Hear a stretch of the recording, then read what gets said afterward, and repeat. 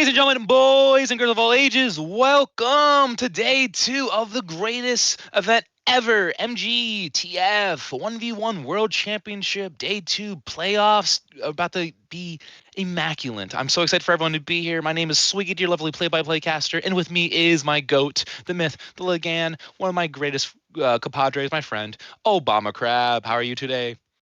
Everybody, yes, we are back for day 2. So we're we starting off with the play-ins before we get into the playoffs, seeing if we can confirm everybody to get the prizes going. So our first match is going to be Habib versus Send, going off in Badlands Middle.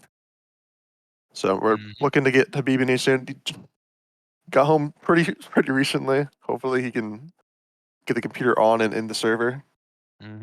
And while we're waiting for them, we're going to give you guys a little set rep of a recap for those that missed yesterday's event. So basically, let's see here. We have so the people that are qualifying for the chance to make it in the playoffs. We have Bomo, Rakuso, Yalin, who is actually our last European representative. So shout out to that guy for being, one of the last guys. And it looks like we're actually about to begin. But who else is we have Alexandros, Trash, Sor, Send, and Habib. And those guys need to win 2 to get in the playoffs. Looks like we're about to begin underway, guys. And don't be shy to join the giveaway as well. Here we go. Is 2-0. We have Habib on demo, and we have Send on Soldier. Demo v Soldier for the first match. Love to see that. And on Balance mid. Nice trap by Habib. Ooh, nice air pipe. Double air pipe from Habib. Love to see that. He's locked in. Remember, guys, there's a lot of money on the line here. Once you lose, you're donezo. You're gone. So a lot of pressure for both these opponents right here. A little bit more, I'd say, for Habib, since he just got home. Fresh on the computer, no warm up. He's really got to. This is basically his warm up, and he's still cooking right now. These air pipes are hitting him like it's nothing right now. And just bombing straight and kind of just eating all the damage. And it is a best of 3 map. So whoever wins 2 maps will progress and secure a 1 total tally of the match. And we'll be doing another set of 3 maps. And whoever wins that will in fact progress to round 2 and for a chance for playoffs. Is 9-4 for Habib. The Mr. just got home from work. Locked in. Send giving him some troubles as well. Nice counter bomb, nice high bomb from Send. And Habib's 1 HP in a dream. And dies with the shotgun. Love to see that. 5-10.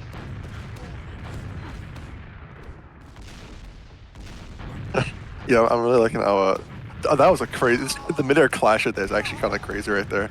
That was gas. I'm really liking the current aggression we got going on. Just kind of walking straight into each other. Just Khabib always just going straight for those pipes.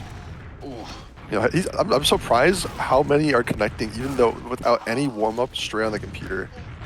I mean, he is the pipe guy after all. Is the I don't doubt his abilities. It's just without warm up, this is pretty crazy. A great performance so far. 14-8 for the side of Habib. Send will kill him with that shotgun. Yeah, it's pretty good positioning for Habib. Corner of the map. Oh, mid-air sticky trap. You can't bomb that guy. We cannot be bombing into those. Red like a book right there. And craters. A lot of cratering deaths for Habib for this first map. Yeah, that's shotgun for you, man. It just chips you right down. Yep. 69 on the clock. Or the score, I mean. And, oh, damn. Pretty impressive lead by Habib. I mean, really just kind of shutting down Send every single time they go for a bomb right there. Ooh, nice rocket by Send. Yeah, unfortunately, some pipes there. Ooh, you can't counter bomb back. You can't. That was crazy. The bomb. Send tried bombing Habib, and Habib immediately just read him like a book and hit him with two easy pipes. Love to see that from Habib. 18-12. Always good seeing the pipe sticky sinks by Habib. Really just absolutely deletes somebody, especially scouts and soldiers. Just like instantly kills them. Yeah, that's actually the first map. Wow. That was very clean for Habib. You could tell he was in the driver's seat for that whole scenario. Or that whole 1v1 conflict with BMG. Good for them. Wait, we're going to next map, right? Yeah, we're going to Viaduct. 1-0 for Habib. It is a map point, not match point. Remember, it is a best of 3. So if Habib wins this map, wait, what? Oh, so they play the map 3. My fault. It's best of 3 for each map. For the map, yes. So if Habib wins this map, he will secure the dub ski for this map, securing a match point, and then they'll go to Viaduct and do the same thing. Yeah, honestly, if we're seeing a repeat of last round, I'm thinking Soldier Habib's just demo, gonna take this. I mean, you never know. Sen could adjust. He's playing a lot more aggressive, more in Habib. I actually like this by Sen. He's in Habib's face a lot more. At least that life. Yeah, I love this. He's bombing. He's creating, making the distance very enclosed. That was a good ride. He's making Habib kind of cower at this way. He's hiding under the bridge, really not letting him get his oppressive stickies in there. He shot a rocket through the freaking grate. That was awesome. I loved that. I didn't know he could do that. Ooh, yeah, nice by Send. The strange little geometries on this map that you can shoot through like the little tiny planks beneath the board there. Didn't know you could do that. 4v4, or sorry, 4-4. Nice carpet from Habib. Send got jebaited and took an L for that one. Oh, yep. Nice sticky from Habib. 6-4. He's got high ground, counter bomb, 50 HP in a dream. And like, getting the left spawns for a soldier against the demo is not great here. It's immediately gets like an instant 40 damage from a sticky.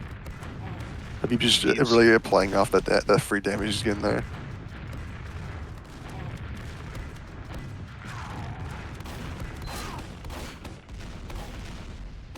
Eight 4, 3 HP in a dream. Just has one shot. They got him. Revenge is bittersweet for Send. Oh, you love it. This guy's crazy. Back-to-back bombs into Habib, and Habib said no. I don't know about that. Cheat up his own health.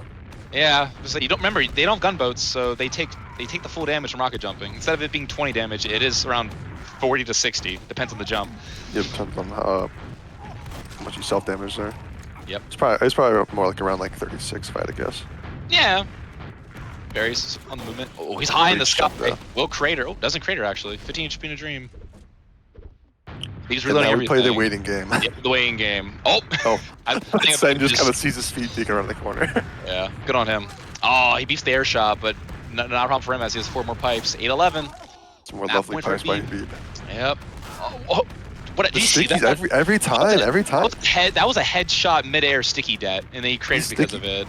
These stickies is just reading Sen like a book. It's just every single time he goes for a bomb. Very unfortunate. What are these? Sorry about that. Nah, yeah, it's all good. Like how do you remember, most people, ping is not a factor into this, so everyone has really crispy ping for the servers. We actually keep everyone's ping good for the server, so there's won't be any ping issues. 19 HP in a dream for Habib. Send using the high ground against Anakin Skywalker. Love to see that. 14-9. He's so low. Oh, he jumped over the pipe. He almost got him. Oh, nice air. Oh, the double. Oh, the double air shot. I love that.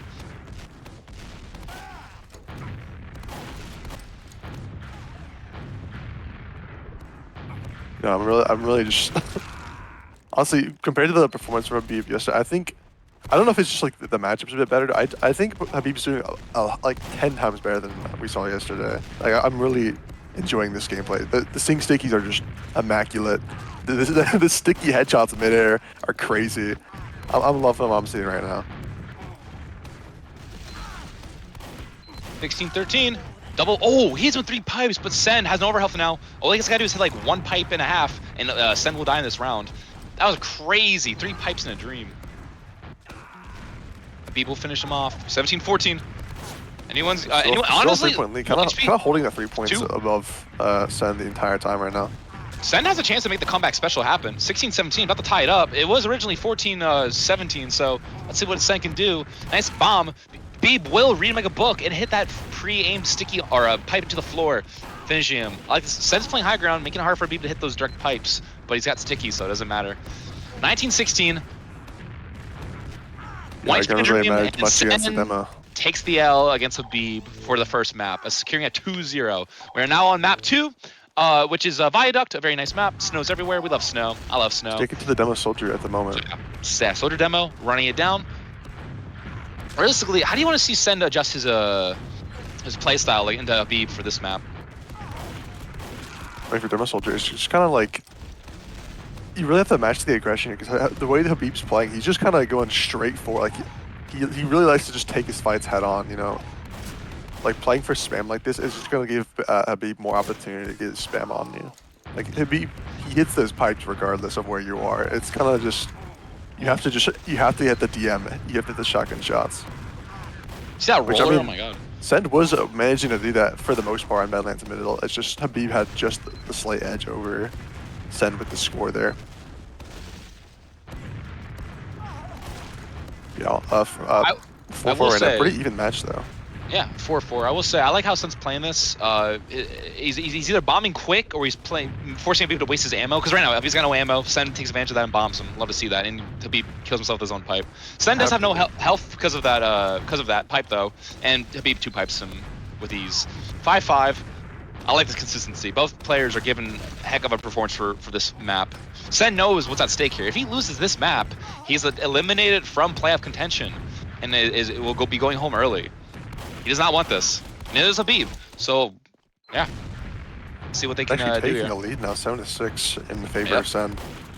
Yeah, I'm liking Rick. He's just playing straight into Habib's face. It's kind of. It's not really more so panic. It's just like it's forcing Habib to really lock in on these fights.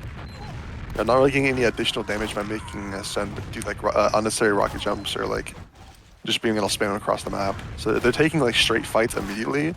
Making so they both have their overheal still. So it's just really who can hit their shots first.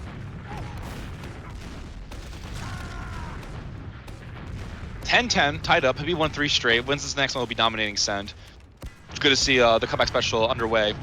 1 HP in a dream, and Send will get dominated by Habib. 11-10. But the nice bomb, really good bomb from Send, doing a fat 112 rocket directly. And Habib getting stuck on the rock at 6 HP, somehow juggles out of that bad situation and dies to the Send shotgun. 12-11, nice air pipe. 2 for 4, we'd love to see that. Consistently, Habib's aim, he goes 2 for 4 with his pipes, consistently. Really is the 50% pipe god demon, or 100% in most cases for these picks. 12-14, Send does shotgun twice on a 2K. 2-person kill streak, and Habib says ending that right now. 14-13, both teams tied. There it is. No one's in the driver's seat. This is anyone's game. And remember, whoever wins this map will secure a 1-0 for the map.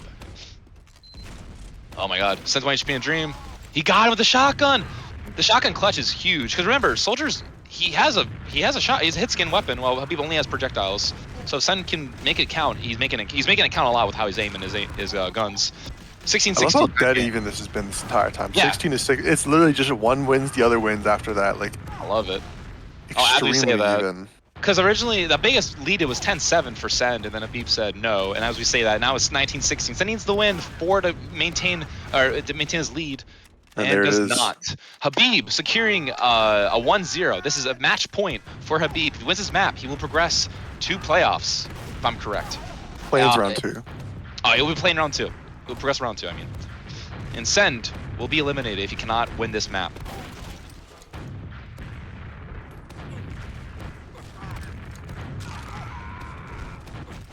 One, 2. Yeah, also, I wasn't sure. It looked a little bit like towards like the middle of the first round. It looked like Habib was like panicking a little bit with his sticky. Like he kind of was like, he was like panic dropping a bunch of stickies at his feet just as like a defense mechanism almost. So I thought that's pretty interesting. Most of them actually did work out for him, but that was crazy. He was mainly relying on his pipe. My God, wait, Habib was like control. Wait, Habib's warm. I think Habib's officially warmed up. He's consistently like not missing. The engines are revved. He's ready to go. The engines are revved. Yep. He filled up I can't speak. He filled up on gas and he's ready to soar. At 4 HP in a dream, will die to Sen, making it 4-4. Ready for the pipe streak. We may be call him the pipe god, but don't keep Sen out of this yet. He's keeping every round very close against Habib. He just can't close it off. And if he can close it off, he can still be in this. That's all he has to do is to finish off his battles. Nice double play. I mean, like Habib just hits though. He just hits those. Oh, if he hit that again, my God, he just hits those. Like, he just can't stop hitting them. Like, what do you do if you're Send? Like, he bombs him. What do? You gotta swap pyro at this point, man. Like, it's just like the pipes are too crazy. You can't avoid that. 9-5. Oh, he ate a pipe before rocket jumped. That hit his head on the sky. That made it free for Habib to pipe him off. Oh my God, he's just double piping. Every time he bombs, he just eats 2 pipes. Oh my God. He's here. Habib is here. His presence is known. He stood still like a Clash of Clans mortar and disrespected Sen for a second. Oh, he disrespected and he lost his life for that. 13-6.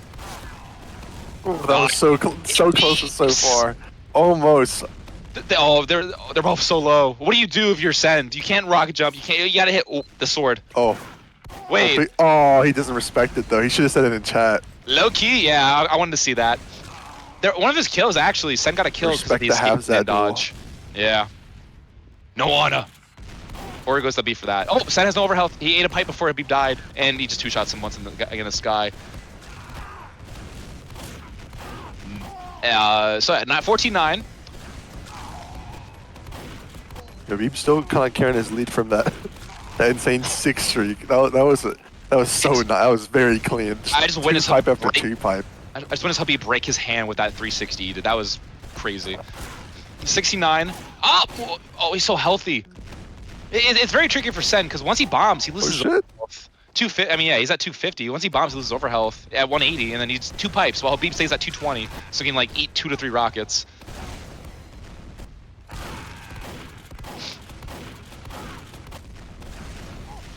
$16-12. A new one's hey. Oh, nice. Oh, someone bringing it back. Habib is like, yes. Habib's like being a little bit like goofy with his pipes now. Pulling up the halves that stand still when he's piping. Like, you gotta remember, there's money on the line. You know, there's still $2,000 to win. We can't be trolling up in the play-ins. He does have a very huge lead as it is, because all he has to do is win this map, and he's going around 2. 18-14. Oh, that's true. He's just going for the clip farm now. Here it comes. Imagine he tries to melee kill him. Nah, he's just gonna end him with the pipes. I'm trying to see the 360 real quick. 360 at mid-air pipe. Oh, Minecraft. He mined for diamonds and dug out Habib's corpse for that one. 19-15. Very low HP. Habib knows this. Sen knows this too. Pulls out the shotgun. 60 HP. Oh, he dies. And Habib secures a trip to round 2. GG's to him, and GG's to Sen for progressing as far as he did. Yeah, very good effort from both sides. So yeah, Habib's moving on to round 2 of the plans. Get that on screen. Yeah, love to see that. And everyone, please give a shout out and a GG's to Sen for progressing as far as he did to make it to here tomorrow. GG's to him. He fought hard against the pipe god. He did really good. Nothing to be ashamed of for this service. It was not a roll. It was a hard fought battle. And even pulled the melee at some point too. So the bracket's about to be the bracket's being updated right now. And remember, guys, to those that are participating, TF2, the actual Valve, they actually have given us the opportunity to actually give out badges for the people that are participating. So we also want to thank to TF2, or yeah, to TF2 and to everyone that's participating once again. This is a great event. This was match 1 of tons to come for tonight. And remember, guys, $5,000 is on the line here. If you get first place, you secure 2,000 big ones. The big grand. You can live in New York for like a day, I think. Like in a nice. Wow, that's crazy. It is crazy. Yeah. So even if you don't win, the cash prize, you still get the immaculate badges. It's the very nice ones. It's the ones on the right. The participant, the left one is the first place badge, shown on screen right now. Also, I really like that blue. That's a really nice blue color. I'm really messing with that. I want it. I need it. But yeah, I agree. So while we're waiting for that, to give you guys a little rundown of, because we were explaining at the start who's still in and stuff and how it works from there. We started the match. We had to go back to that. But real quick, we explained the following have qualified to the play-ins. You have to win 2 to make playoffs. And Habib he's actually on this list. So Bomo, Rakuzo, Yalin, Alexandros, Trash, Sword, Send, and Habib. They're all competing. Habib just won. So now he needs to win 1 more to make playoffs. And while the following people who got a bye week or the bye for the round are already in playoffs, or they have to win 1 to make playoffs, which will be Banny, we all know Banny, the GOAT, JT, Scratch, the Immaculate Movement Demon, and Slenish. Oh, we get to see Slenish? Oh, awesome. I love that guy. Yeah, Slenish should be going against Habib next for their match. But for the next previewed match, we're going to be watching Banny, whoever is the winner of bot mode versus Rakuso. We'll be going against Banny for our next match. So whenever that is confirmed, we'll be checking that out. We'll be getting the Banny cam. And Sure. We while you guys are still here, don't be sure to check out our Fireside merch. Fireside has all of the drip, all of the huzz. We pull. You wear the drip, you pull baddies. Like I said, I bought some merch and I somehow found a girlfriend. Life is doable. If you're chopped, get some Fireside merch and everything will be awesome. I promise you guys. You guys gotta check it out. Get the merch. Get that stuff. It's sometimes it's better than You know what? RGL. Don't tell me I said that. You know, I'm kind of thinking for some. I'm thinking some Scrandle right now. Honestly, I'm kind of want to. I don't know. I think that's what this stream's been missing for today. Yep. We'll be doing that. We're about to be it's about to be who is it again? Obama? What? Benny versus Bomo. Thank you. Benny versus Bomo. We'll be running it down for round 2. Remember, these two are competing. Whoever wins this round goes to playoffs. And if you lose, you're done. You're cut. You're benched. You're cut. You're fried. And no 2000 New York apartment for you for one day. You don't get that. It's chopped. Unfortunate. We're getting the server right now. We're getting everything Still get your badge underway. though. Huh? What? Still get your participant badge though. Nice Yes. blue Wait, color. is that? Mm-hmm.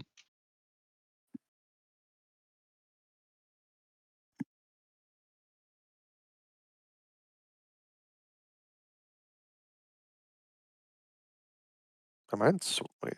Yeah, I think I was in the wrong one. Are you in the server? Oh, good.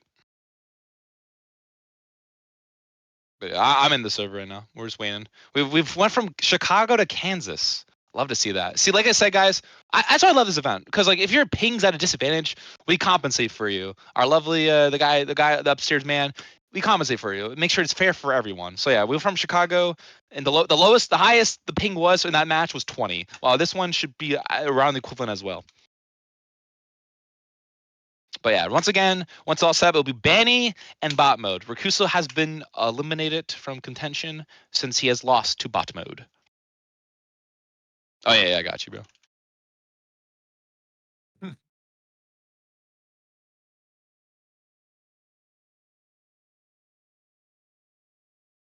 I didn't switch off shotgun yet. Oops. But while we're waiting, we're just MGing ourselves. But I hope everyone's excited. Obama, your prediction. What do you think is going to happen for this one? For Banny versus Bomo, I mean, obviously, you gotta go with Banny here. It's just out of principle. You gotta respect Banny here. Absolutely, I agree. But I think Bomo for the first map, I think it will be a 2-1 Banny for the first map of Badlands, and then I think Banny will sweep 2-0 in Viaduct. I believe Banny will play Demo. My prediction for the classes is going to be Demo, and I think Bomo will be on Scout. Your thoughts? I definitely think Bomo is gonna be on Scout, but I don't know about Demo. I'm not sure. You think for the first map or for the entire thing?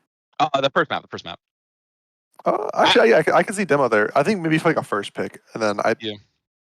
be swapping the Shotgun Soldier after that or something like that. I believe. I think for the second map though, I think if our prediction is correct, I believe Bama's going to swap it up Why and you shotgun? make a soldier. I don't know. Yeah, I was gonna say we're on. Yeah, my fault. I got you. We're still waiting for them to join the server. We'll be underway real shortly. Yep. Heard.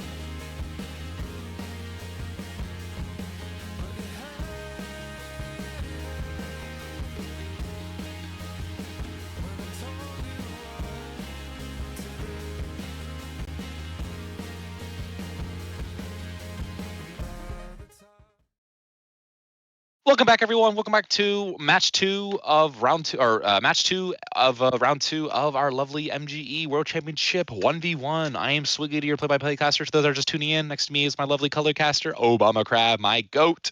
We have a hype train going on. Let's keep the hype going. We're going to have Banny and Bomo running it down on Balance mid. And remember, whoever wins this will go to playoffs, and whoever loses will go home. Oh, Yeah, so this is round 2 of the play-ins right now. So just still confirming everybody.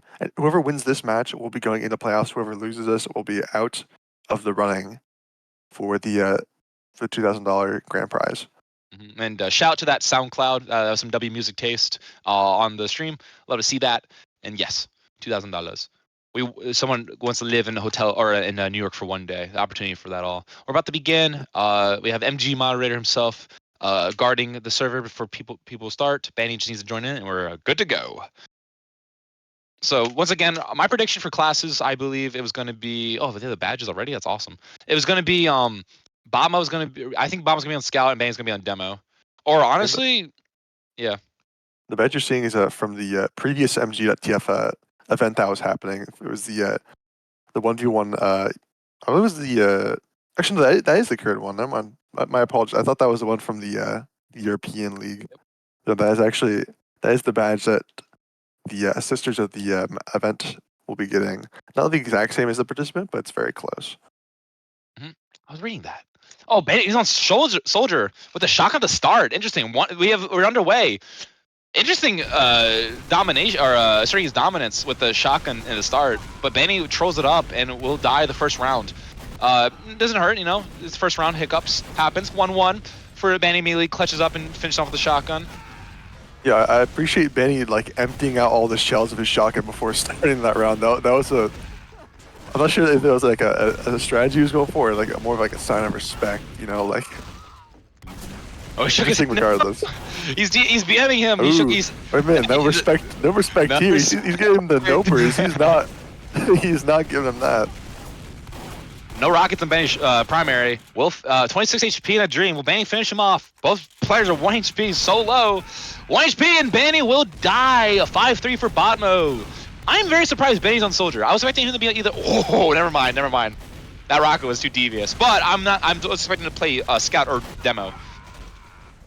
Bomo, I think Banny kind of just plays wherever he's feeling that day. I don't think he even like really tries to go for like a counter pick of what he think he'd do better against a certain player. He's just kind of picking what he wants. You know, he can play everything well. Like he's well-rounded in basically every single class. It doesn't really matter what he like plays. Yep, 7-6. I like this from Banny. When he's not swapping to his, oh wow, he's literally just shooting his whole entire load of rockets at Bomo, and then it swaps to his shotgun, or shotgun then swaps to his rocket launcher. I like this. Yeah, no need to reload when you just have 10 shots to kill someone. Well, Mr. Scout over here has 6 and the pistol. Technically, he's 18 then. Technically, we're going by that standard. It is more, but not the same firepower, but yeah. Yeah. You know, 9-9. Banny will finish him off. Nice aerial kill with the shotgun. 9-9 in a dream. Shooting each other. Up. Oh man, Bomo killing him with Banny's with very low HP. 10-9.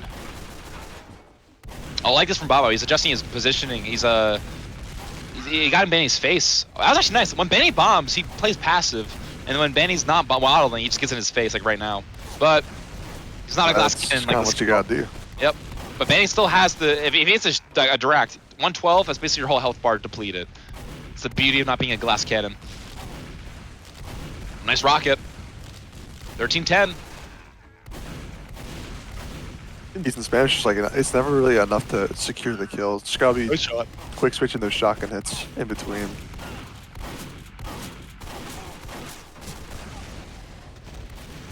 Again, another like fairly even matchup. I'm very glad that these matches aren't like complete blowouts. I'm glad like these are like very evenly matched players. Yeah, every round has been very close. Like, there's no like one supreme player, at least currently in the bracket. I mean, yeah. We saw what Kobe was doing the other day, but hopefully hopefully that won't just happen for the rest of the bracket once we get to playoffs. Yeah. Oh, nice aim. Nice movement too from Banny. Even though he's playing Soldier, it's very hard to have movement when you're not rocket jumping. That was a nice little wiggle. He somehow dodged Bomo's shot because of that and ended up killing him because of it. 17-15. Bomo is up by 3. Yep, AD. Oh, Bomo with the direct meat shots after meat shots. Banny's in a pickle as Bomo's playing high ground over elevation over with Banny. But Banny, being not a glass cannon like the scout classes, finishing him High up ground means nothing to with his the shotgun. That is true. Maybe Anakin should have brought a shotgun to his duel with Obi-Wan. 16-18, 56 HP in a dream. It would have. And oh, nice direct or I thought he was gonna die there. Bomo didn't die. 50 HP in a dream and hits him with the meat shot. 1917, a map or it's a map point or match point for this round. And Bomo securing a 1-0 over Banny. Remember, guys, even though Bomo won this round, it is not over. It is not match point. We are still on this map until you win it twice. You have to win best of 3 on each map. So if Banny wins this, we'll go to a round 3 on this map. But if Bomo wins, it'll be match point for him, and we'll go to Viaduct, and Banny will have a chance to win that, and if he doesn't, he will go home. Never thought you'd hear that in a sentence. 2-1. It looks like Bomo's just kind of getting just kind of holding the advantage right now. You know, already having won the first round of the map. Banny has to. Yeah, he has to win 2 points in a row if he wants to win this map, or he has to go to Viaduct. Facts. See, that is fact. That is how the bracket works indeed. Kind of just repeating myself. It's all good. 4-3. It's all good, man. 4-3. Very close rounds. Yeah, I'm so glad like all these people that we've watched so far. I mean, I know this is like our the fourth like the 2 then 2, so the fourth set of guys we watched. If you know what I'm trying to say, 4 people. I mean, even yesterday, they're like, yeah, they're all good, very close, yes. But I'm very glad. We're going to expect closeness and greatness all night long, guys. Remember, we're going to be here all night. Well, not us specifically. We'll be here for a while. Yeah. We'll be here for a while.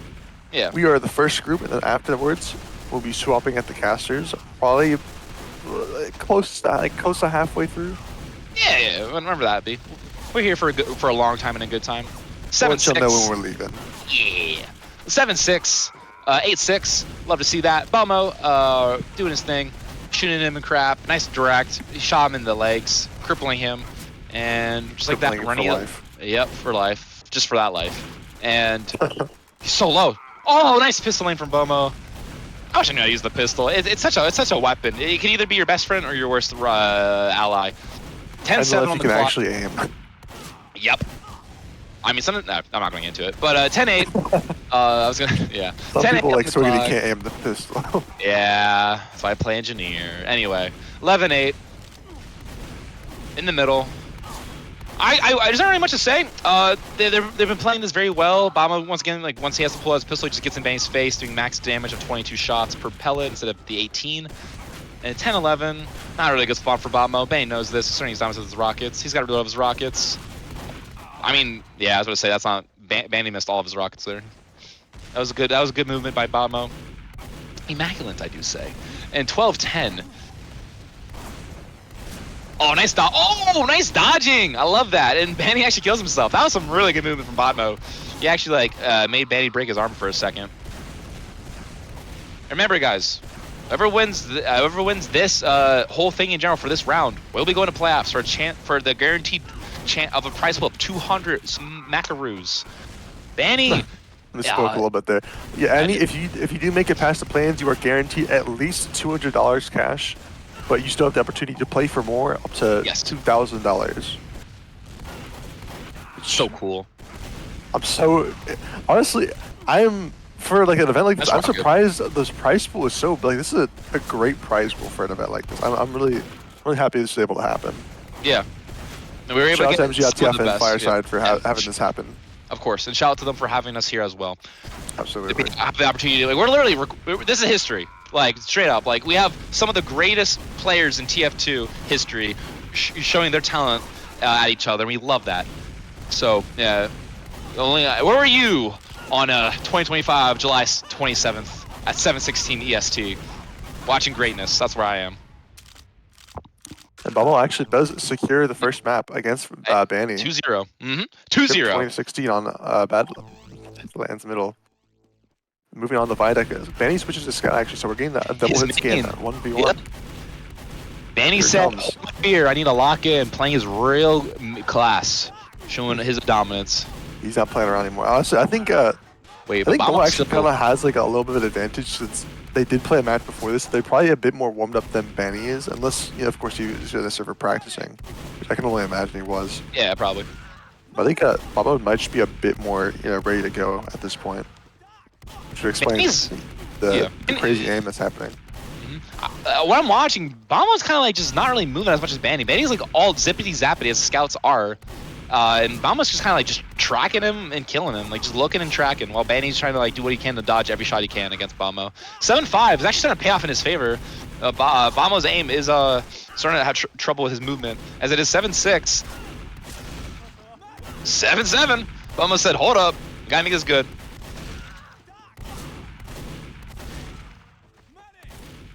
Yeah, I would say Bomo seems a bit more like relaxing, like in more like a controlled state of aiming, more so reacting off where like how Banny's like playing off the terrain and like in general like moving around, kind of like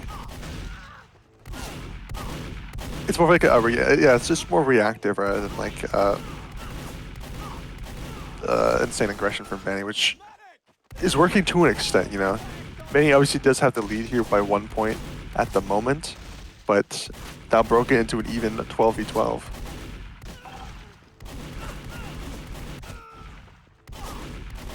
Uh, 13-13.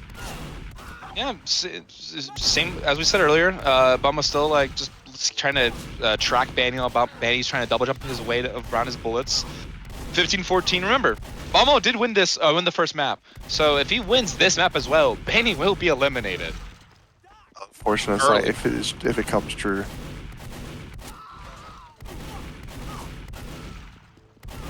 Come on, we gotta see Uncle Grant lock in here. We got Uncle Grant. Yep, here we go. Uncle Grant get to playoffs. 19, oh wait, he heard your cries and said, "I gotta lock in for the 44th president." He heard us. 1916 on the clock. Pistol. Break up the domination. 1 HP.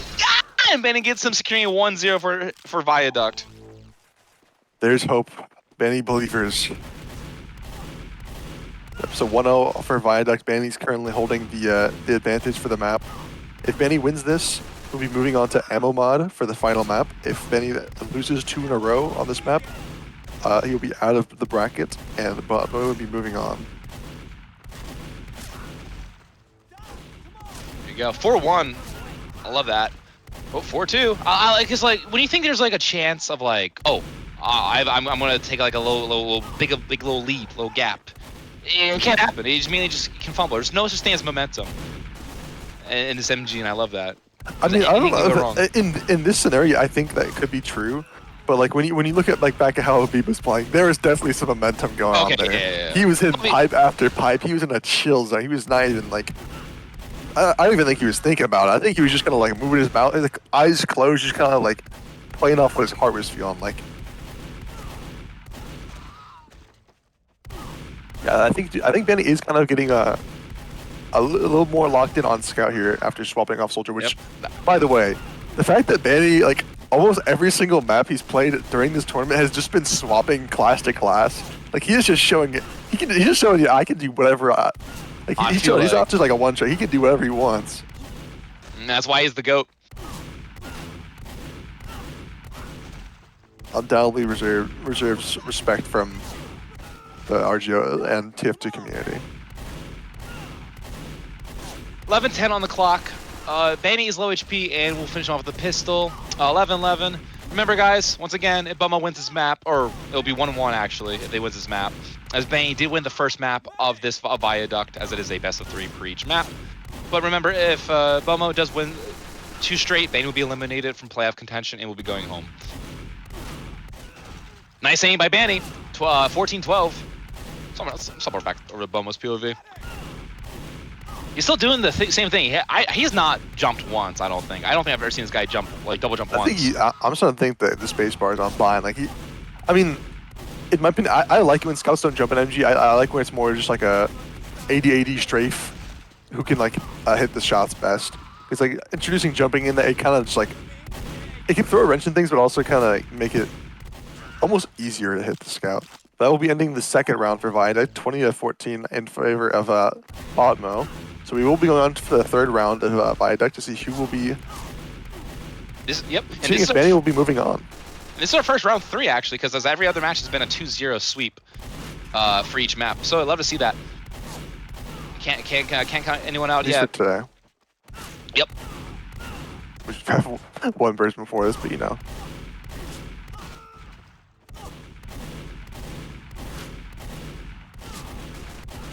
Boom! Love that meat shot. 4-2 on the clock. Nice mid control from Bomo. That's an HP. Nice. 5-2. I mean, realistically, Banny's slipping a little bit. What do you want to see differently from Banny? I mean, it's fine to scout for scout. You just gotta, he's gotta lock in. He's gotta hit those shots. Show him why you are. Show him why Banny's known across the entirety of TF2. Show him like why he's the GOAT.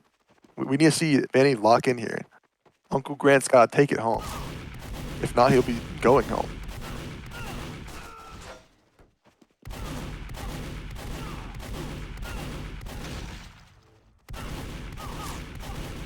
Seven to seven though is bringing it back somewhat.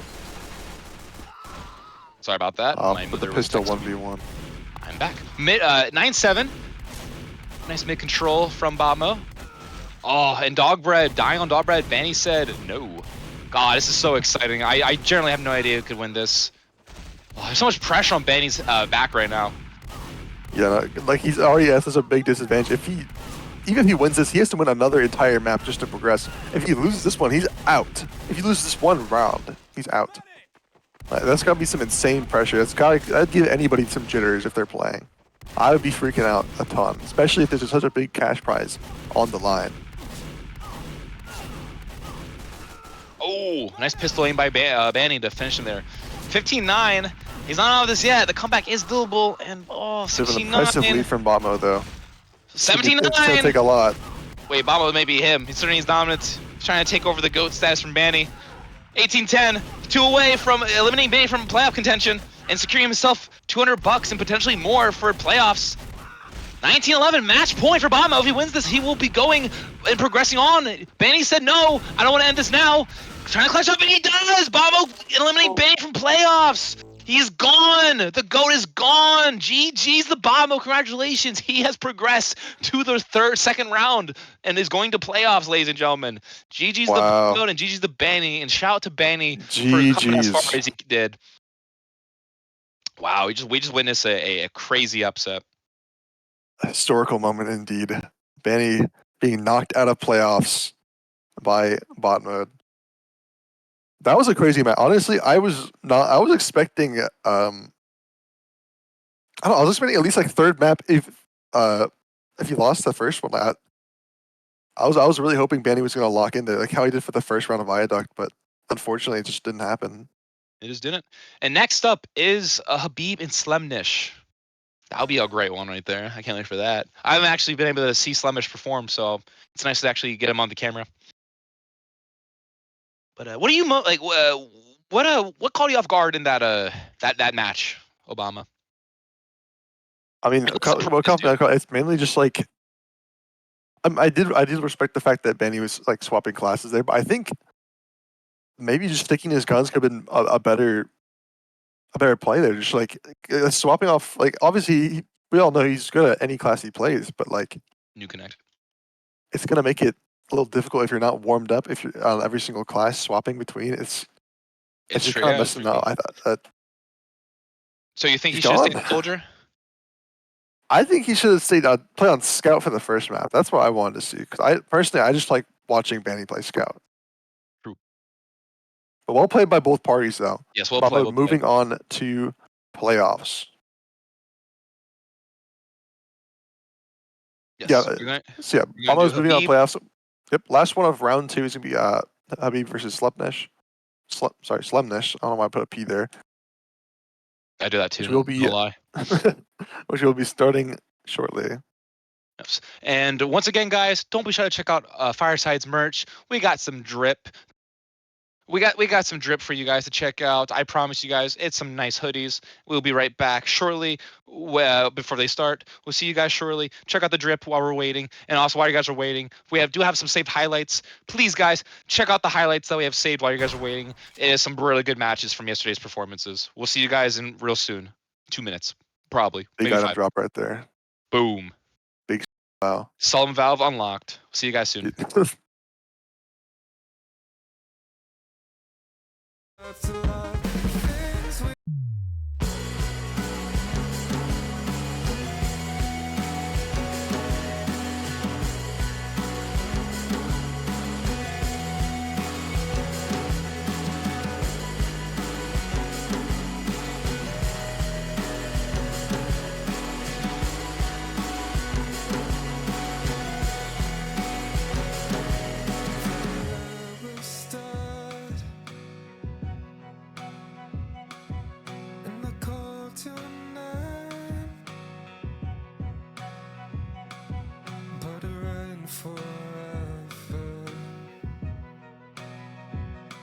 So you never came. You told me something that I can't remember. So I thought about it until the sky was clearer. I'll finish what I have to. We will be one day. I'll see it all the way through. I collapse in exhaustion. I can try and be honest. In the worst situations, so we make it promise. As I find obsession, walk that road, and I follow behind. You're looking back. Welcome back, everyone, to MG World Championship Day 2, the play-ins. Love to see you guys back here. I'm Swiggy, your play-by-play caster. For those that are tuning in, next to me is our card caster, Obama Crab, my goat. And also, I just want to point out, what the heck was that food on the right? That was disgusting. I Yeah, would not eat that ever. Oh, dude, I got sick looking at it. I literally had to stop looking at it. Oh, yeah, I had to tab out of that. yeah, pull up Neptune's ragdoll real quick. Look at his body. It's under the bridge. Very tragic. It's so tragic. It's a tragedy. No, it's gone. Dude, it was so funny. Rest in peace. Anyway, we're gonna have Slem and Habib running down, and we're beginning right now, as is officially underway, as they are both on Scout. Interesting. I like this, and they Ooh, have Habib actually, Scout. and they actually have agreed to use secondaries on Amamot if it comes to that. So yes, It's nice to see Habib Scout come back out. We saw that yesterday a little bit for, I believe it was Viaduct. who do you So it's cool to play? see it coming back out. Yeah, he beat that guy, whoever he played against yesterday, very well too on Viaduct. Oh, Slem is going Yeah. AFK. Oh. Wait, what happened? Oh. Potentially some technical difficulties. Oh, Arvin ping issues. Oh, Slem is having ping issues. He's at 103 ping. He Oh restarted his router yeah, and yeah, his see ping. that. Yeah, so yeah, respect for Habib for not taking advantage of him for that, because there's a lot of money on the line for these two. Remember, guys, whoever wins this, just like the last match with Habib or Banny and bot mode, whoever wins this will go to playoffs and secure $200 of money for now. It can easily keep going up if the more they progress. But whoever loses this will be eliminated. We've already had one upset. Will we get a second one? Who knows? It's gonna take a little bit waiting for Slum to restart their router. Looks like his Ping ping's looks coming like back. it's going down a little bit. Yeah, it's Yeah, it's going around back like up. 80. It's still pretty high. Yeah, it's pretty high. I'm about to wash my plates. Quickly just go upstairs and put them in the sink. Dude, they're asking if we should restart or resume. Honestly, I think they should restart. I think could do a vote between those two, whatever they want to do. Hold up. Well, I think it should be up to Neptune since he is the It is. event host. It is.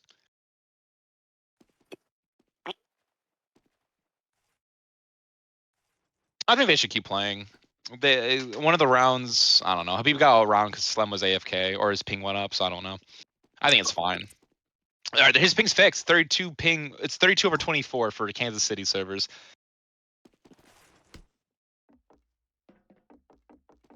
All right, Habib is getting a free kill, and officially are back underway, everyone. That is crazy. Anyway, 4-2. A little inside joke with the casters. Don't worry about it. 4-2. Some very good chat messages. Yeah, very good stuff. You guys are missing out on peak gameplay.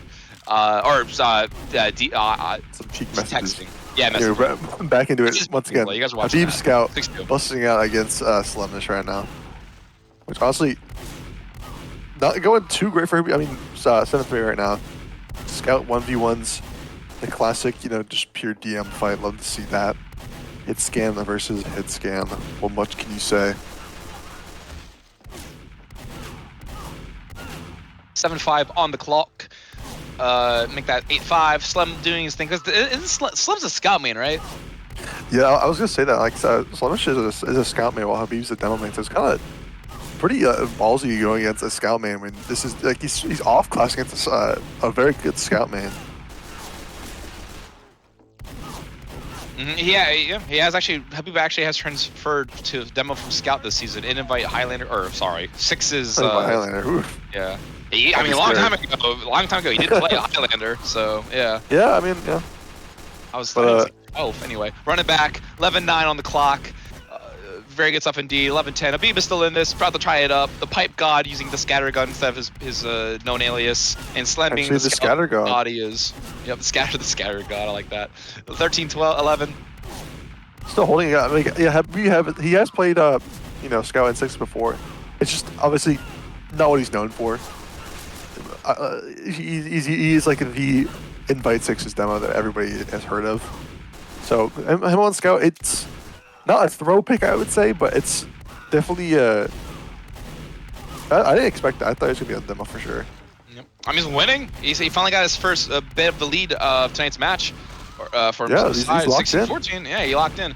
You know when like you're watching someone play and they're like doing their thing, and then eventually they just get more and more smoother with it, and because that's They're just like warming up. refining their gameplay. Yeah. Yeah, he finally figured out the pieces of the puzzle, Yugi, and now he's 17-15.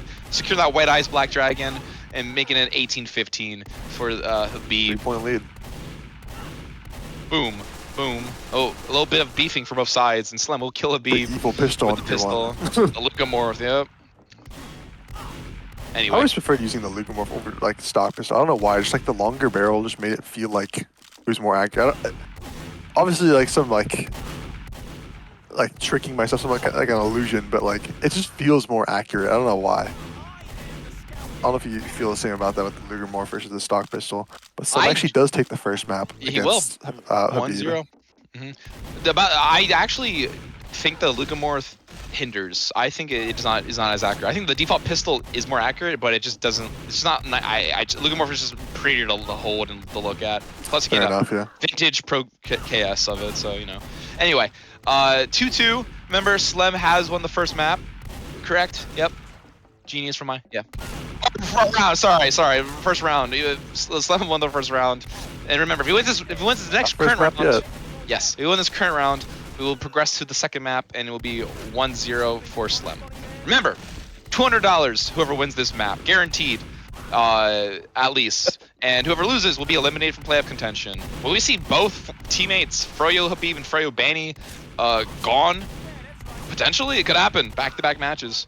Froyo boys getting knocked out. That would be that, yeah. Yeah. That was good. Sorry. But yeah, I did want to talk about before, like you forget. That last round, Habib was holding that lead, and then 4 in a row, Slem just took out Habib. That was kind of crazy. That was crazy. Very impressive gameplay from Slenish. 8-6, 8-8, tied game. Anyone's game? Ooh, dude, that was crazy. Slem like orbited him like a planet in that one round. He literally like held left and just kept his crosser directly on him when Habib just the 80-80 strafe. And Habib's doing a lot of 80-80 strafing. Pretty cool to see. But I think Slem's caught on to it and is able to like track him a little better from what we're seeing. As I say that, Habib just drops him with ease. Ooh. Wait, Habib's adjusted his movement. Slim's having trouble tracking him, making it 12-10. Their side of Habib.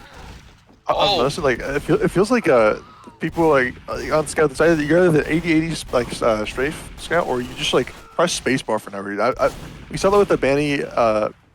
With Banny, we're seeing that with Slenish a little bit, like how they just kind of towards the end of their like confrontation, just start pressing spacebar for. I guess the reason you just gotta throw off aim, but I don't know. It just feels like it might not be the greatest. 17-13. Hold up. Hold up. Habib locked in, but Slem has the better pistol aim. 17-14. 15-17. Slem's making the comeback special. Pistol is not treating Habib well today. Nope. Never mind, there it is. He's already Had to tame the beast a little bit. Yeah. Default pistol. 19-15. Round point. And there goes, Boom. going to Habib. 1-1 for Badlands Middle. All right. All right. Awesome sauce. We love that. 0-0. One, as I say that. 1-0. Habib immediately starts dominating. Wait. Habib's just tracking like with these. He's not missing.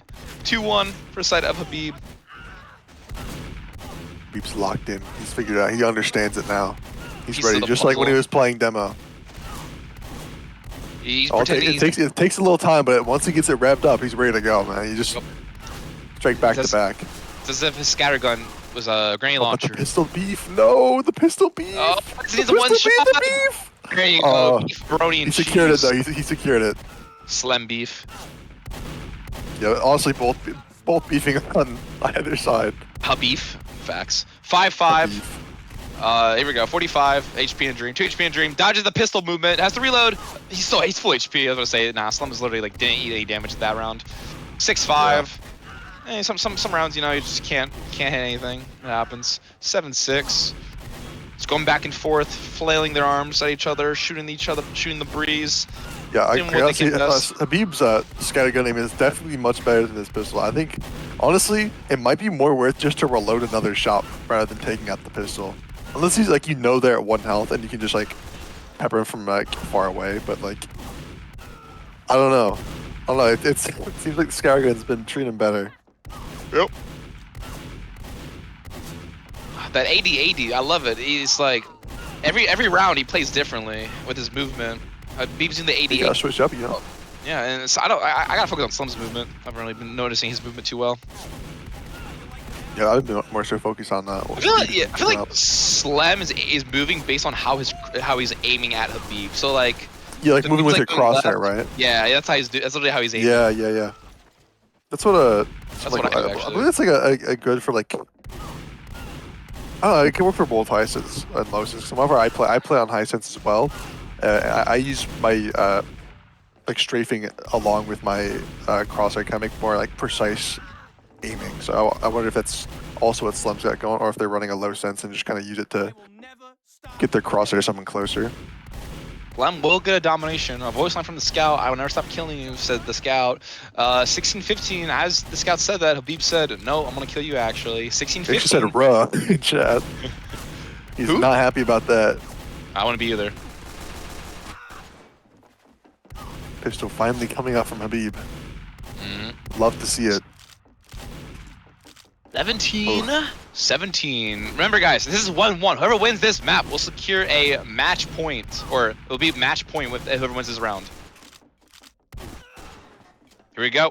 18-17. Oh, so much pressure about these guys. Whoever wins this round wins the map. Match so point one or more. round For one, round Slenish. point. Yep. The 1 health of Dream. No. 20-17. Slem secures a 1-0 over Habib, and he's blaming lag. 26 ping or for Habib, and 37 for Slem.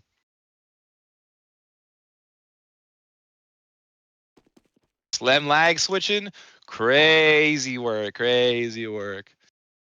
Yo, chat, check his PC. So yeah, we're gonna move over to what's it called? We're gonna move over to Viaduct. Yep. Once they're done complaining about the ping, Habib is currently doxing the states they both live in. That's cool to know. We love that. Luckily, I don't think chat can see the in-game TF2 chat. Maybe they can. I'm not really sure. And we're underway for the second map. 1-0. Remember, Slem did win the first map, so if he wins 2 rounds, which is the first to kill each other 20 times, he will in fact progress to playoffs, and Habib will be going home with Banny. The Froyo boys going home together would be kind of almost like poetic. Yeah, be poetic. They were clearing so much, and then out of nowhere, they're just gone like that. Not even playoffs. It would be very unfortunate. I want to see at least one of them make it. If Banny can't make it, give me Froyo, you know, or give me Habib. I need Froyo in these playoffs. I just saw a max 105 like scattergun shot into Habib's face, and Habib somehow didn't die. That was crazy. You never see that in a Scout v Scout. It was like a pure like every shot just hit, and he somehow Habib won that. 8-5. Habib needs to carry on Banny's spirit in the playoffs. He has to keep the dream alive. Yeah, there's other Froyo members still in this, right? We do have a former Froyo member, Yum Yum, Okay. I believe. Oh, I believe they're still in the bracket. Let me double check though. I believe they played in Group A yesterday, so that they were in the. They're already in playoffs. They don't have to play in the play-ins. Yep. 10-10 on the scoreboard right now. Anyone's round, anyone's point, and Slem will Guam will combo him with the scattergun into the pistol 2 shots, right into his heart, shattering his life once again with a pistol. 12-10.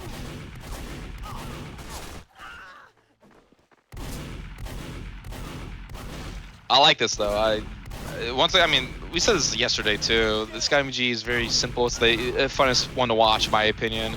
It's just 2 scouts running at each other who can hit their shots, who can hit 6 shots before the other one has to reload. So that's all it is. No, I haven't seen Soldier v Soldier. We haven't seen any of that at all. Yeah, not today. Hopefully you do. I like a lot of seeing scouts. A lot of Soldier. scouts. Yep. More chaos theory. That's why I like it. Both. Oh damn! Nice meat shot from Habib, dropping Slem there. 17-14.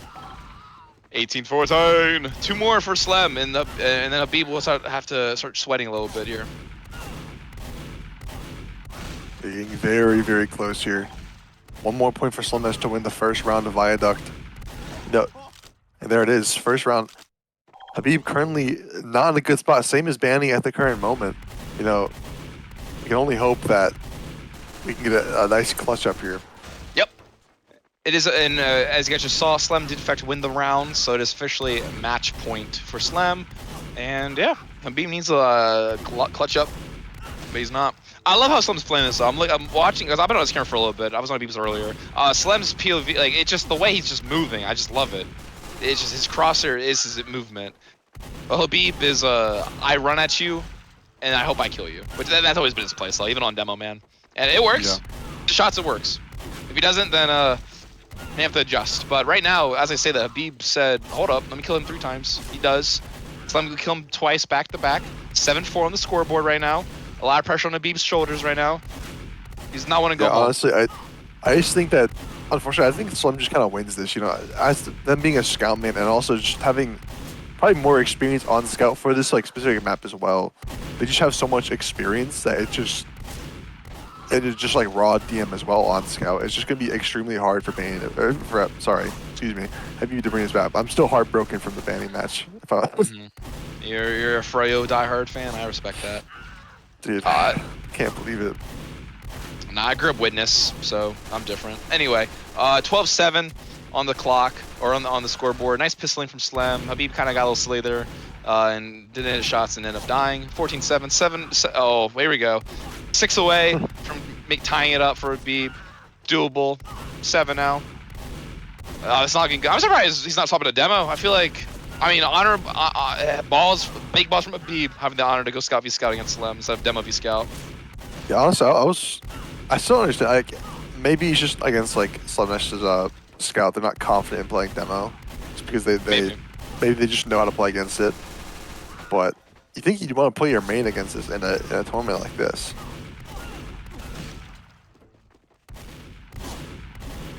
Being down to the wire now. 2 more for Slenish. 8 more for Habib. Yep, 8 more for Habib. And remember, guys, there's a giveaway. Exclamation point enter. All casts. You want to enter for some free drip. We do give our merch out for free sometimes in giveaways. Oh, nice meat shots from Froya or Habib. Double meat shot back to back. 2014 officially over. Habib is eliminated And from there it is. contention. Him and his Froyo brother are out. The pipe Habib and god is Danny going home. leaving together. Yep. GG's to Habib and GG's to Slem. Shout out to Habib for progressing as far as he has. He is one of the greatest MMA men we have watched in my lifetime. So it is a shame to see him gone. But shout out to Slem for asserting his dominance and maintaining his momentum over Habib and winning, killing him 20 times per round, 4 times. GG's to them. And once again, All right. guys, yep, we're gonna update the bracket real soon. We'll get you guys underway for who's coming up next. And it looks like we're gonna actually hop into playoffs real soon. The bracket is up. Here we go, guys. So for first match, oh heck yeah, not the match we're gonna cast. We don't know what we're gonna do yet. But for the first in AFC, we have Kobe and Slenish, and then bot mode and higher. Who's higher? Halu and JT. And then my goat, my underrated gem, my guy, the guy I want to bet all my money on blackjack, Tresh, in the 7th seed against Yum Yum. Tresh almost beat Banny yesterday in a Scout v Scout. I think it was a Scout v Soldier or whatever. But like I don't really know who Tresh is. I just know he's really good. He came a long way. MG Lord. MG Lord. He's an MG Lord. He came all this way. So yeah, he's my low key. He's my favorite player to watch. So yeah. Also, if I had to be honest, I think just personally what I wanted to see, I gotta see if Kobe cooks. I really want to see it. I just watching Kobe play like Soldier. It's next level. It's a crazy experience to watch. Kobe just absolutely shutting down yesterday against said like that was definitely a match to watch yesterday. If anyone missed it.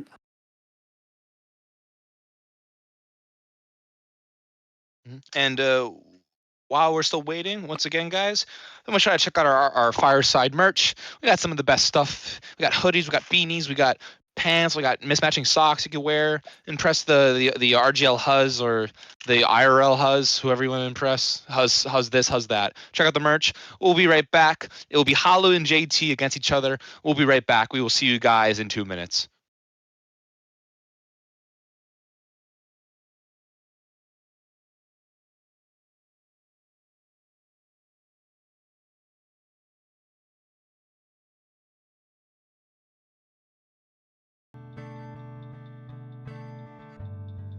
Dove into the water. You said you're going in after.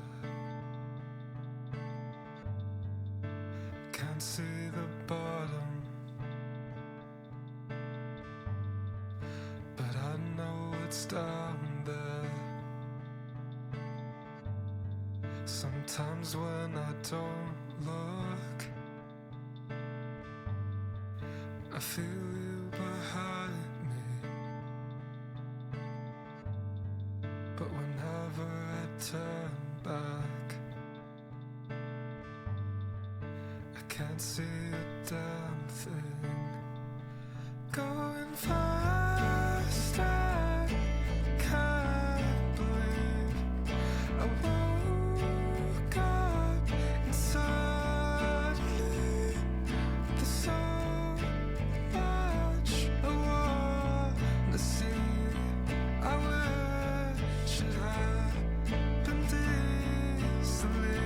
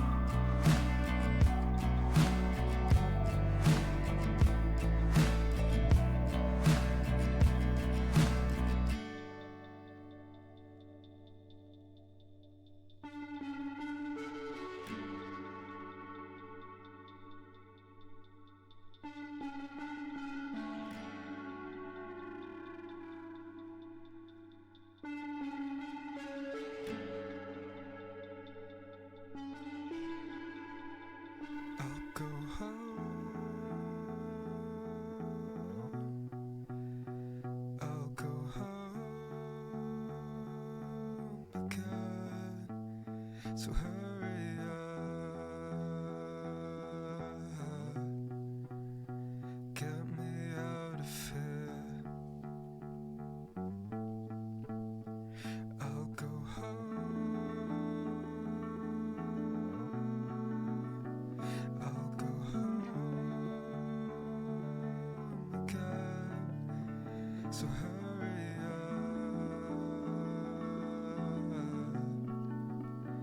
Let's get out of here.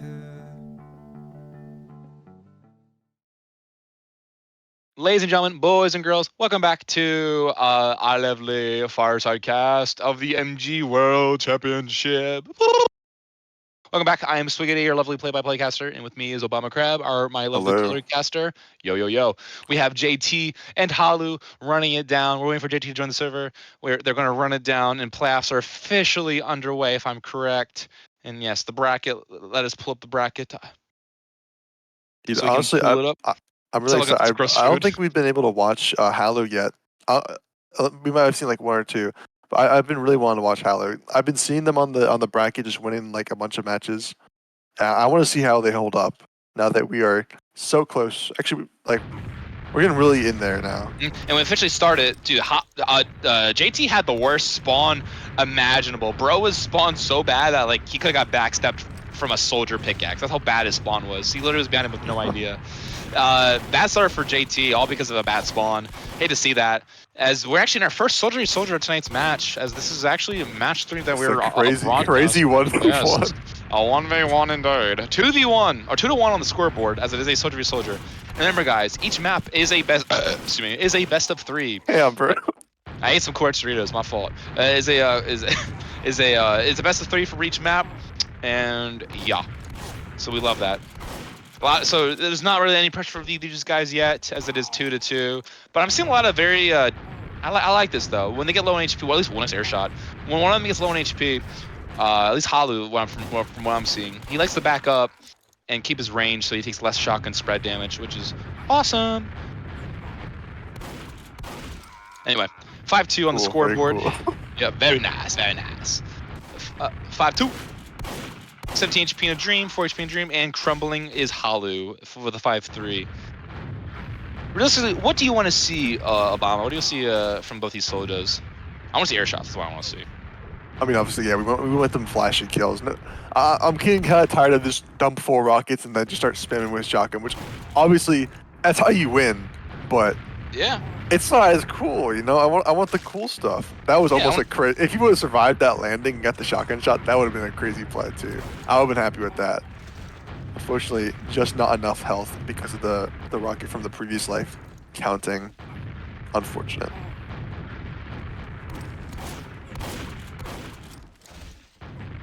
Yeah, 8-6 right now.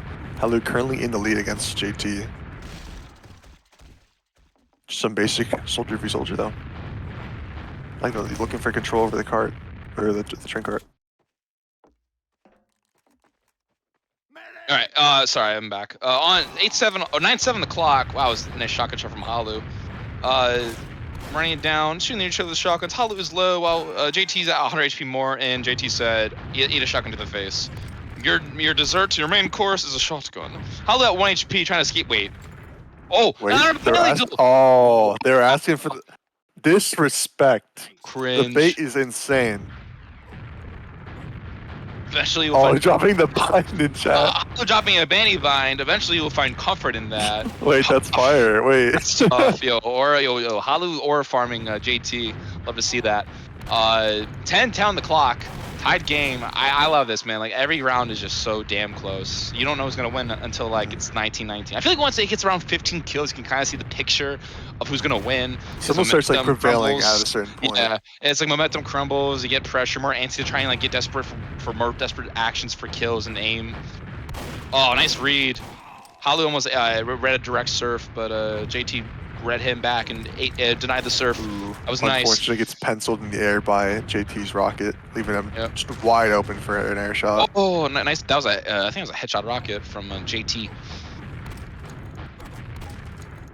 Let's see here. That's ooh, nice air. Oh, nice JT air just shot. handies. Yeah, he's him. Unlocking out the 15-12. rockets. Shoot Martin, him. I'm Shoot him. sorry. JT I'm will sorry, kill Martin. Halu. So did chat. Mm, Anyway, I hear you.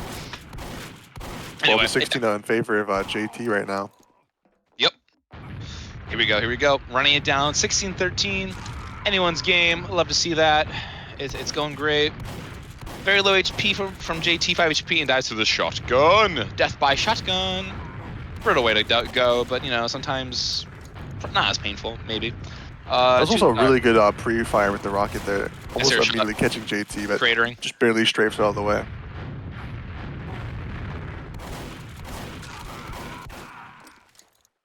All right, let's go. 16-17. Oh, dude, this is anyone's game. I love it. I love when they're down the wire like this. 17-17, dead even right now. Also, I'm looking to see a bit more air shot. I mean, as even as this is, I feel like this is a bit more underwhelming than like previous matches we've seen, you know? Like, despite this being into the playoffs now, I feel like there's a lot more crazy plays going on with previous contenders.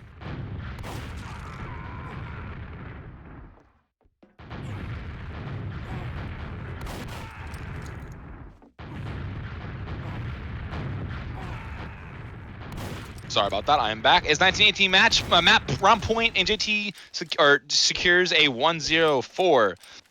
The lovely map of Badlands Middle. We are officially underway for round 2. Oh, so I'm gonna scout. A scout v soldier matchup. Yeah, I actually might see JT swap as well. They're kind of looks like they're thinking about it. How they're just kind of going in for the cheap damage there. A little bit disrespectful, but you know, maybe that's the revenge for JT shooting them with the pickaxe out. Here we go. 1-1 on the scoreboard. Oh, nice aim. Does not hit those. The double meat shot from JT. Lagging out a little bit, I think. He could have shot. He could have killed him right there. Wow, JT lagged, had opportunity to kill him and didn't. Spared him for the lag. The ping gap is not that big. Ooh, actually, it's kind of big. It's 25. 29 for JT and 52 for Halu. Unfortunate, but it's not the end of the world. Once it hits 60 or 70, that's when it's like, okay, my ping's too high. 5-1 on the clock. Yeah, I think this ping is definitely doable. I think Halu's lag spiked during one of those confrontations.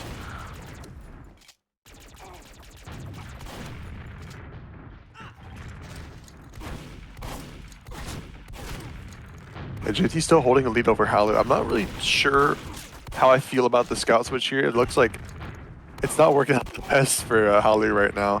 8-2 lead. It's spinning and looking up. Has Halu toggled? Are they spin botting? You're spin botting. Yeah, facts. This could be the play. If Halu starts hitting perfect 100 act out of nowhere, we might have to pull him off the bracket. Might have to, yeah, it's 7, pull him aside. Let's see here.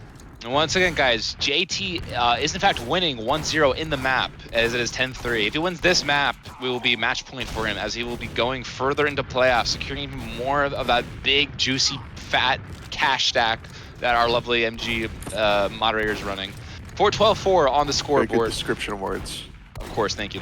I went to school, obviously. 13-4 on the clock. I think so. I don't think I passed. Might have dropped out. I'm kidding. 13-4 on the clock. The Minecraft! Minecraft! Oh, and he kills himself. He did not want to get this. Bro's not playing Halu Minecraft. believers, this might not be Halu's map. Chat, go next. GG's go next. Halu This is might be afraid of GG Minecraft go players. next. Yeah, I'm gonna say this is our biggest blowout of the whole entire night. Even yesterday too. I mean, obviously we didn't watch Kobe, but you know, on camera. If you were there for the Kobe match, you guys know what happened to Send. May have to pixelate Halu on the camera here. We don't want to expose him too much now. I want to show the identity of what's happening. 19-4 on the clock. Map point, and I thought I just won. Map point 19-5. Halu trying his best to win, and he got pre-read like a freaking 2-minute Caillou book. Oh my god, it's over for him. That is officially a 2-0. Don't think this was the play. Halu might be for JT on that doing map. a little trolling. Yep. Oh boy. Oh great heavens. Anyway, that concludes Badlands Middle for this match. Going on to Viaduct Middle. Yep. Let's see if Halu. What do you think Halu's going to stick to? Back to Soldier, stay Scout, maybe some off throwing with some demo. That'd be kind of funny. I'd like that. I would like to see that, but realistically, I don't think Halu main. I think Halu only plays scout. I think he's low key. I think he's low key in a situation that's not good for him. Because I mean, JT What would that plays situation soldier. be? Sorry, I'm like I'm running out of breath. Let me catch my breath. Anyway, JT Got it. is playing soldier. Think about it. Halu's on scout.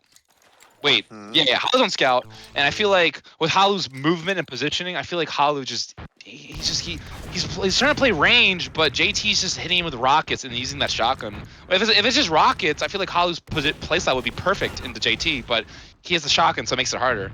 As I say that, Halu will make me eat my own words and secure the first round kill for this round.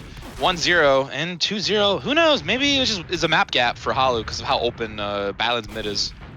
Yeah, I was just saying, I think Vidoc is definitely a much better scout map. So we've been seeing so much scout on it, in my opinion. So yeah, I think this might be a little bit harder for JT. There's just some incredibly ratty strats we're seeing right here, playing against the board. Oh, actually, I think JT might have been lagging. JT or Halu. I think we're doing a little bit of a gentleman's pause real quick. Oh, never mind. No. Halu does not. The animal does not care. What's happening in chat? It's good now. This is not playable on my end either. Nope. Apparently, we are having server issues for both sides. It is officially unfortunate for both sides. It seems like JT is just not able to play. So we may have to actually intermission and go to a different server. No, it looks like Halu's actually lagging a bit too much for JT to play properly. So Okay, they want Neptune wants to take the or not Neptune. We're taking that point back, so it is still 2-0. It's just 3-0, but it's actually 2-0, as that was a little bit of a rat play by Halu to get that kill. 2-0 for Halu on the second round, as it is. Wait, first round. Sorry. Yeah, it could be. Yeah, unethical gameplay indeed. he killed him while I was AFK, so I feel like that is a little scummy.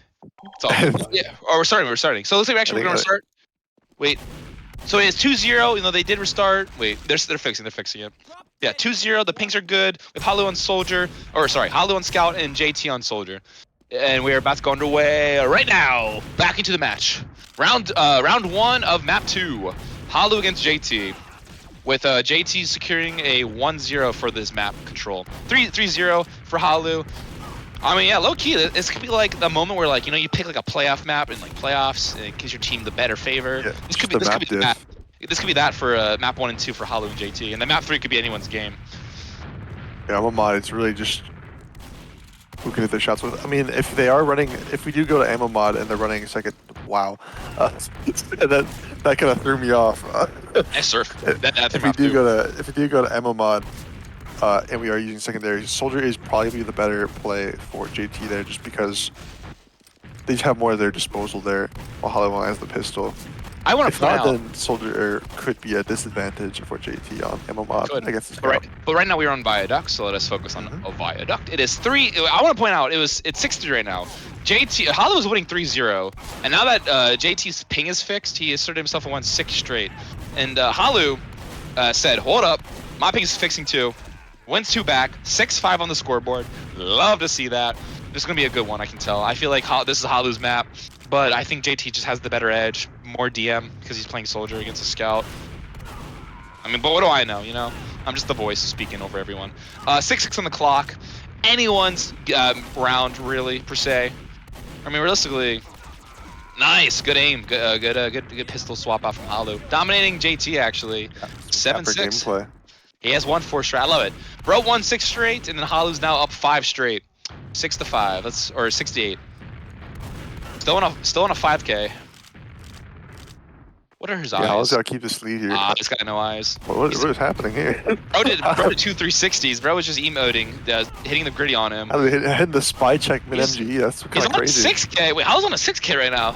Is this the highest you've seen? 2 pistol kills and 2 Skyrim kills, yeah. And I don't know about the highest. I think Habib might have gotten a 6 as well, but it is definitely very impressive. Yeah. 9-8 on the scoreboard right now. Mr. JT and Halu are tied 9-9. A lot of pressure for Halu, as he did in fact get rolled in the first map, but it's not match point for this round for this map, so everything's still in the driver's seat for either or person. So 11-9. Halu's making his comeback. I like that. I love this positioning by him. He avoided the rockets, played kind of close, spammed his pepper shots, and then once he put the shotgun, he's keeping his range. But Halu couldn't Not finish enough, with the unfortunately. pistol. He beefed. Halu beef. Beef who? Oh, whatever. 11-11. What? Okay. I compare his name to the beef, whatever. Beef plus Halu. Someone will figure out in chat. 12-11 on the clock. Here we go. Number 8 left. Sorry, I gotta stop reading the chat during rounds. Oh my god, you guys are too good. Anyway, back to the match. 13-12 in favor of GT. Yeah. Oh, 6-7. That's good. That's good. No, not that, not that. Uh-oh. We have very different humor. 4-12-14. Oh! Got him. Nice aim by Halu. Keep his momentum. His Keep shots. his aim. Yeah, he's hitting them. Well, every round it feels like he ran to that. I feel like every round his movement's very different. His, how he wants to play it.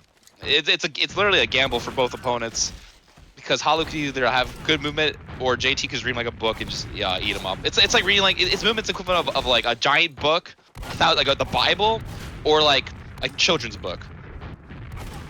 You get the reference. 17-13, 18-13. 2 more for I don't JT. think you got the reference that you were making. I think you were just saying words. Yeah, I'm just yapping it up. 18-13. Oh my god, he's bleeding. Oh, getting the bleed is kind of crazy. Wait, Turning the disrespectful back turn. He's like, I don't even want He to look didn't at you. die. You're done. Wait, he reloaded That's his like shot. a Mortal Kombat fatality kind of move. There we go. Wow. That's Cringe. evil. That's evil. This is probably the most disrespectful match we've seen. Low The key. BM is seething Yeah. off of this match right now. These two know each other. These two have history. I don't know what the history is, but I know it's big. It's probably years and years of history, probably. And Long time rivalry. GH, good half. For JT will win that map, securing a 1-0 against Win the round. Yeah. Halu. Yep. Halu still on scout. JT on soldier still. Nothing's Sticking to their changed. guns. 0-0 so far. And remember, if JT wins this map or win this round by killing Halu 20 times, he will in fact go to deeper into playoffs, secure himself more of that sweet, sweet, succulent prize pool. We'd love to hear that. And JT will be going home, but we'll have $200. Or sorry, Halu will be going home with $200. So it's not really a. If they lose this, cert. Oh, it's elimination. Oh. Yes, it's playout. This is not no longer play-ins. Swiggity. Oops, I didn't know that. My fault. If only we had the bracket pulled up like I how we thought- should. I've only. Well, shush. Anyway, 3-3. I was eating Doritos. All right, 3-3 on the clock. 4-3. JT, you know, some good. I like what I'm seeing. JT trying to go for like he's trying to style him. He's going for a lot more air shots, hitting them. But immediately once Halu gets too close, pulls out that shotgun and finishes him off. Nice rocket placements from JT. 6-3, up by 3, up by 4 now. Oh great heavens! Taking the revenge though. Halu finally breaking that domination after a little bit. 7-5 right now. We also got a report that Yum Yum has beaten Trash 2-0. Rest in peace, my my #1 fan. Hate that, or yeah, rest in peace. The GG's the Yum Yum. 9-5 for JT. Not gone yet though. Just in the losers bracket now. That's right. He's in It's losers bracket. double elimination, right? Yes, it is. 6-9. Nice on the scoreboard for JT and Halu. Hitting those rockets, being dangerous with them, killing him on dog bread. Oh, dies, beats the rocket, and Halu finishes him off with the shotgun. Nice round for Halu.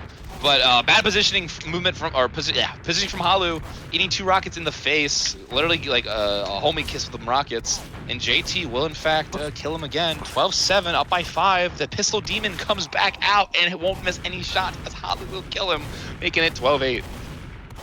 The biblical gluttony of Halu eating all these rockets is insane. POV, you're a gluttonous rocket eater. 8-14. Oh boy. What? Nah, what I said was clever. Shut up. I know you're hating on it. 15-8. Now shush. 15-8 on the clock. We're dominated. Look it up, Mr. Domination from JT onto Halu. 16-8 on the scoreboard. But yes, I agree. JT should make an MGU guide because the way his precision, the damage he is just giving off is just so immaculate. I love it. 17-9.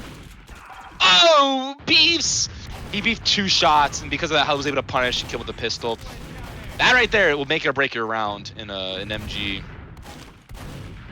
Nice movement by Halu, but like Halu keeps getting in his face when he says 1 rocket in the chamber. JT saves a rocket just in case for that, which is very smart by him. And Halu has gotta not have the adjusted pocket to that. rocket. Yep, Halu needs to adjust to that. He wants to get things underway. As especially match 19, point, 12. Halu in trouble. May go to double or go to losers bracket right here. 19, 20, 12. 1 shot, pistols him out. Needs 7. Halu needs, or JT needs 1. Anyone's round. Oh, and the 2 But he rocket eats demon the comes rocket out. point blank. What Halu is good at is launch on rockets. GG's to Halu and JT. JT will progress to the 3rd round of playoffs winners bracket, while Halu will be going to losers bracket. He is not eliminated. He's not out. He's still here. And he gets killed again. GG's to them though, and shout out to JT or Halu for being as far as he did in the winners bracket. Shout out to them. Awesome people. Awesome people. Great effort. So yeah, we'll have JC will be moving on into the upper bracket, while Halu will be moving down to losers bracket. Again, this is double elimination, so there is still a chance to see Halu again. Same with anyone else who's lost in their quarterfinals match. And we have the bracket on screen right now.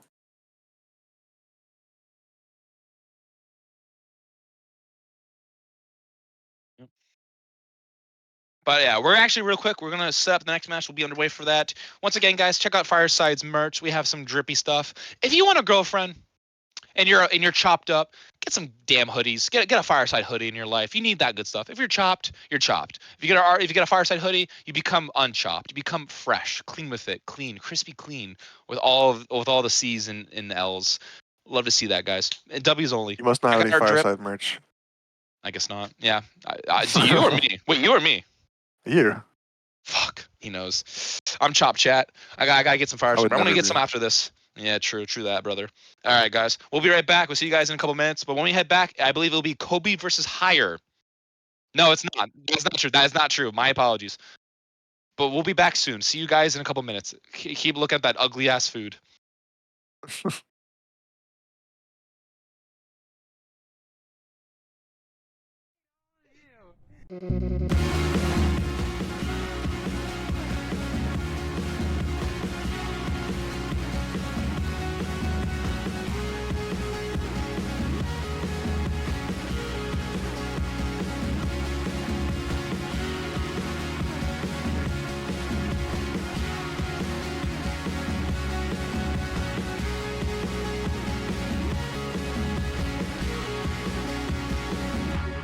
How many chances do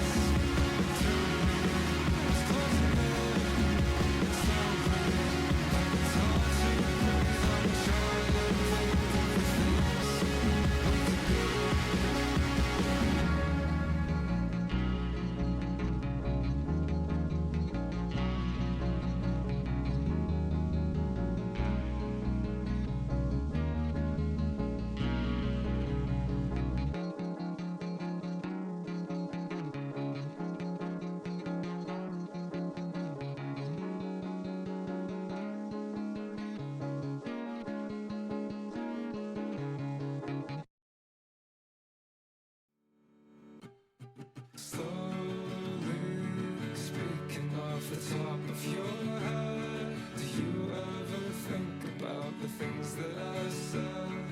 Homes disappearing and the force forgets.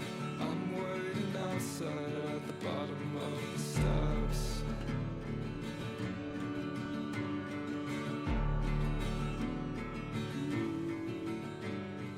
And I know this time will be different. Two tries our lives quickly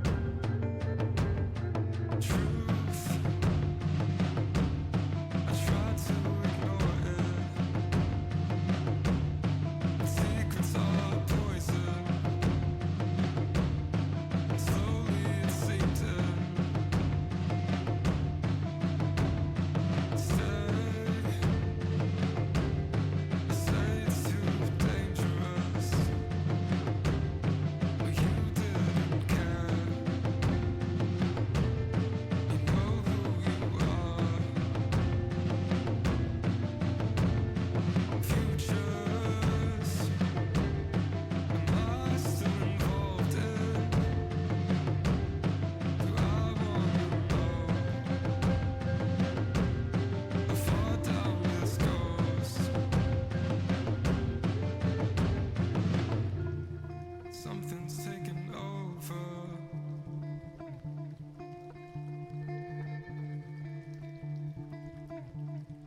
You're not coming back.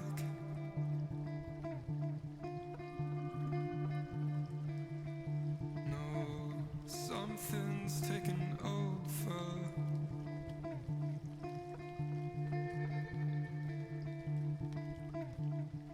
You're not coming back.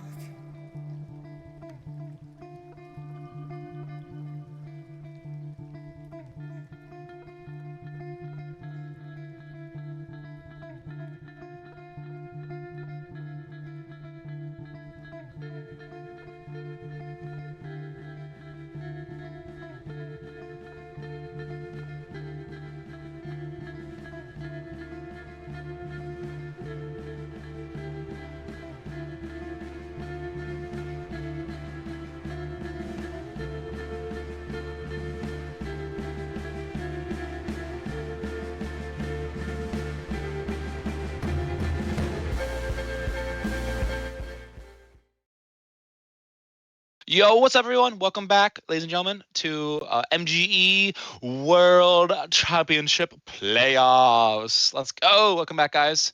My name is Swigadier. Shows are tuning in, our lovely play-by-play caster. And with me, a new caster. Obama had to go. He had to do presidential things. Hate to see it. He had to go win a match in Highlander, so you know how it is. With me, our lovely, awesome caster, the man, the myth, the legend, the guy that is behind everything, the voice of the reason why me and Sayo, our lovely camera guy, producer, are here, Mr. Neptune. What's up, man? How you doing, Neptune?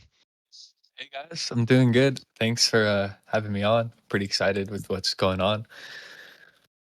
Yeah, man, it's awesome. I'm so glad to have you down. I'm seeing you prepping Kobe. So we're actually going to have Kobe and Higher running it down. As you can see the bracket up here, we have Kobe and Higher in the quarterfinals, I believe that is. Yeah, the quarterfinals. We're actually in the quarterfinals. That's crazy. Kobe and Higher are running it down. The first seed and the fourth seed. So yeah, love to see it. As do remember, guys, yeah, Bomo and Kobe, or sorry, Higher and Kobe running it down. What do you want to see, Neptune? Yeah.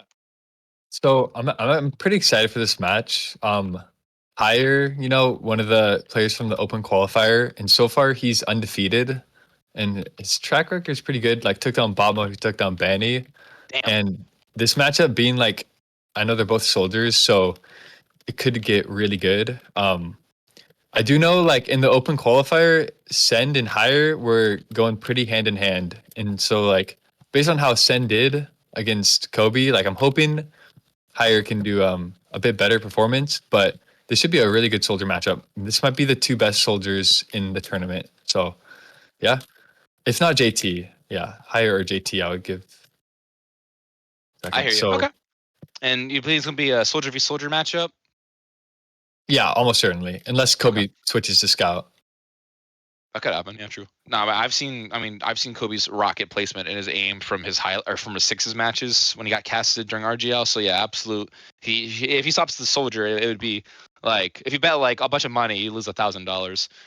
Absolutely, if you swapped. So yeah, we're about to begin. Actually, we're at the 1920. Mr. Kobe himself is in. We are just waiting for Higher to pull in. So yeah, I think this will be the best. This will be the best testament. This will be probably the best person Kobe's played. So if he can get this win, I would say I'm pretty confident he'll win the tournament. Because Higher goes like hand in hand with Yum Yum, and so if Kobe gets a good win here, I'd say it's almost certain that he would win. It'd be a upset otherwise. His C tapping is crazy. Like I immediately saw that one bomb. He got so much movement from one C tap. Like holy crap! I haven't really been seeing that from any of the other soldiers we played or watched play tonight. Like oh, nice air shot from Higher. Awesome. Love to see that as well. As is 4-1. Remember, guys, it is a best of 3 for each map. Yeah, it's a best of 3 for each map.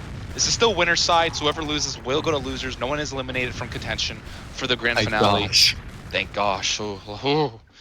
Not again. 1920. He's 20. He's 100 years ago, 105 years ago. This man was born, and Unk still got it. 8-2. Not looking good. Oh, he just hits 2 or 3 rockets. He just maybe pulls out the shotgun with ease. The shotgun switching is great. Isaiah, he finishes him off. Oh, hit a shot. Some beefing for the shot. Both sides are beefing the shotguns. 1920 got him. Making like it a lot of 3. a lot of times we see Kobe's air shots, but Kobe's movement is also like we don't see him get air shot much ever. So Nope. it's like almost just as impressive as his air shotting. Yeah, Hire. Yeah, I know Hire can play scout as well. He beat Yum Yum in one of the scout tournaments in one of the earlier matches. So he has amazing like hit scanning. But I mean, 14-4 is quite a big lead. Yeah, 15-4. I mean, this is on par for being like the bigger role than Hire and I forgot who played. They just played before, but I may have to start putting pixels on Hire over here. Yeah. It's looking pretty bad. He's getting kind of embarrassed. But hey, it is Badlands Mid, a iconic soldier map for some of the best. So anything is doable. As is officially 1-0. Oh my Because I mean gosh. that rocket placement, man. It's literally an enemy AC-1. Like he is a AC-130 unit, like an anti-aircraft. You see, if something flies in his airstreams, it will get shot down. That's what. Oh my God! He got No spawn respect. He got spawn camped, bro. In a oh my God! 4 rockets at the spawn. Oh hell no. 2-0, bro. 3-0. Oh my God, Neptune, what do you have to say? Yeah, I mean, I know Hire's map is definitely Spire between these two, but like it's not even close right now. It's reminding me of Send last night where Send got 21 twice. But yeah, so far 6-0 for this start. I haven't really seen Kobe bombing, but I think that's because he's mainly winning the round, so he already spawns right on top of the crate. Yeah, I mean, he's just playing better right now, hitting more of his shots. The demon. Oh, mid-air shot. This could be at 20-0. We're looking for our first 20-0 on camera. Wait. Oh, I create that fall damage messed him up. We need to finish him up before he landed. 9-1. Kobe finally hit a bomb, or went up for a bomb, and Hire missed both his rockets when he was in the sky. A simple strafe bomb too. Hate to see that. If you're so far in, you can't be missing shots like that. And I say that. Oh, there you go, creators. Oh my Nice gosh. double back-to-back rocket from Hire. All right. Yeah, well, I feel like if you actually can kill Kobe, there's hope because I feel like his defense is his strongest suit, but he's forced to play offense because he just keeps dying to Kobe. 11-3 on the scoreboard right now. Ah, nice, good job by 1920. Finish him off. 12-3. So Hire is actually, if you guys are familiar with like the UGC MGE elo, he's 2,700, which puts him like 11th in the world. Damn. For people that grind MGE, so among the MGE lords, and then of North America, that's probably top like 3 to Hollow, maybe top Yum 3. Yum. So Damn, he's like, yeah, I mean, this is insane. It is. But do you remember, guys? We're actually, instead of playing, so normally it's Badlands and Viaduct, then MMOD. No, we're actually changing up for this one. The opponents wanted a different second map. After this map, we're actually going to go to Spire, my favorite MG map to play on, Soldier v Soldier. So I can't wait for that. Bro, are you kidding me? Bro just knew where he was going to go. That rocket was so pre-placed. That was incredible. Holy shit, he's perfect. Like, that, as soon as I clip that, because that was, oh my God, that was the biggest prediction I've ever seen for a rocket placement. That hit him directly midair. Like, you bomb, how does someone make someone bomb into a rocket? Like, you can't make that up. No one can do that. All right, we're going to go to map 2. It was a clean 2-0 for a side of Kobe. Neptune, what are your thoughts? Oh my gosh. I mean, I said it before the match, like this will tell me who I think is going to win the tournament. And I mean, going 25-24, I think that secures him $600 if he wins this. But I mean, I got to give Hire still a chance. I've seen him lose like 20-10 to people on Badlands Middle and then go into Spire and get a win. I mean, he doesn't even get a chance to pull out his shotgun most of these fights because he's getting directed in the with his first jump. So I don't know if he needs to change his strafing. Probably his strafing or his timing.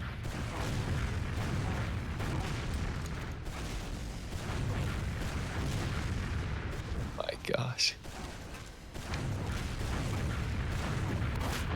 Here we go. 5-1, 9, 6-1. It's just, I won't lie. Hire's having better bombing movement with his surfs as he bombs in the sky. Oh, nice wiggle by Kobe. He still gets the air shot, but dodges 2 of his rockets. It was almost a sync up. But it's crazy. Even if he got an air shot, it didn't matter. I mean, What do the you do? point Oh, of the horrible spawn. yeah, What are you gonna say? just get shotgun. I mean, the point of this tournament was to give like MGE lords a chance, like Halu and Send and Hire, and so like they can beat. And as we've seen, like Hire's beating bot mode. You know, Halu beat check day one. I mean, they've been beating most of the pros very well. So like they're not frauds at all. But I would say we just don't know. Like Kobe doesn't farm on the MGE servers, so he's just like the hidden true rank 1. I don't know. But it is fun to see like the MGE lords who you've never really seen in sixes, like take down players like bot mode, for example. It is now 14-3, and Bro decided to just kill himself. Saw the ground and said, "I'm gonna blow myself up." Oh wait, he beefs! Oh my God, Kobe actually beefs some shotgun shots. Even gods can be aren't perfect and allowing momentum, but mainly crumbled. When I'm not gonna lie, when I'm watching, Hire needs to when every round he wins, he needs to just keep the momentum up because when Kobe's on the offense, that's his chance. But he's just not hitting the shots that Kobe's hitting, so it's just a DM gap at this point. So Hire actually Hire yesterday. I mean, he beat JT in the group stage actually, so that would give Hire like the second best soldier in the tournament, and he's still, yeah.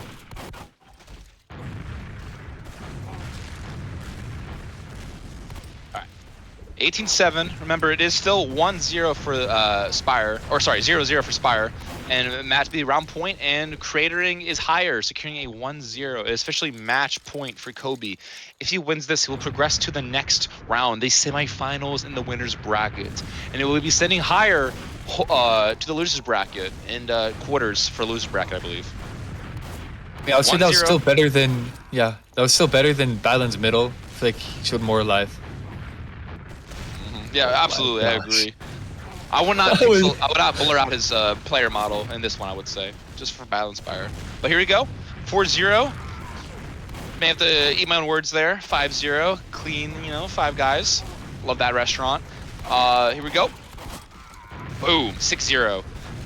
I mean, what do you do if you're higher? What do? You just lose. Oh, Oh my. bro almost hit the sink jump, but like almost. That's crazy. Oh my God. Jesus. Nerf this guy. My gosh. Check his PC. Check his PC. He's an anti-air machine weapon. I'm sorry, but banning Habib had no chance if Kobe's playing like this. My God. I mean, maybe it would have been different, Scout B Soldier, but who knows? my Anyway, goodness. 10v2. Kobe and Hire still running it down on one another. 11-2. Spire is a map of champions, and Kobe's look like he's going to win that belt. But hey, Hire actually won a round. Kobe beefed all of his rockets at first sight, but still wins because he's got immaculate shotgun aim. 12-3. I remember, so on I think Thursday, I assigned Yum Yum and Kobe to be the leaders of their Group A and Group B, and so they were able to choose their group. They basically seeded and drafted all the players, and oh my, Shot. it's also I feel like I haven't seen many Rough soldiers using the original, but I mean Kobe, I thought he was just being cocky, but he's like, yeah, I'm not actually worried of anyone in my group. But What's the advantage with the rocket launcher in the original? Because doesn't your y-axis move by like -2 or something on where your rocket is? Yeah. So when you shoot a rocket on the original, it actually comes out from the middle of your crosshair, but when you're on the default, it comes out at a slight angle from the side, like bottom right. Yes. 2 degrees, I think it is. That's cool though. Yeah, it is a big difference. I use the original myself personally, and officially didn't even realize 20-5 for Kobe, securing a clean 2-0 in the maps. He's progressing to the semifinals. Our first one to progress to the semifinals. Congratulations to him, and shout out and GG's to Hire for progressing as far as he did into the winner's bracket, progressing himself into the loser's bracket quarterlies. Yeah. All right. So if the bracket hasn't been updated, it's because I'm casting. It's all good. We also have an ad underway, so I can't even see it myself. We're updating the bracket right now, but we'll figure out who we're going to watch next. We will be right back. Please check out Fireside's merch. We have some good stuff. We have the drippity, drippity, drippity, drippity, dripsties. It's the good stuff. Please check out our drip. We have good hoodies and all. Yep. And we'll be back soon. My name is Swiggity. Next to me is Neptune. We'll be back in a couple minutes, guys. All right?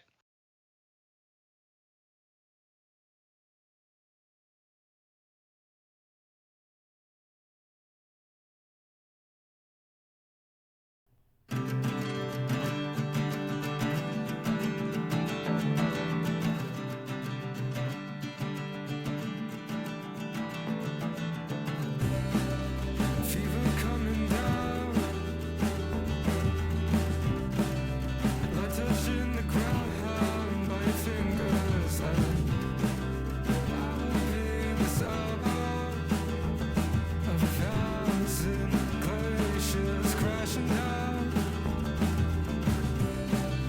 Came from underneath, wanted to fall too deeply now. Of the clouds, and I don't think we'll make it out. No, I hope for all that's after, 'cause I live for all this around. Beautiful stranded creatures hate us for all that we do. And if that door's still open, I hope you never go in. And if that door's still open, that's where we left what we had.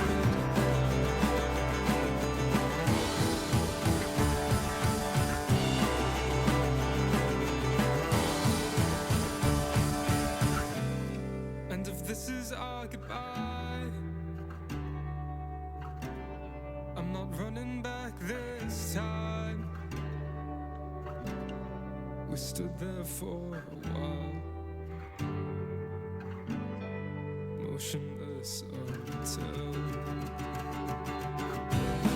you held your hand in mine, and the moon felt so clear. And you were in the air, and I think so was I. Oh, I hope for all that's after, 'cause I hate for all this to end. Beautiful strand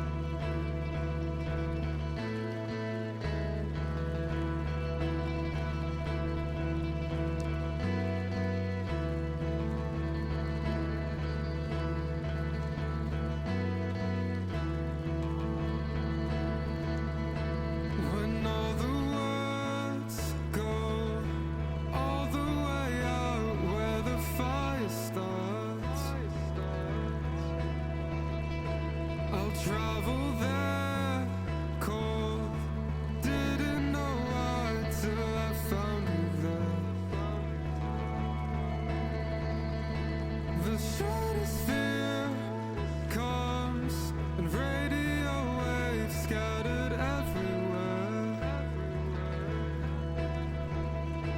I know if I go, I will know what it's like. Hello, everyone, and welcome back to the MGE.TF 1v1 World Championship. My name's Steve Samano. I am joined with Eki Moses, CEO, as always, on production, and we are the B Team Buddies, and we're here to deliver you the rest of this amazing tournament. And immediately, we're going to get into some insane action. It's going to be Bomo versus Slenish over on Ammo Mod. It was a best of 3. They're down to the 3rd map, and we're already going ready. Eki. Oh, I think right now, it's just Bomo's getting some warm-up time in fighting Neptune in the ring over here.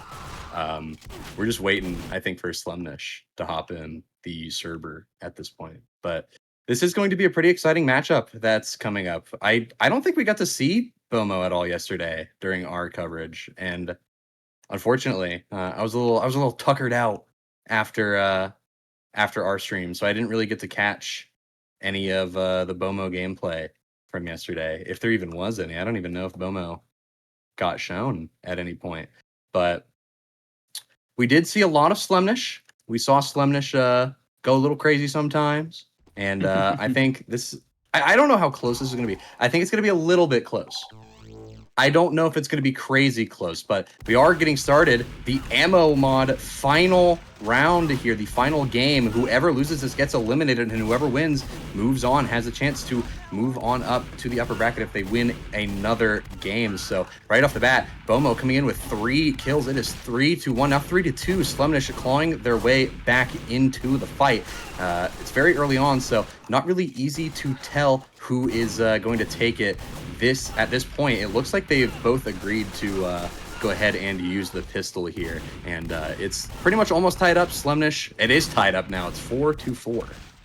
Yeah, 4-4, very even, which makes sense considering, this is the 3rd map, and Bomo kind of displayed the scores for us in the previous 2, and they were pretty close.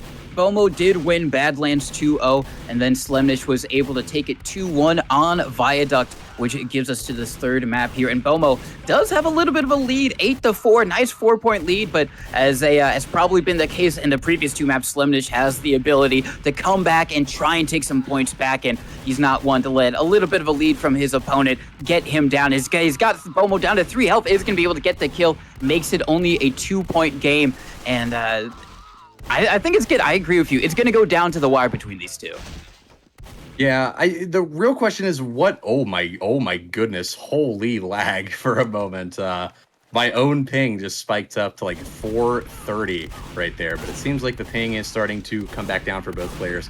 10-9, Bomo in the lead. Now it's 11-9, leading by 3 now, 12-9. Bomo is just getting back to back to back. Slem is going to stop that momentum, going to make it 10-13, but Bomo is going to be finding their way back in. It's a pretty close one here. I didn't think it was going to be down to the wire. I did think it would be pretty close, but it looks like this is going to be, I think at least it's going to be probably a 3-kill game here. Yeah, I could definitely seeing it only being a 3-kill differential when we got down to it, but Bomo's only 3 kills away. Speaking of it, he's it's going to be taken down there, but still, it does put a lot of pressure on the Slenish to just play it very perfectly here, and he is doing it. He does get one. He gets a second one as well, but Bomo immediately with a quick 2-shot coming in. Final 2 points potentially for Bomo if he hits it, but he's very weak. Slenish gets it, almost equalizing it up, but he's very weak on this round, so it's going to go down. So Bomo only 1 away, and that's an immediate little 2-shot from Bomo there, and he takes the first round of this final map. Look at 20-17 in that first round, so it was a 3-kill game. I got lucky in guessing. But going into this next one, Slem is trying to put it all out there. If Bomo wins this, they move on to the next match in the bracket, and Slenish is eliminated. So there's a lot on the line here, and they really have to try and work for that grand prize, or at least whatever they can get themselves the highest up in the bracket for. Slem is going to find 2 kills in a row. 5-5 though. Bot mode comes back to tie the score up and gets himself a 1-kill lead. 6-5 here on Ammo Mod. Yeah, early little advantage. They both got the pistol out, and Slenish is going to win that. It's always like the funniest thing when you're both scouts, you're in the 1v1 and you're spamming the pistol, and then none of you are just hitting it, and you're like, well, do I reload here? Do I just go for the pistol spam? But Slenish was able to make it work. Now 7-8, has a little bit of a lead. Bomo just trying to get those jukes out. They go for the pistol again. Bomo says goes for the reload, see if he can maybe hit a meat shot to give him, and goes for the melee, and is not going to be able to get it that time. Was trying for it. You know, we saw a little bit of the melee last time from Rico, representing South America, you know, trying to use all the weapons in their arsenal, not able to make it work, but Slenish is one that's very weak, and Bomo gets them with the pistol. Yeah, Bomo tried to embody the sheer power of Rico, get that melee kill in the bag. Unfortunately, not quite able to, but I don't really think it matters to Bomo all that much. Score's probably going to get tied up here. Bomo's in not the greatest position, and it will get tied up. It's 11-11 here. Now 12-11. Slenish in the lead by 1. It's tied up very, very quickly, though. And at this point, I think it just becomes a game of who can press their AD keys faster. I think at this point, the fatigue in your fingers starts to set in a little bit, and you have to take a moment to just calm down and maybe eat a few deaths and try and claw your way back in. Ooh, well, we do have word that Kobe and Yum Yum are also on maps around Ammo Mod, so if this finishes first, which it could be if Bomo is able to take this as well, he's 2 away, maybe 18-12. This could be the point where he moves on into the tourney, but Slenish fights back, is going to be able to get one, and he has to play almost perfectly, gets another on to Bomo, and, you know, MGE, it can be a game of momentum, and it could swing in your favor. You start feeling the confidence, you start feeling the flow, and Slenish feeling it a little bit, but Bomo bites back, 19-15. Is Bomo going to be able to move on in this tournament, or is Slenish going to deny him the opportunity? No. Bomo beats Slenish 20-15, a very close BO3. We only saw the last map, but even that was extremely close, Eki. Yeah, that was very close, and Bomo dropping GG, love you in the chat to Slenish, but Slenish actually left before Bomo could get the love you out. I don't think Slenish is a hater, I think that's what that is. I think Slenish actually hates Bomo. This is new beef getting made in this MGE tournament right now. Oh my God! Just the amazing lore just expands and expands between all of these things. But I believe we have a treat for y'all. We are going to be going on to another, I think, map 3 extravaganza, and it's going to be Yum Yum versus Kobe 1920. I don't know. Someone asked in chat if that. Oh. Okay, apparently we're getting baited on this one. I think what production is saying. Is that true? So. I think we're going JT Yum Yum.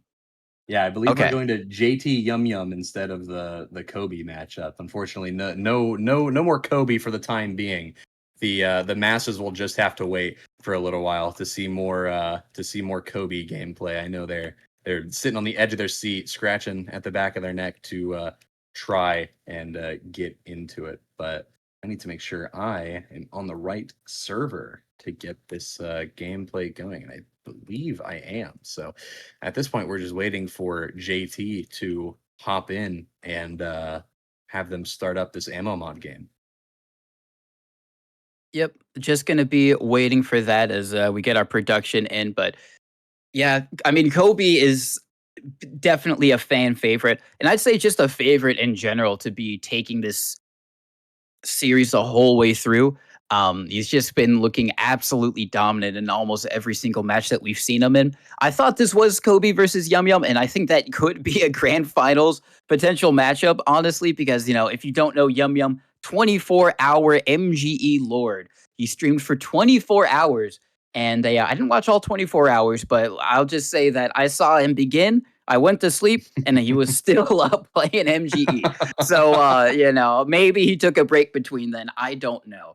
But he's certainly done a lot of MGE, and he's played in some of these MGE.TF cups before and has had a very good success in them. Same thing for Kobe. We've probably said it before, but, you know, 1v1 Spire champion, 2v2 champion with the help of Logan in that respect. So he's had a lot of experience in this, and I think, as a lot of people know, his DM is just extremely, extremely good. But JT is someone else, a little bit of an MGE lord, and has definitely proved himself throughout this tourney with some amazing air shots. I don't know if he's going to be playing Soldier against Yum Yum on Ammo Mod, because as we have kind of discussed a little bit in that scout matchup where they decided to do pistols, at least in this tournament, Ammo Mod, we're trying to respect only primary, so no secondary. So if they agree to it, he could run the shotgun, which would definitely help him out. But otherwise, it might just be primary only. Yeah, and I don't think that they're probably going to agree for, or rather agree to use these secondaries. They'll probably just say, yeah, exactly. They say no secondaries in the chat here. I guess Yum Yum and the one and only MGE moderator, the voice of the law, is booming down onto this ammo mod arena and proclaiming that no secondary shall be used. So it's going to be a primary only game. And at this point, it is on the players to get this show on the road. And I mean, at any moment here, we could be seeing Yum Yum move along in this bracket. Like you said, 24 hours. I think I tuned into the stream as well when it started. I stayed up for a little while. I tuned in about like 6 hours later. They were still going. I went to bed. And like you said, after you went to bed and then you woke up, they were still playing MGE. I thought they were going to... I honestly thought that it was just going to be like a joke. Like they're not actually doing 24 hours of MGE. I come back, I'm all groggy. I wake up in the morning and there they are still doing it. But here we go, live on Ammo Mod here, third map of this series. If I am not mistaken, Yum Yum gets popped up and will get air shot. 2 down for JT here. Yum Yum is going to struggle a little bit with Ammo Mod, I think, especially with the movement of Scout. Can't be jumping around as much as you would fighting another Scout, but I'm sure they'll be able to make something work here, all tied up at 3-3. Yep, definitely expect to see just some great performances from both of these guys. And JT, a little bit not too happy with not having the secondary allowed, but it's definitely at least keeping it close so far. Tied up game 4-4, and it just gonna be trying to go. Maybe tries to go for the air shot. No, instead goes for the confirmed ground kill, and is gonna just try and keep Yum Yum on his toes for the meantime. It's gonna be tied up, and both of them so close. You can see why it went to the third map. And I guess we're just going to be on airshot watch to see if JT is going to be able to get some insane air shots onto Yum Yum. That's not necessarily how you win, but like that, though, it's got to be a morale booster, even if things aren't necessarily going well. But JT keeping it cool, calm, and collected at the meantime. Yum Yum very low. He's just got to hit one more rocket, and he's got the Scout, but those are just the worst moments where you're just kind of firing the rocket as soon as you get it, and you're not quite lined up. And Yum Yum able to take that one 9-7. Yeah, this is just really unfortunate, an unfortunate change in momentum for JT. Although, as I say that, they are able to tie up the score. They're actually going to be able to take the lead. Yum Yum ties it up again, though. Looks like they might eat another rocket, but no, Yum Yum is able to hit the final pellet, the one, really, that needed to connect there to get that kill. 2-kill lead for Yum Yum as we move into the latter half of this matchup here.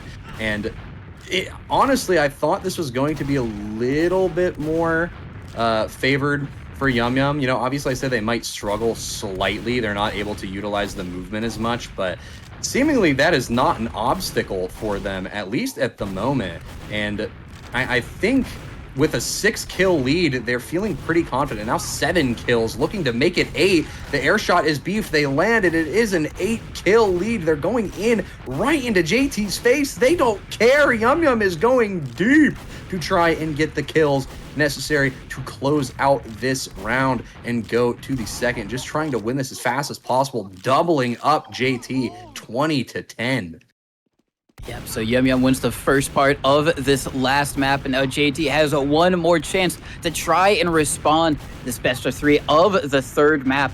And I'm not too surprised with Yum Yum finding success so far, because I am sure there have been entire invite teams built around, hey, let's just have Yum Yum go try and 1v1 someone and have it work out, because this guy is known for his DM capabilities, being able to go in and take a 1v1 confidently and have a very good chance of winning it. But JT is doing very well to keep in kind of close contact with Yum Yum and make sure it's not just a walk in the park with him. He's been able to take a 3-point lead, almost going on a little bit of a 5-kill streak. Yum Yum is going to be able to get his revenge, but JT doing well. He did well in the early part of the last round, but not able to close it out, unfortunately.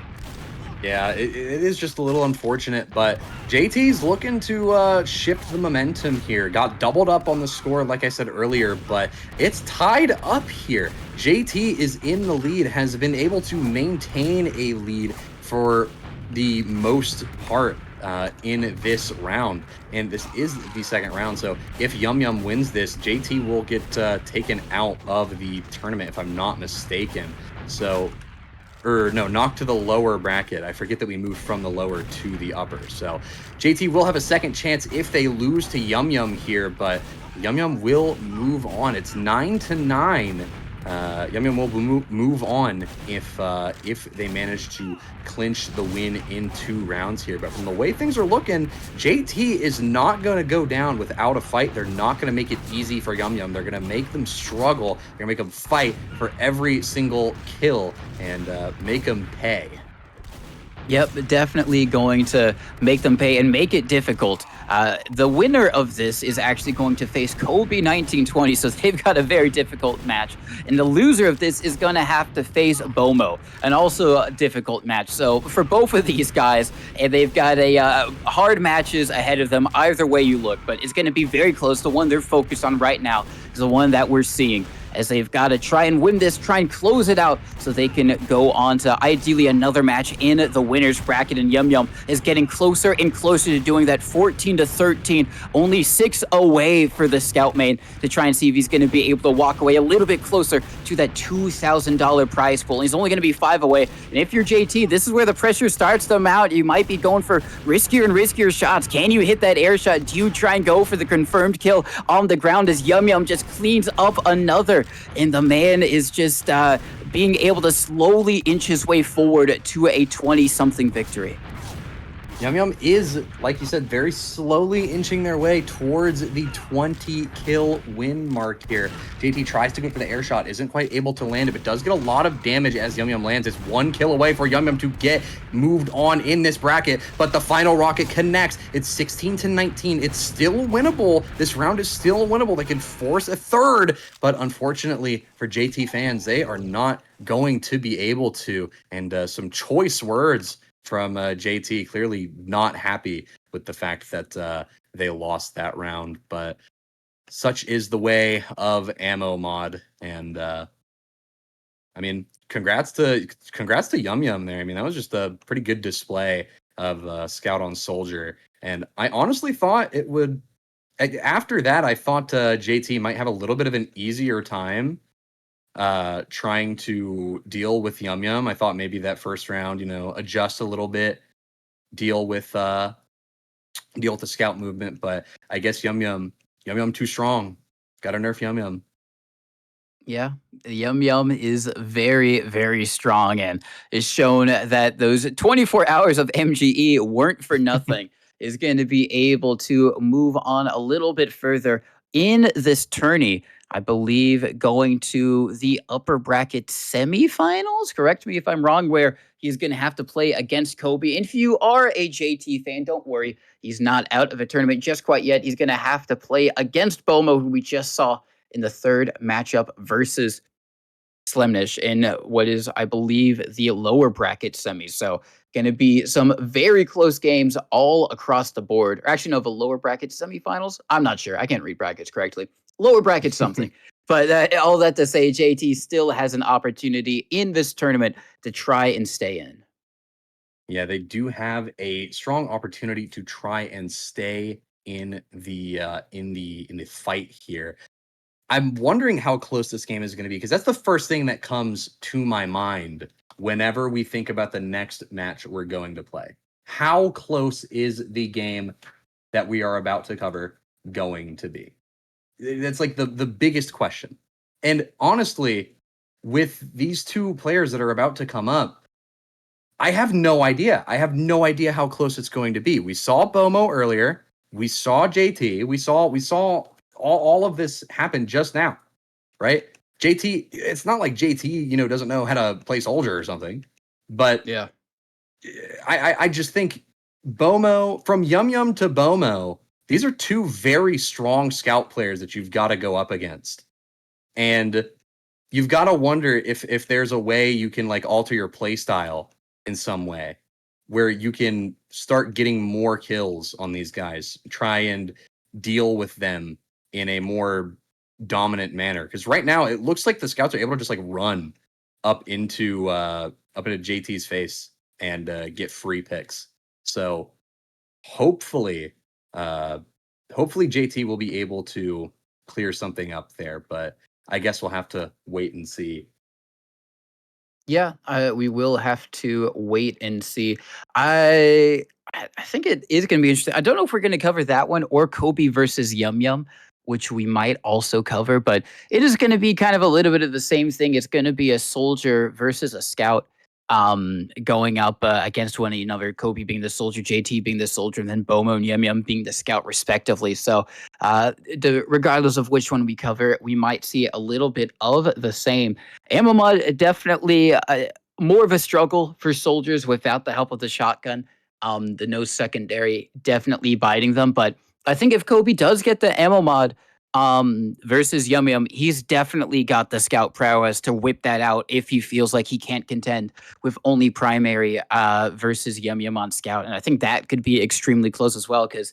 If you weren't paying attention in the most recent season, Kobe winning with Legacy on Scout. So, he's amazing for Soldier and amazing on Scout. I mean, the man is just all around an insane DMer. I mean, I actually haven't seen the Kobe demo, but I don't need to. It's probably just as amazing as well. Like, why wouldn't it be? It's kind of like the Jay thing, like I've never seen him play heavy, but I'm sure he's amazing at heavy. You know what I mean?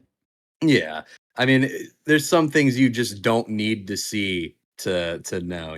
I think we can all agree that the Kobe demo would probably be pretty nuts. Do I think it'd be, the best demo ever? Probably not.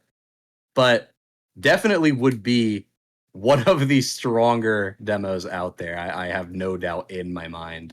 I still think probably Logan would maybe out demo, but that's kind of the only person that would really come to mind, really, for someone that would out demo. Maybe Habib would out demo him, but I have no idea. But I don't think that's really important. I think I think we are just trying to figure out a few issues, or maybe not issues, just a few setbacks for the upcoming match. But I think we can get some Scrandle up on goodness gracious, I can't talk, up on the screen here while we figure things out.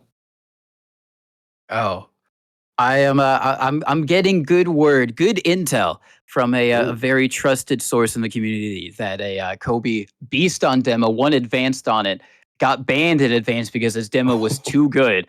And apparently there's stories of people, I won't say who, I'll protect their anonymity, but just people getting rolled by Kobe pipe only on ammo mods. So apparently, so someone outing themselves. All right, It was me. I was the one who got rolled. Maybe it's an honor to get rolled by Kobe, but we do have some scramble up on screen. Seems like they went for the all-star chicken strips. That's all right. Pineapple chicken BBQ pork versus a burger. I literally just had a burger earlier. So honestly, I'd probably go with $17 on the left, though. I feel like the right, you're getting way better pricing. It's also the Gloucester Monster Burger. I'm like, come on now. Just from the name alone, you got to pick the burger. Thank you, production. And I am in the correct server, I believe. I see both of our peoples around there doing that. Chicken curry and chips, prawn tacos. I think the chicken curry is probably the better pick here. It feels like you're getting more really the chicken curry than you are with the prawn taco. I I mean, feel like you're I just like. getting more filling food from the left for a Yeah, similar price too. that's probably fair. And and if you've got like a what is it? Seafood allergy, might not be able to chow Mm, down on the that's true. prawn That's true. tacos. Chicken So curry usually always slaps as well. So I mean, I think in good faith, I'd have to pick chicken curry all the way. Oh my! Oh, um, team poutine. Okay, I've never had haggis. I'm gonna be honest. It said fries loaded with haggis and peppercorn sauce. I've never had haggis. I mean the right. It's a hot dog. It's a kind of wacky looking hot dog, but I mean, I think I'd probably just on principle go right. the hot dog. Yeah, the hot dog was the pick there. Oh, I guess we're ready. Um, Oh, pie and a donut. Oh, wait, that's insane. What is the That's price? insane. You see the price of that pizza That's over there? insane. 26 bucks for I'm that going pizza. pie and a donut every day of the week. That's what I'm saying, dude. Oh my god! But I think everybody is ready to play their MGE here. Pie and a dough. Whoa! All right. Well, I think we're getting ready to play Badlands mid here, and I think they're already going. Though I think my score is a little broken. I think it's just updated. It's 1-1 if I'm not mistaken here. So off to a good start. All tied up here. 1920 going for the escape my for the kill. And he gets it. God. Minecraft onto Yum Yum. Second kill of the game. Or I guess third kill of the game there, but Kobe's second kill. It's already happened. I think that's the first Minecraft of the day. Yeah, that is an insane way to start off the semifinals as Yum Yum has fixed his bindings and hopefully is trying not to get pickaxed once again, but is going to be able to respond with a nice quick kill. And I think this is going to be, honestly, I would say this is our grand finals matchup. A little bit previewed here between these two. They're so good at MGE. There's a reason they're in the upper bracket semifinals, and it's not just because of luck at all. It's because of insane skill and tracking, as we're seeing so far from Kobe. And he's just been able to kind of effortlessly work his way through the competition. Yum Yum as well. Both of them have got such insane mechanics, but it's going to be Yum Yum taking the early lead for 7-3. A 4-kill lead this early on is pretty strong. You can afford a couple mistakes, but you don't want to give up too many kills to Kobe here. You want to try and keep that lead as wide as possible. It looks like Yum Yum is really starting to use that movement. I don't know if we mentioned it, but earlier Yum Yum had to go AFK for a moment because they had to rebind 2. They didn't have it bound. I think they unbound it for that ammo mod game. So, I mean, checks out. You know, it makes sense, but 4-kill lead still here, 9-5, 10-5 now as Yum Yum collects another. But Kobe pops Yum Yum up, can't find the final rocket or shotgun shot, and Yum Yum finds another. It's a 6-kill lead here. That is a turbo beef from Kobe right there. That is a very, very great stuff coming out from Yum Yum Safari. Oh, Kobe with a nice direct, but it seems like he's finally starting to meet his match in this matchup versus Yum Yum. He's going to be able to make very quick work of him with a little quick rocket and a shotgun, a little 1-2. But Yum Yum with a nice 7-point lead for the meantime has just been able to kind of play his game versus Kobe, and has been able to kind of just eke out a bigger advantage. But oh, nice rocket from Kobe. Little air shot onto Yum Yum, but it's looking rough for him. Only 4 points away from Yum Yum, and he's going to be able to take this first part of the first map. Yeah, Yum Yum is pretty dominant here for this first round of Badlands, just trying their hardest to use their movement to the best of their ability. It looks like Kobe is starting to catch on, though, as there is a lot of good rockets, a lot of good shotgun shots coming out, and I think Kobe's finally found their footing, or at least, you know, was stumbling just a little bit earlier on in the game. It's a 2-kill game right now. Kobe now behind only 1. It could be anyone's round here. It looks like Kobe will die here, and that will be the case. Yum Yum 2 kills away, but Kobe not too far behind. 3 away for the win. Now 2 away for the win. This is down to the wire. This is down to the wire. Kobe only 1 point away from winning the first part of this first map. He's been able to come back from such a deficit, and he is going to win it 20-18. Absolute insanity from the man, but he's got to do it all over again if he wants any shot at walking away with the victory in the first part of this best of 3. Yeah, and that is going to be the first round of Badlands Mid there, like you said, walking away with that dub. So if he can win a second round on Badlands Mid, that'll set him up pretty well. That'll move him on in the bracket. That'll give him a nice little bit of breathing room to have. He can take a little break while we situate whoever's going to play him next. But it is a 2-kill game. Kobe in the lead first now. I believe Yum Yum took the lead the first time earlier in that first round. But Kobe seems to not be playing any more games. No more punches being pulled. It is all getting left on the field here. And that is exactly what you want to see, regardless of the round that it is, regardless of it being map 1, map 2, map 3. You want to see 100% from these players all the time, and that is exactly why this matchup is, I think, going to be a little peak, like you said, into the grand final matchup. Yeah, Kobe in that first round, he was like a one of those anime protagonists, you know. He was just kind of downloading his opponent's movement, and now he's trying to use that to the best of its effect. But Yum Yum has counter downloaded Kobe's stuff and has been able to take a little bit of a 3-point lead, 11-7, making it 4 points. But oh my, Kobe just immediately bombs in. You don't bomb a scout too often, but he's making it look effortless with that one. Gonna make it 8-12, 4 points still in the favor of Yum Yum, just jumping around, trying to dodge those rockets with the pistol. The little laser gun capper has been able to work away and get another point on the board. Now playing the low ground, just trying to dodge all the spam, but you can't dodge hit scan, and that is going to be another one for Kobe. Yeah, Kobe did fall from the lead here. 4 kills behind Yum Yum. Now it's going to be 5. Yum Yum at 14-9. Yum Yum is looking to win a second round here. Want to prolong Badlands middle for as long as you possibly can. Send it to the third round and try to get yourself the map win. Get yourself in a nice position so you can set yourself up properly to win map 2. I think no matter what, though, again, I genuinely think these are going to be our grand finals contestants. But, you know, I could be pleasantly surprised by seeing someone win again. Yum Yum at 18 kills here. Kobe at 11. We could see a round 3 of Badlands Middle, but not if Kobe keeps pulling plays like that out 2 in a row after a pop-up to a shotgun kill and another shotgun kill immediately after. That's 3 in a row, if I am not mistaken here. And Kobe seems to have locked in for a moment.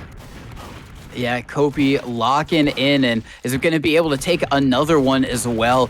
18-15. It is so close. Yum Yum just needs 2, but it's easier said than done when your opponent is Kobe 19-20. But Yum Yum is going to be able to do it, makes it 20-15. And this is going to be the last round of Badlands Middle between these two in the upper bracket semifinals. It's going to be a Yum Yum, or actually, I guess the upper bracket finals before the grand finals. So yeah, the upper bracket finals, my bad. Kobe versus Yum Yum, winning 1 apiece on this first map. But who's going to be able to walk away? Kobe with the extremely early lead. Going to make it a 2-pointer, 3-1. But we've already seen that both of these players have the possibility and the just skill to come back. Yeah, and a little bit of information getting dropped in the chat. First game dropped by Kobe the whole tournament, and has only lost an average of 7 points per map. That is how much different this matchup between Yum Yum and Kobe is. It is literally 2 titans clashing against one another right now. It is an MGE Lord versus another MGE Lord, and honestly, I could not think of a better matchup to have going on right now. Yum Yum down 7 kills here as Kobe is looking to clinch the map win on Badlands. Yum Yum finds their 3rd kill, 6-kill deficit, trying to make it 5 here. Taking the fight with Kobe, is able to get the pistol kill. And at this point, it is just a game of whittling Kobe down from across the map and then slowly pushing the advantage of space that you have, preventing Kobe from being able to use that movement, force him into a hit scan duel, and try to avoid eating those directs.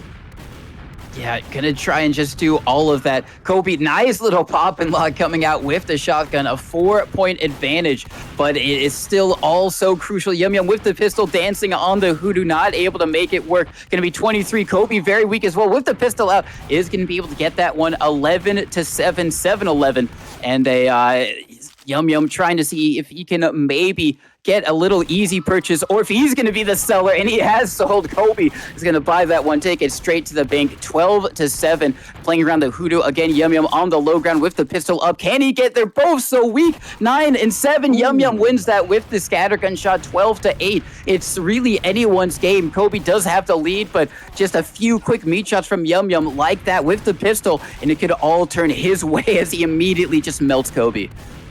Yum Yum is only behind by 2 here, and this could flip. The lead could change very, very quickly. Now behind by 3, but that still isn't a lot. 7 kills to go for Kobe if he wants to close out the map and move on to map 2. And Yum Yum, oh my goodness, nice rocket from Kobe there to pop Yum Yum up and get the shotgun kill. Good swap, but Yum Yum is coming back even more mean than ever. Does land 2 nice meat shots onto Kobe there after eating a rocket to the dome. 2 kills behind as Kobe mops up another. Now 3. Nice rocket from Kobe to extend their lead a little bit more, but now it's 2 behind. Yum Yum trying their hardest now to try and clinch the map win on Badlands, but it doesn't look like it's going their way right now. They're behind by 4. Kobe needs 2 more kills to win the map. And looks like Yum Yum going to be able to find their third, or not their third kill, but find the momentum shifting kill potentially. 1 kill away for Kobe. 1 rocket up into the air and gets taken down by the shotgun. Kobe wins on Badlands Middle, and we move on, goodness gracious, and we move on to Product Middle. And they're not waiting. They're going right off the bat. Yeah, they are just going for it. I mean, if you're feeling it, you're feeling it. And I think both of these guys are. Kobe immediately going to tie things up, make it 1-1 as he gets another onto Yum Yum. And obviously, oh my God, that's an absolutely nasty air shot coming up from Kobe as he's trying to whiff he's not going to be able to win that one. Yum Yum just had too much health. But I just want to say, these guys, obviously, they're playing for a lot of money. But when you think about it, whoever wins this is guaranteed $1,000 because they're going to be going to grand finals. First place gets $2,000. Second gets $1,000. So both of these guys, they're basically playing for the guarantee of $1,000 coming out of this. And, it makes it, it's Kobe. It's another nice air shot onto Yum Yum. Every single air shot, every single kill that you hit just becomes more and more impactful. I'm sure someone could do the math and tell you how much each of these kills is worth, like in actual dollar amounts, which is crazy. I mean, it's got to be worth a decent amount for each kill. You do have to stretch it over 3 best of 3s, but each kill still has to be worth a sizable chunk of change. I mean, especially if it's competing for a spot to potentially win 1,000. Oh my goodness! Oh my goodness! 1,000 or $2,000. I mean, these kills have to be worth a good bit of money. But Kobe is putting on a clinic here. 10 spot up against Yum Yum, a 10 kill lead. Now it's 11.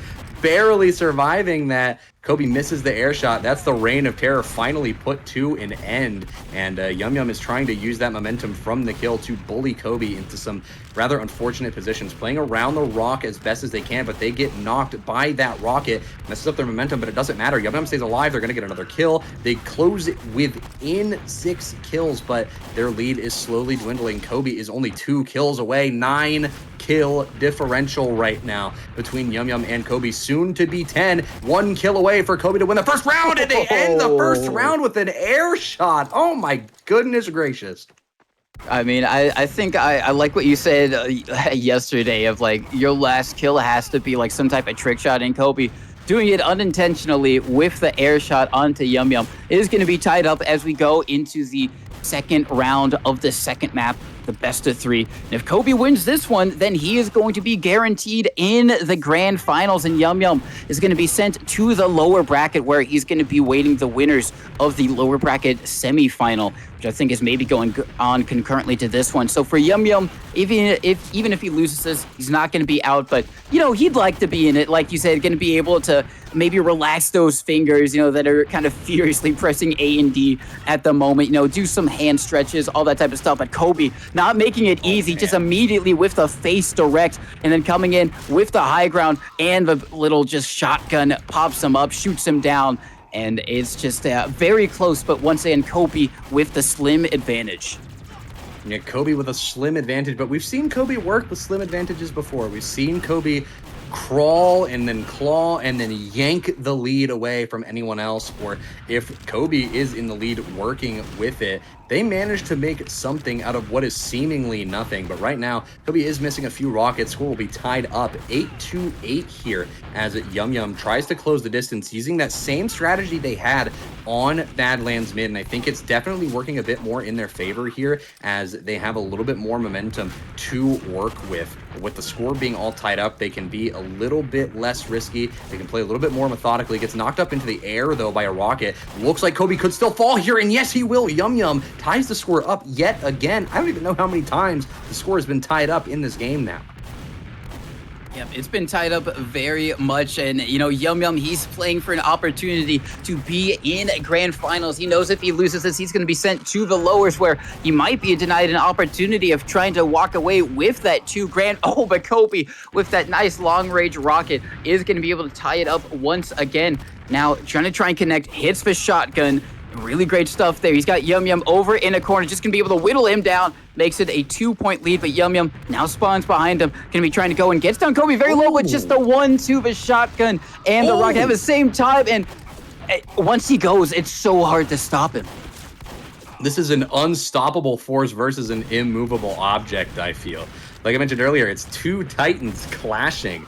I mean, Kobe has been, I wouldn't say dominating, but has been playing extremely well in this game, has definitely hit some noteworthy shots here, made some noteworthy plays, and is keeping Yum Yum sectioned off in portions of the map whenever they spawn that are very advantageous for Kobe. But when the fight comes to Kobe over the point, the chances of Yum Yum winning drastically increase. So as long as Yum Yum can break away from those unfortunate hold situations, they have a very strong chance of closing this gap at 17-19, still in Kobe's favor. Kobe is 1 kill away. Yum Yum is very weak, and Kobe closes it out. They win the second round of Viaduct mid and move on, guaranteed spot in the grand finals. Kobe 1920 is at minimum walking away with 1K from this tournament. He's going to be in second place and bare minimum, and he's going to be waiting for the winner of the lower bracket finals, which Yum Yum is going to play one of those kind of 4 people that are currently competing to try and make their way into grands. JT versus bot mode is going on, and then Higher versus Halu.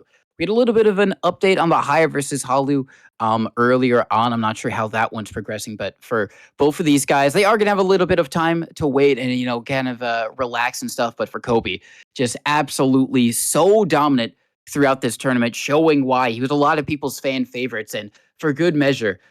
He's just got so much experience, so much DM there to whip out at a moment's notice that I think seeing him in grands would not be too surprising for anyone. Yeah, no, I don't think that's going to be surprising for anyone at all. I do think our next upcoming match will be Bomo versus JT. So this will be an interesting match to look over. I think this got covered earlier today. Bomo is the one who took out Banny from the tournament, right? Am I not mistaken here?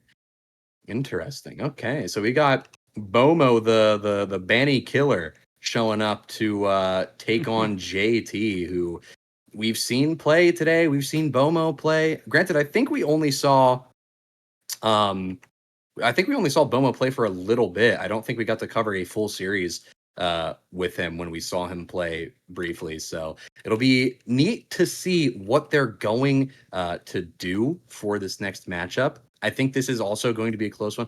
Honestly, I think at this point, we are in the lower bracket, so whoever loses will get knocked out of the tournament. But I think at this point, you can't start guessing on how close, or you can't assume that a match isn't going to be close. It just becomes a guessing game of how close is the match going to be. And I think a match like this, honestly, I think it'll be. I'll give it a 4-kill game. Who will win? I have no idea. I think I'm going to put my money on Bomo, but I have no idea. Yeah, you can bet with your channel points and, maybe come out big. If you think you know who's going to win Bomo versus JT as they're getting all locked and loaded for the meantime. We got Bomo once again getting some early warm-up on some of the moderators, but I do think it is going to come down to the wire. Very important to note, like you said, that the loser is going to go home after this. It's going to be the end of their run in the tournament, but they would have already secured, I believe, let me just double check. They would have already secured 300 big ones. And right now, whoever wins this is guaranteed a minimum of 400. So they're basically playing for a $100 increase. So, which is crazy because $100 for an MGE tournament would have already have sounded like a lot for majority of people, but this is just what they're playing for between 5th and 4th. So a lot on the line as we've got JT and Bomo here as we're going to start this lower bracket semifinals.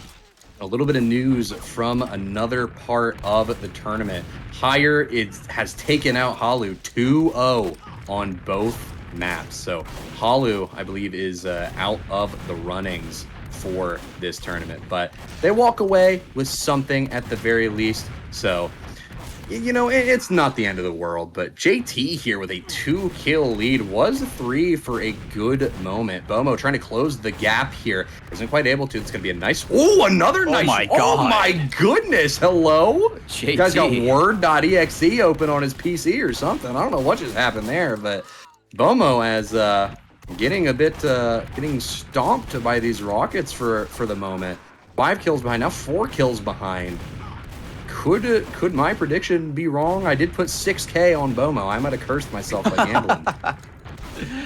Dang, you put 6K on Bomo. Well, I mean, it could definitely happen. Bomo, an amazing scout, won invite a plethora of times with a plethora of different teams and is now trying to see if he can maybe win this tournament. But first, he's got to go up against JT, who's got a very strong lead against him right now. He's going to be working through the low ground, but immediately gets popped up and shot down with the shotgun. And JT just looking so good in the first part of Badlands. Probably going to lose this one, but health differential is too great for him to overcome. But nice little air shot onto Bomo, sends him down to the ground. And he's just, when you're hitting amazing air shots onto scouts like that, it's almost just basically a one game for you.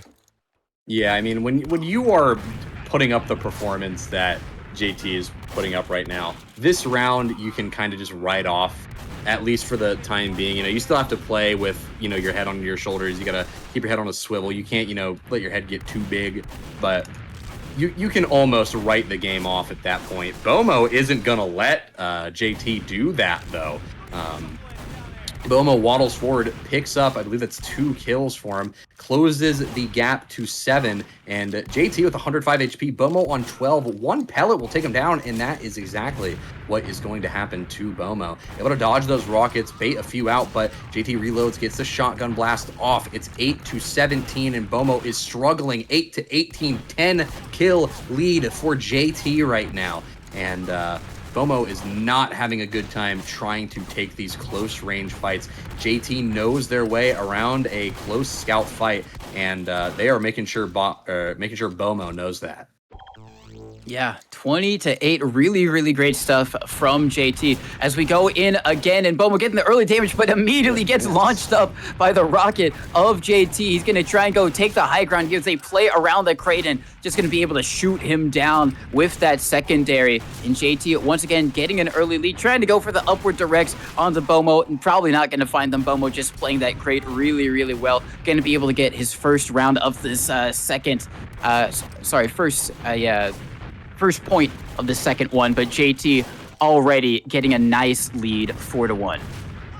Yeah, having a 3-point lead here is going to be very helpful, but Bomo wants to close it down as quickly as possible. Having lost that first one so heavy-handedly, you kind of have to play a little bit more aggressively. You have to do some things you might not do normally in a fight here, in a 1v1. You kind of just have to, say, all right, send it. You just have to throw things at the wall and hope they stick. And right now, Bomo is down 4.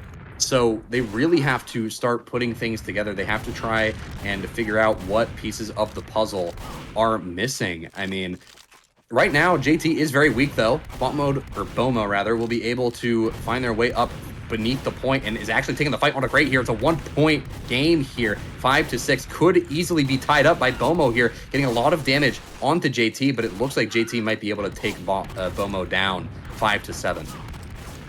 5-7. Bomo just rushing forward, trying to close the distance as JT whips out the secondary. Not going to be able to make it work. It's going to be Bomo's secondary that is going to be able to win him that one. Now over on the high ground, JT shoots him down with some great tracking. He's going to make it 8-6. Still a 2-point differ. Oh my God! Just absolutely monstrous directs coming out from JT on that past life. But Bomo is going to be able to respond still. 2-point differential, 9-7. JT gonna make it 3 with that kill onto Bomo. Just gonna be forcing him to stick around the Hoodoo, not letting him get on to the little overpass of Badlands Middle. And Bomo now playing around the Hoodoo once again is gonna try and make his way up. Is gonna be able to win that one. And once again, keeping it only 2 points separating them. Yeah, there are only 2 points separating these two players here. And it looks like this could be anyone's game here. Bomo had a rough start to the last one. Wouldn't be able, or goodness gracious, I'm having a hard time speaking. I think that coffee's starting to kick in, making me stumble over all my words. But Bomo ties up the score here. And I think Bomo is trying to make this much, much, much closer, is really trying to leave it all out on the field here.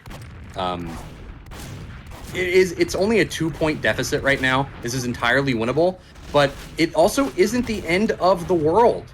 If Bomo, geez, I'm so used to calling Bomo bot mode.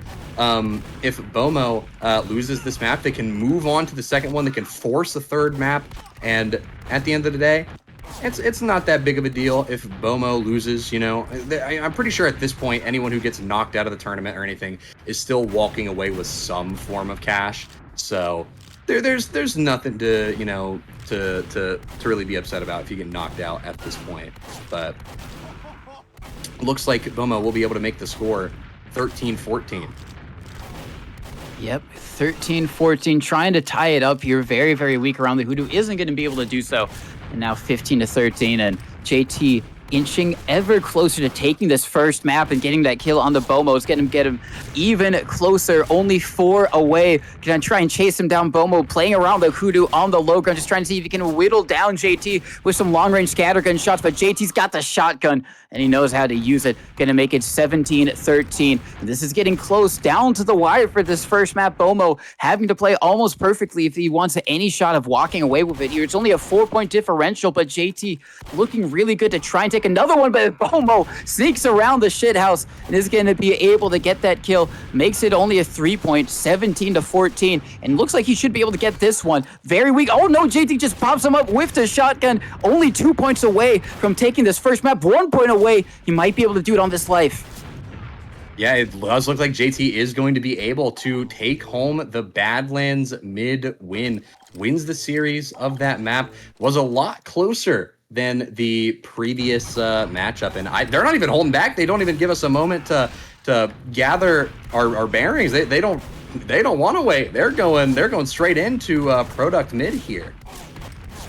Going in on the product mid, and I think in a lot of ways this might be a must win for both of them, because if they do go on to ammo mod, we already saw JT was looking really good, I assume, in the first 2 matches that he had against Yum Yum on these maps, but He failed to convert against Yum Yum on ammo mod, and Yum Yum was making it look really, really good. So I think, for JT, probably wants to win on Viaduct, so he doesn't have to worry about, ammo mod and having to not use his shotgun, which he's been using to great effect so far in the first two. But Bomo is actually going to be the one getting the early lead 5-2 on Viaduct. Yeah, and that lead does get cut down slightly, 5-3. But oh my goodness, JT, you can't do that. That is that felt illegal. I don't know why, but that rocket just felt illegal. That lead gets cut down. Oh, he extends it a little bit. Bomo gets another kill, but is able to get a 2-point lead, 6-4. But I don't think JT really cares. JT's looking for that extra kill, trying to get another point on the board. So, I mean, at this point, we're at the stage where it is just going to be a lot of manipulating space. We saw it with Yum Yum, where they were struggling to get out of these awkward spots where they were getting held back into where they were spawning, and they would just get obliterated. But as soon as they broke out, they were able to make a lot of things happen. They were able to snowball that momentum. So I guess Bomo is trying to make that same thing happen here. Like you said a little bit earlier. Ooh. Wow. Goodness me. But Oh my God. My goodness.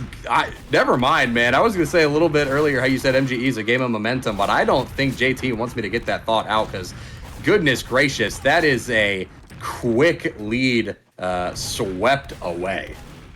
Yeah, he wanted the momentum for himself. He saw you start to talk about it. He's like, no, I'll just yoink that for me. And is able to hit some nasty air shots onto Bomo. He's going for the melee, almost gets it onto JT. JT able to defend himself with the shotgun, but Bomo was very, very close to being able to get that one. 9-11, JT absolutely turning up the heat. I think basically on a 5K, he doesn't have any kill streak weapons on, so we can't see for sure, but was enough to be able to start dominating Bomo as he gets the revenge on that next life. So it's going to be 10-12. JT going in for the bomb, tries to go for the air shot, misses it, and this should be Bomo's one to win, and he is going to be able to get it. And I do wonder, and maybe we can get some insight from one of the Soldier players after this is all done, how Viaduct is playing for them, because obviously Badlands mid, it's one that they've all played a lot of times. They've played against Soldiers, they've played against Scouts a lot, but Viaduct, even though I think it's pretty good for Soldiers, it's not one that a lot of Soldiers practice in the same way that you do your Badlands mid and your Badlands Spire and your Gullywatch Spire. So I mean, we're seeing some amazing shots come out from JT, so obviously not affecting him too much, but maybe some of the cheekier shots as he tries to go for some kind of under the little sign and things like that, they may not have as close to muscle memory as maybe something they would do on Badlands. Yeah, I feel like Product Middle just isn't the nicest place to play Soldier, although I guess we're seeing that theory possibly get squashed here as JT is going on a tear. 3-point lead here and runs the possibility of taking this first round away from Bomo. This is entirely possible. It's 19-16 here, 3-point lead, and that is the first round handed over to JT here. And they're not even going to hold back. The second round is already underway, and Bomo's going to be the first one to get some damage out here. And Bomo will actually get the first kill of the round. I really thought JT would be able to make a little bit more of that, but I guess they were kind of stuck on the lower side of the rock, so having to fight upward there, especially against the scout, just kind of sucks.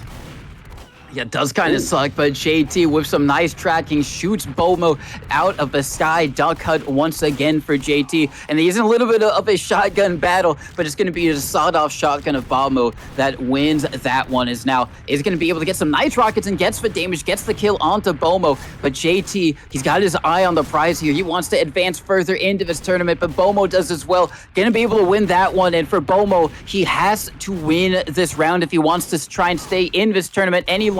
He's jumping on his head. He's going to be able to get it. One of the most annoying situations as a soldier when a scout is so close to you, you're just turning your mouse desperately, frantically trying to track them, and you're not being able to make it work as Bomo gets another one onto JT once again, taking an early lead in this Viaduct round as he did last time. But JT, will he have the same type of comeback as he did in the previous round? I do think it's entirely possible. We've seen JT come back from, well, I don't know if we've seen JT come back from a bigger gap. I don't know what the biggest gap we've seen JT come back from is, but I think it's been set by Bomo if it wasn't that high before. One thing I noticed about why Product kind of seems like it wouldn't be very fun to play for MGEs. These spawns are very unfortunate more often than not. And you often just get spawned right in the face of the person you're fighting against. Sometimes it can go in your way. Sometimes you're just right there. You get a free meat shot off. But other times JT is just going to be able to immediately look at you and hit you with like a 90, 80. Sometimes it'll be a splash, but you'll still take 50 damage from that. Lose all your overheal and everything. It's just very unfortunate. So looking at it though, 9-8, nice kill from JT, but this could be tied, or Bomo could increase their lead, and that is exactly what he will do. 10-8 here in favor of Bomo, but that could change very rapidly. Yeah, it could change very, very rapidly. We've already seen JT being able to come back from these types of situations as Bomo has a little bit of a lead. JT on 1 hit point. He just needs a couple more shots, but no, Bomo's going to be the one to get that. Makes it 12-8. Good stuff from Bomo as he has to win this round if he wants to try and stay in here. $100 at least for winning this match, guaranteed. A lot more if you're able to go further into the tournament, but it all ends or starts for them right here in this round. JT playing around the rock, trying to track down where is Bomo with that shotgun out, but it's going to be Bomo's that wins it 13-10. He's jumping over on the high ground, just trying to play around the rock. Is he going to commit? He's got a lot of health. He can afford it, and he is going to be able to get it. Forces JT to come over to him 14-10. JT going to go in for the bomb and is not going to be able to make anything work, and it's going to be 15-10. Bomo looking more and more likely that he's going to be able to win this second round.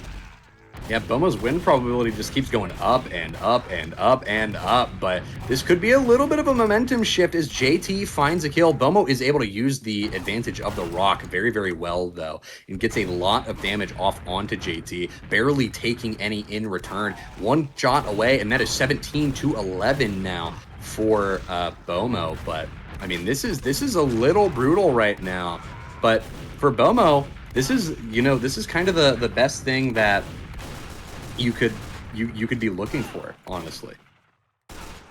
Yeah, really, really good. Only 1 kill away. He's going to be able to take us to a third round, and he does it 20-12. Really great comeback response from Bomo, but he has to do it all over again if he wants to still stay in it, because JT is still with the map advantage, and he just needs this round, and he's going to be able to guarantee him a spot further into this tournament. Bomo loses this, he's going to be knocked out, but Bomo immediately getting a nice little early 2K. JT playing very safe around the rock, trying to get some early spam damage off, not going to find him. Bomo just rushes in, gets down with the meat shots, and that is going to be 3-0. Yeah, Bomo is off to a great start here. Does have a little bit of that momentum taken out of his sails, unfortunately for the Bomo fans, including myself. That's 3-2. JT able to mop up 2 kills there. And yeah, I think this is a crazy momentum shift, actually. We've seen scores tie up pretty quickly in the early game, but I don't think we've seen 3 kills come in that quickly, at least not on Via. Although we did see Kobe with the triple air shots and just immediately blowing someone up as soon as they spawned the other day. So maybe we have seen a lead get tied up a little bit quicker than this, but that's neither here nor there. Bomo is up 2 points, now only 1, 5-4. Bomo is really trying to use that rock to his advantage, and I don't really blame him. I mean, that's the best thing you can really do against JT here. Just bully him from a distance, force him to come towards you, and you can slowly whittle him down, and he has to try so much harder to get damage onto you. He's got to shoot up at you, man. It's just the basic concepts of the high ground, and I think Bomo is doing a great job trying to use it, but JT is just, JT's JT. Fantastic player, doing a great job at preventing Bomo from getting the most out of it. Yep, doing a lot, but Bomo still in the lead by a little bit, 8-6 at the meantime, 6-8, and Bomo is going to make it 6-9 as he's going to be playing over on the high ground. He's got JT very, very weak and he's going to be able to get that kill. JT going in for the bomb, trying to find the scout, sees him over on the rocks, going to be able to hit the rockets to get that one. 10-7, searching for him. Search and destroy is JT's mission. Not going to be able to fulfill it that time. He's going to have to get some legal complaints because of it. And nice little, he threads the needle. And oh my God, just shoots him down. Just sends him in, cratering to the ground with that one. Still 12-9, Bomo in the lead, but JT has shown up some fancy moves. Yeah, JT is really trying to claw this one back. And I mean, if Bomo wins this, they force the third map. Like I said earlier, it's not the end of the world if Bomo loses Badlands mid. I'm fairly confident that they can force a third map, but their lead is dwindling rather quickly. It is a 1-point game here, and Bomo seems like they could fall at any moment, and that score could get tied up. But they're going to be able to maintain a 2-point lead for the time being, really trying to use their movement here, but a nice rocket from JT. Another nice rocket, getting some early damage onto Bomo. 15 tied game here. Yeah, it's all tied up here as we could see JT walk away with this one.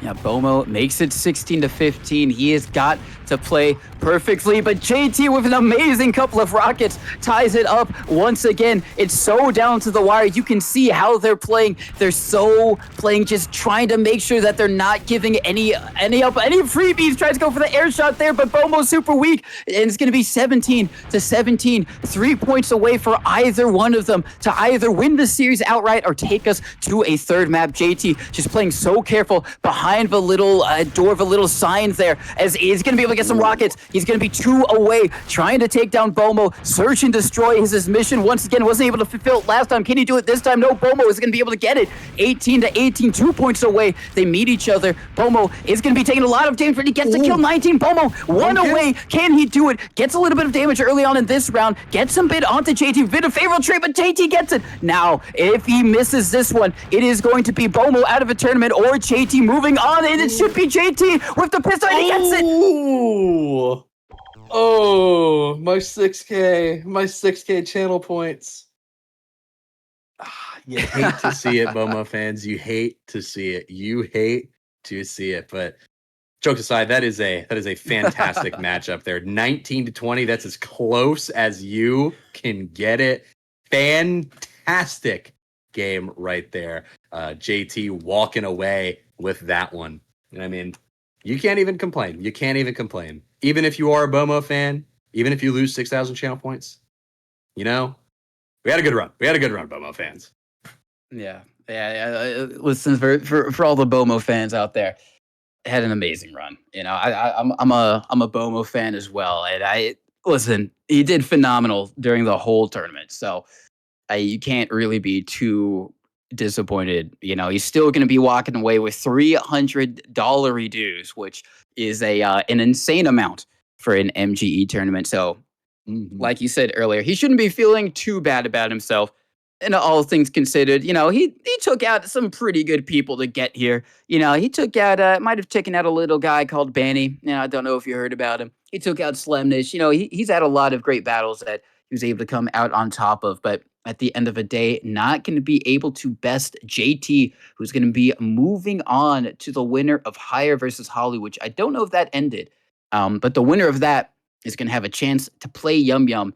And the winner of that has a chance to play Kobe in the grand final. So still a lot of MGE action on the way. But, the stakes, they're starting to feel real now. People are getting kicked out of a tournament. We're down to only a few select players left. And, I think, every kill is really just like a lot of money on the line, because the difference between 4th and 5th, I think, was around about, $100. 5th place got 300. 4th place got 400. Now between 4th and 3rd, that's $200. 3rd and 2nd, $400, and 2nd and 1st, $1,000 difference. So you're really starting to feel the pressure. Yeah, I mean, at this point, every kill you get is worth significantly more money, and also every time you lose, you lose out on a hefty sum you lose out on a comically large money bag that you can sling over your shoulder. It is at this point, the money that you are losing by losing becomes a little bit hard to conceptualize. Although, I guess with prices of everything, $600 can maybe get you a Big Mac, maybe half of one if you're lucky. But Maybe a Big Mac, just the Soul Mac. It's not even a Big Mac. you It's get like the concept of a Big Mac. yeah, it's just a medium Mac. The Mac's been on a diet. He ain't big anymore. Wouldn't that just be like a quarter pounder? I guess. Yeah. He's been on a diet. He's been he's been slimming down, half eaten, half eaten Big Mac. The half-eaten Big Mac. For 600 big ones, we can give you a half-eaten Big Mac. Epic picture on screen. Poor That Kobe. is an epic picture Poor Kobe. on screen. The last man standing. The last one. The last of the G6ers. Man, Caps didn't even enter this tournament. What the heck, bro? Or Chris, as he's going by now. Might be. But Kobe, yeah, one of the last ones from that little group, still in it. But we've got a lot. We got a lot of amazing players still battling out. I still don't know if Hire or Holly won, but whoever one of them's going to face off against JT, we still got Yum Yum and we still got Kobe. So we still got our fair amount of pure sixes representation. We've also got our half the remaining cast being MGE Lord. So a good split down the middle. Yeah, and just to answer your uncertainty, Hire knocked out Halu. I believe it was 2-0 on both maps, if I'm not mistaken. That is what I heard earlier when that match ended up finishing. So JT versus Hire, and then whoever finishes this match will end up moving on to face Yum Yum, and then I believe whoever ends up finishing or whoever ends up winning that Yum Yum matchup will then move back up and face Kobe to determine who is going to be the winner of the game, if I am not mistaken. Yep. I think that is a Scrandle time. Oh yeah. What in God's name is that on the right? Oh, peas and gravy. That looks awful. That looks absolutely dude. just. I would not Yikes, wish man. eating that on my worst enemy. Somebody just Yikes, said right man. is chum bucket food, and I have to agree. Dude, That's some chum bucket food. That looks right like plankton's vomit, bro. Like, I'm not. I'm you know not when like eating that, SpongeBob man. like accidentally like steps on plankton and they like show the bottom of his shoe? That's what it Yes, looks like. yeah.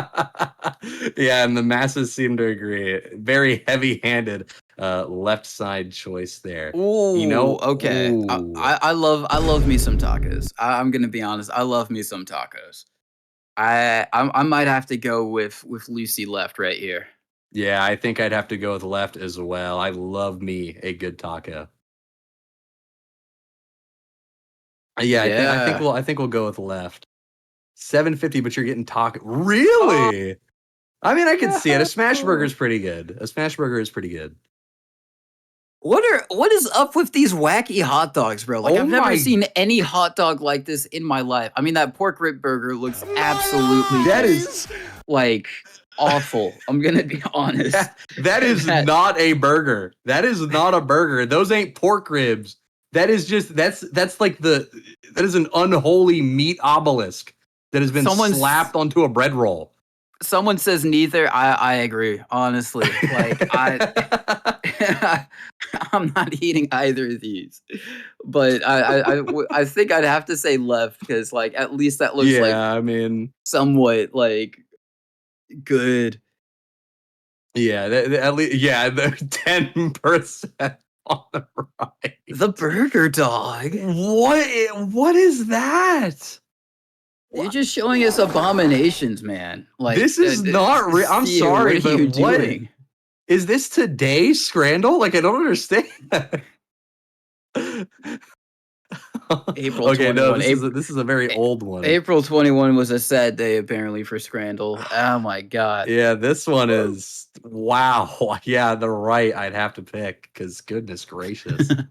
Oh my! Oh, these both look terrible. Dude. Dude, there's no way this is a real choice that we have to make here.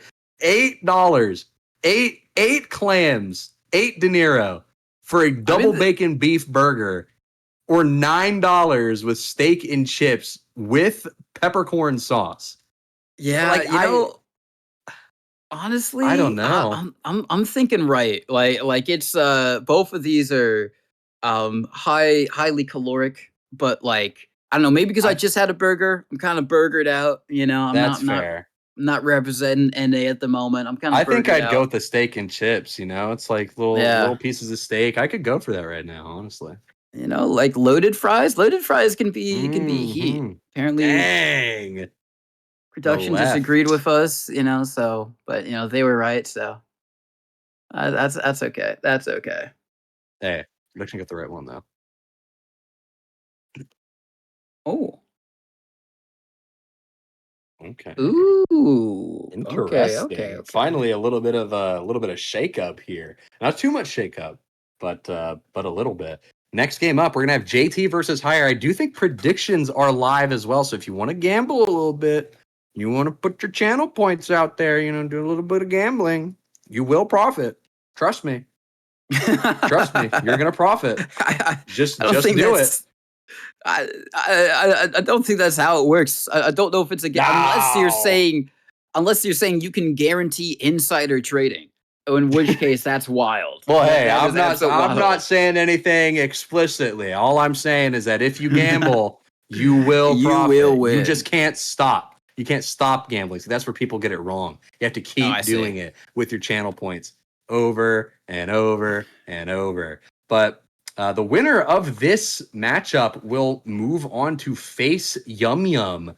And after that, I think, like I mentioned earlier, whoever wins that Yum Yum matchup moves on to face Kobe in the grand finals. So I guess we'll just have to wait and see who gets to take the Dubski in JT versus Higher while we wrap up this scramble here.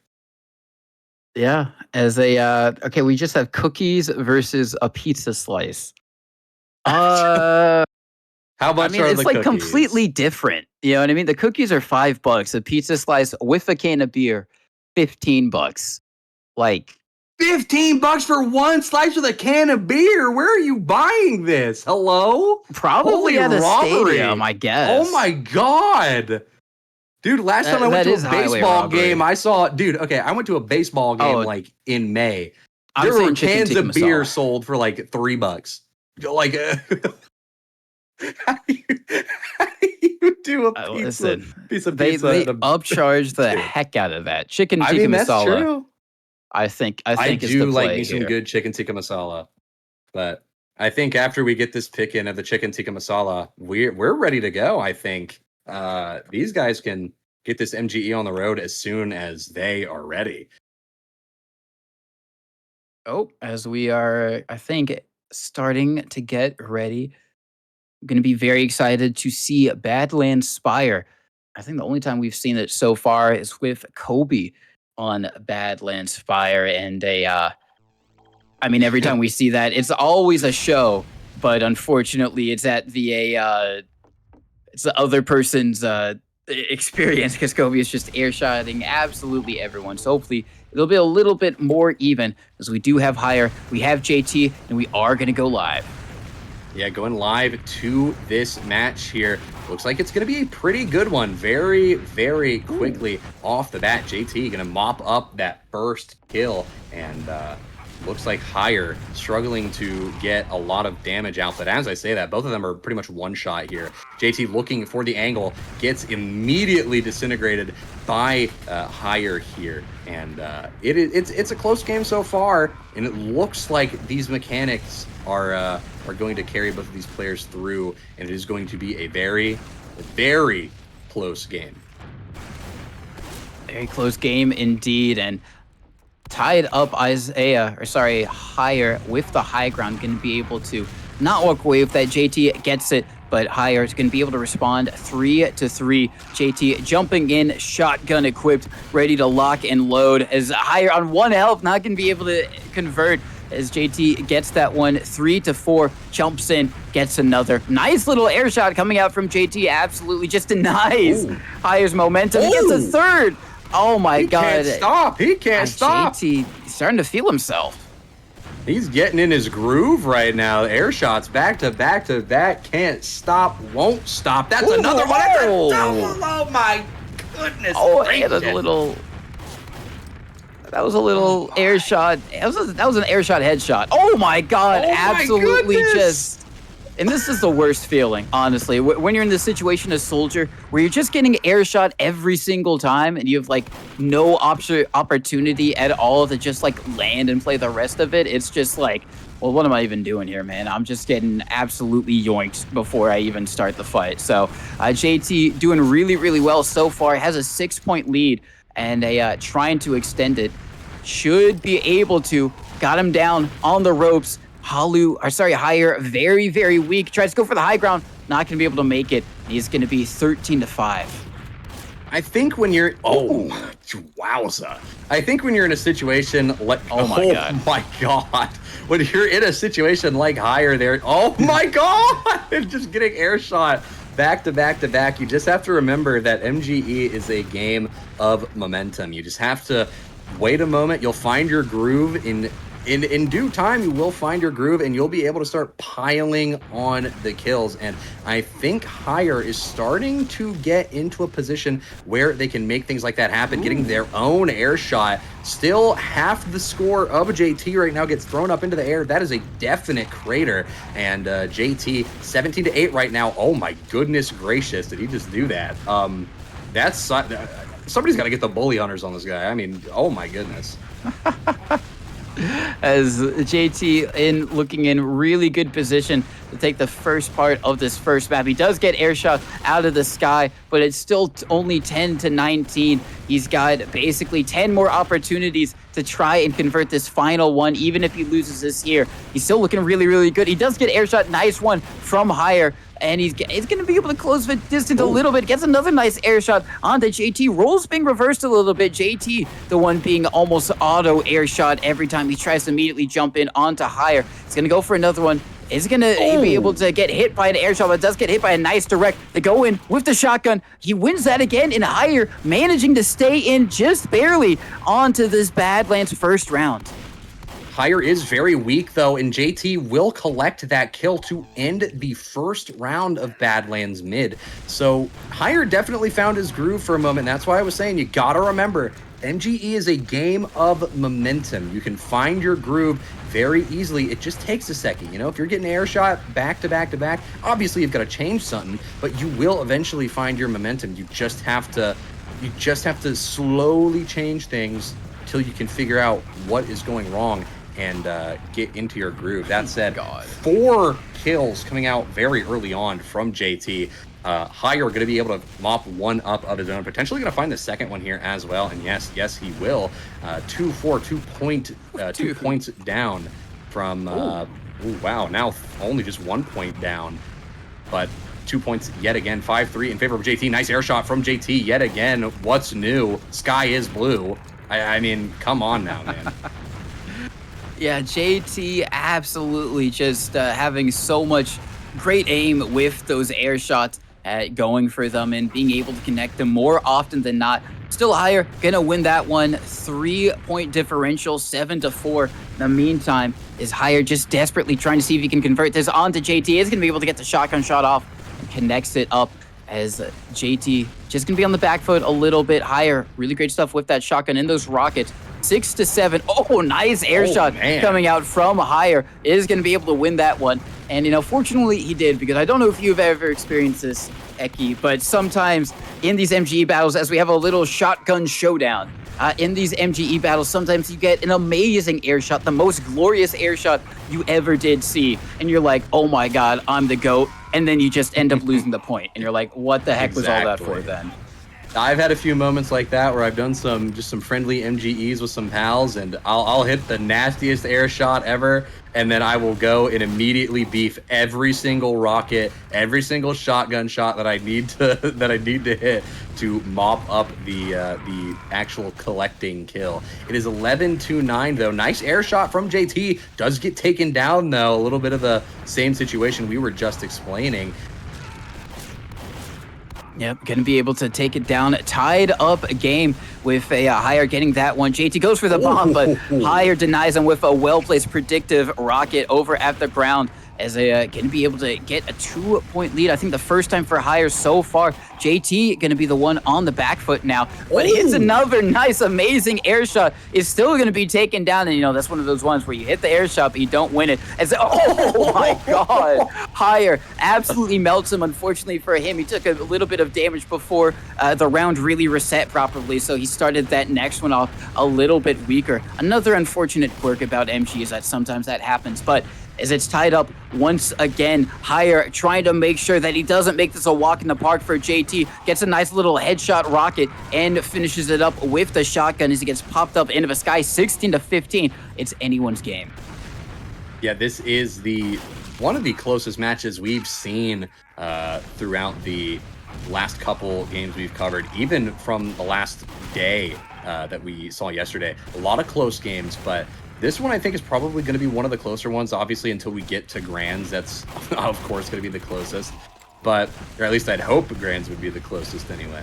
But this one's going to be pretty close. 18-16. JT is actually the one down. Could close that lead pretty quickly, though. Higher is very low. Both of these players are one shot away. JT is going to be able to find the killing blow, though. No air shot for him. Does get a nice direct as Higher lands. It's tied up 18-18 here. And that is a lot of damage coming out onto Higher. Lands on the Spire, but gets taken down. That is a jump coming in from Higher, but it doesn't matter. They're just not able to find their footing, and they will go down there. JT wins that fight. Yep, is going to win the fight, and we move over on to Badlands Spire, one of the most iconic MGE maps. As a Higher is already there, and we are going to go live as soon as JT adds up, and he does so now. We are going to go live with the second map. Higher has to win this if he wants to stay in the tournament, and a nice early predictive rocket onto JT is going to be a great way to start off that endeavor. Yeah, this is a fantastic way to start off your round. This is the way to start it right. Nice switch to take down JT with the shotgun there. I believe that was an air shot to juggle up JT, but wasn't a lot of damage. JT gonna get his first point on the board here for this round. Gets thrown into the floor, spiked, and that will be 3 up for Higher. Looking to make it 4 if they can, but unfortunately they cannot. It'll get a little bit closer to tied. It's 3-2, now 3-3. JT gonna be able to throw Higher into the ground. Does look like Higher actually going to be able to take the lead here as we move on to this next fight. Both of them just trying to jump up to the Spire. I mean, that's usually how Badlands Spire ends up playing out all the time. But we do see every now and then both soldiers just kind of shooting at each other, trying to walk up the ramps on the side. Yep, sometimes depending on how it plays up, you might just try and go for the walk, especially if you've got the shotgun up. You lose so much health. If you're just used to kind of playing with the gunboats, maybe you don't MGE with shotgun and you really only play 6s, so you never really use shotgun at all. But, you know, it can be quite the change up, you know, having to lose at like 50 or so hit points just going in for the bomb. So you got to be a little bit more mindful of it, especially on Badlands Spire where, you know, you have it a little bit on Badlands Mid. You know, the fall damage can be a factor depending on how far up you get popped, but it's especially a factor on Badlands Spires. We have a little bit of a shotgun duel. It is going to be JT winning that. Basically a tie game, just very slight advantage, but they is going to be able to tie it up 9-9. And they, nice air shot from Higher onto JT. He's going to be able to give him the lead. Gets another, and still needs to connect this final bit of damage to get the point. Is going to do it. 9-11.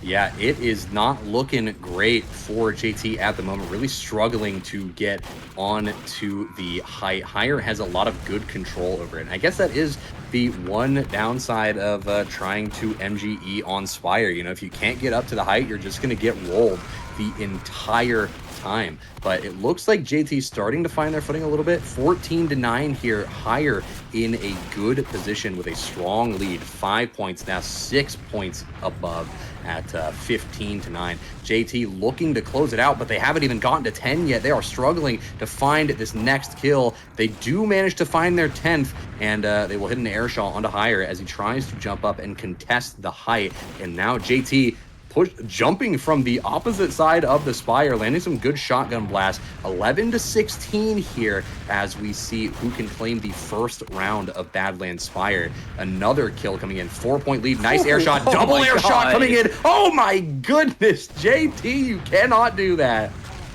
Absolute insanity coming out, but it's still going to be Higher in the lead, just barely by 4 points. Is going to be able to make it only 2 points away from taking the first part of the second map. Gets a nice little rocket onto JT. Is going to have to jump up once again. Nice spam from Higher, just denying JT any presence on that little area, and is going to be able to make it 2013. An amazing year and an even better scoreline for Higher as he gets him a little bit closer to that third map. Oh my god, an amazing way to start off the second round of the second map.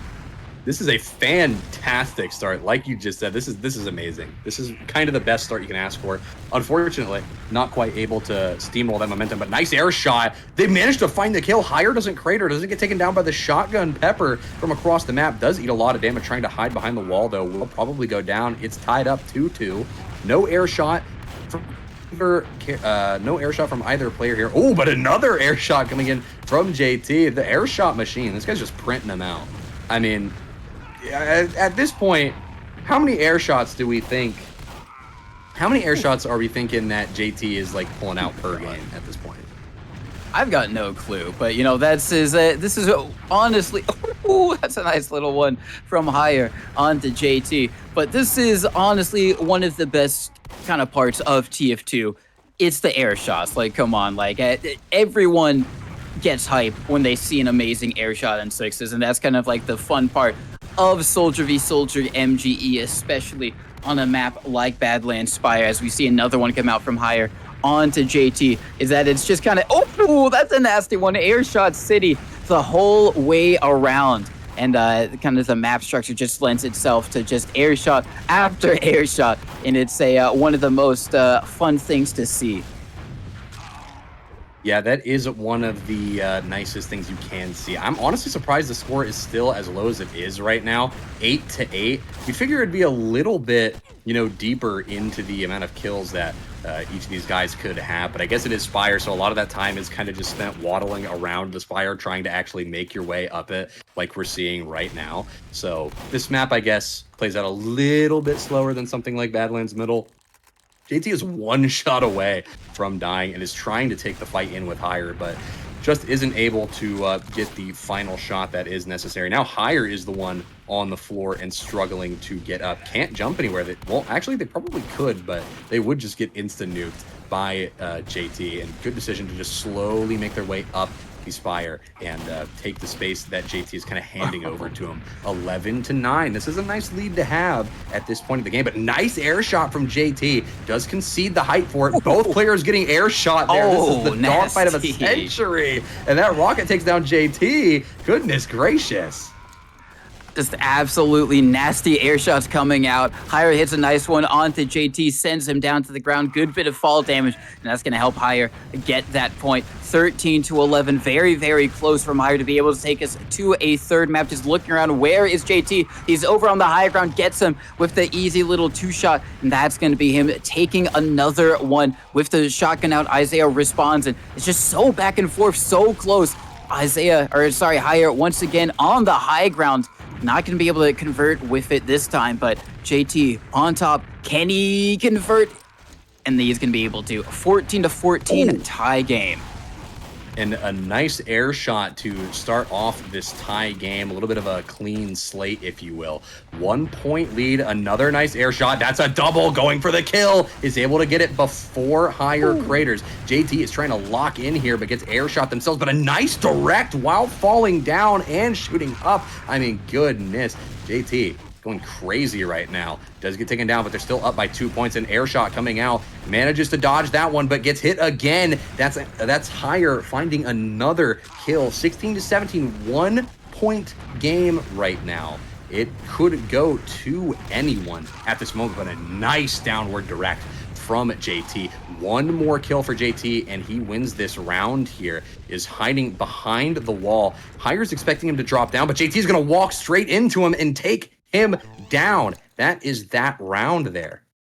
That is that round. So we've got one more, on Badlands Spire. It is a best of 3 on each map. So if you are JT, you win this here, you guarantee a spot going forward to face off against Yum Yum. If you are higher, you have to win this, otherwise you are knocked out of the tourney. This is for 3rd and 4th place respectively. The loser gets 4th. The winner, at bare minimum, gets 3rd, even if they lose all their other matchups. So going to be all down on the wire for Hire here. He doesn't want to get knocked out of this tournament, not when there's, as much as we talk about the money, and there's a lot of money, it's also, the prestige of being able to say you are the best, the #1 MGEer in the scene at the moment. As we see some amazing shots come out from Hire with the rocket and following it up with the shotgun. And they're starting to get a little bit creative. You're not immediately going for the high ground, just kind of maybe bait each other out. And I do have to give commendations. We haven't seen complete scumbag MGE yet. We haven't seen like insta shotgun denying from anyone so far. So even though there is a lot on the line, these guys have been pretty honorable all the way through. Yeah, they have been pretty honorable with each other. I mean, this is just kind of a duel between 2 skilled soldier players, and I've been seeing some murmurs in the chat that apparently Hire is like top 3 MGE elo or something. I don't know how true that is. Can't trust Twitch chat for everything, but that's something I think I could trust them with. Nice shot from Hire, trying to get some early damage onto JT. Will be successful, getting themselves a 3-point lead here. Another shot. They do concede the height for that air shot, though, and JT is looking to hold on to that height, but just isn't successful. Tries to jump up, gets hit by an air shot, gets hit by another shot from Hire, lands in the water, I think, and it stops his fall damage, but does get taken down by the shotgun. Hire has to shoot upward, is right beneath JT, though. This is a 6-point lead on Spire, reduced to 5, but that's still a sizable lead. That's a 4th of the way to 20, and that's all Hire needs. All he needs at the moment, 12-8, is going to be able to get the shotgun to make it 13-8. As they once again getting another nice one, pops him up straight into the sky. Nice air shot from Hire as well. 15-8. He's making it look more and more likely that we are going to see a 3rd map with the high ground. Makes it 16-8, double the score. But is he going to be able to close it out? Still doable for JT. Very weak there. And it seems like Hire has found his footing on this map. He's looked pretty good on it, a little bit better than he did on Badlands mid. Second, favoring him a lot more. Tries to go for the melee, maybe just out of all other ammunition, so I had to try and go for it. Not going to be able to make it work, but only 2 away, and he's going to be able to take us to a 3rd map and keep his hopes of staying in this tournament alive. Yeah, JT hasn't even reached 10. Okay, well, never mind. They have reached 10 kills. That was a beautiful rocket. Very well placed. Both air shots beefed from Hire here. JT is really trying to close the gap. It's a 1-kill game. Air shot misses the double, misses the landing rocket as well, but it doesn't matter. JT tries to jump back onto the Spire, and we are going to be moving on to ammo mod. Hire has forced map 3, and I don't think they're waiting. They're just going to go straight for it. Oh, okay, never mind. They're taking a brief moment. They are doing a little brief rest to try and maybe figure things out. I don't know if we know if they're going to do shotgun inclusive of it. They might be doing it. Seems like, okay, yeah, they are doing shotgun. So they are allowing shotgun. So they're not going to be blocking it. So it's going to be rocket and shotgun. As we do have our stand-in MGE moderator going in for the kill, Ooh. gets Oh it. my goodness. Absolutely. It's knocked up. Oh! Okay. MGE JT's not moderator taking number anything. 1 in the world just got destroyed by JT there. I don't know if anybody else just saw that, but oh my goodness. Oh my Number 1 in the goodness. world right there. I don't think you can do that to MG moderator. I think that's illegal. Yeah, I think he's got some. I think he's gonna have to ban JT from MGE as a whole forever now for that one. But we are live. Hire gonna get the first kill, second kill as well of this map 3, the first round of map 3, I should say. But 3-0, putting up a 3 spot already, and we have just begun. It's a 4-0 game now. It looks like Hire is having the time of his life on ammo mod right now. Is getting whittled down a good bit more during this round though, and that is one final shot placed by JT. A 5 kill streak to start the round. That was nothing to scoff at. It's a very good performance from Hire, and manages to mop up that kill. Looked like for certain they were gonna die there, but nope. They're gonna be able to mop up their 6th. Are going to be able to do it. JT managing to claw a little bit back from the lead that Hire was able to build 6-4. But Hire can be able to come back 7-4. And, you know, this map, like you said, it's all on the line for either of these guys. 3rd and 4th are awaiting at least one of them, depending on how this all plays out. And, you know, Hire did really well to come back in Badlands Spire after JT was able to take Badlands proper. But you got to wipe that from your mind if you're either of them. You know, you might be feeling good from what you did on Spire, but, you know, this is a whole different ball game. And you got to be locked and loaded. You can't mess up it as well. You can't unlock, you know, you can't get the key and unlock your mind at this point. You can't relax. You got to stay committed. You got to stay locked in as Hire, going for some nasty air shots on to JT. Yeah, Hire has been pretty successful in hitting some of these air shots here. And I think with it being ammo mod, at this point, it is just a test of who has the better air shot ability, who can juggle better, who can do the quick switching better. I mean, this is going to boil down, at least after this round, it is 100% just going to boil down to raw mechanics. I think there's still a little bit of the fear in both of them. You know, it's anybody's game. Hire is still up, so maybe a little bit less shaky than JT, but JT is also only down 3 and could have a very easy time trying to come back into the game. Now down only 2, could potentially be down only 1. It's 14-13. That's a nice air shot. Misses the landing rocket. Doesn't get that kill, but mopped it up with the shotgun anyway. And that'll make it 14-14, 14-15 now. Hire able to mop up one more kill. Yep, so down to the wire. JT with some nice shotgun spam is going to be able to tie it up once again. They're going for it, broke. They're not leaving anything out on the field. Nice little pop-up. Tries to go for the air shot. Not going to be able to hit it. Still 16-16. JT evening it up. Very weak on Hire. And JT with the shotgun. Going to be able to connect. Well, nice surf in from Hire with the shotgun. Gets him. And that's going to be 17-17. They're just trading it back and forth. 18-17. It's going to be JT 2 away from taking the first part of this 3rd map, but Hire responds immediately right back. 18-18. It is going down to the wire. Hire only 1 point away from getting himself so much closer to staying in this tournament, and he's going to be able to do it 20-18. But he's got to do it all again, Eki, if he wants to be the victor.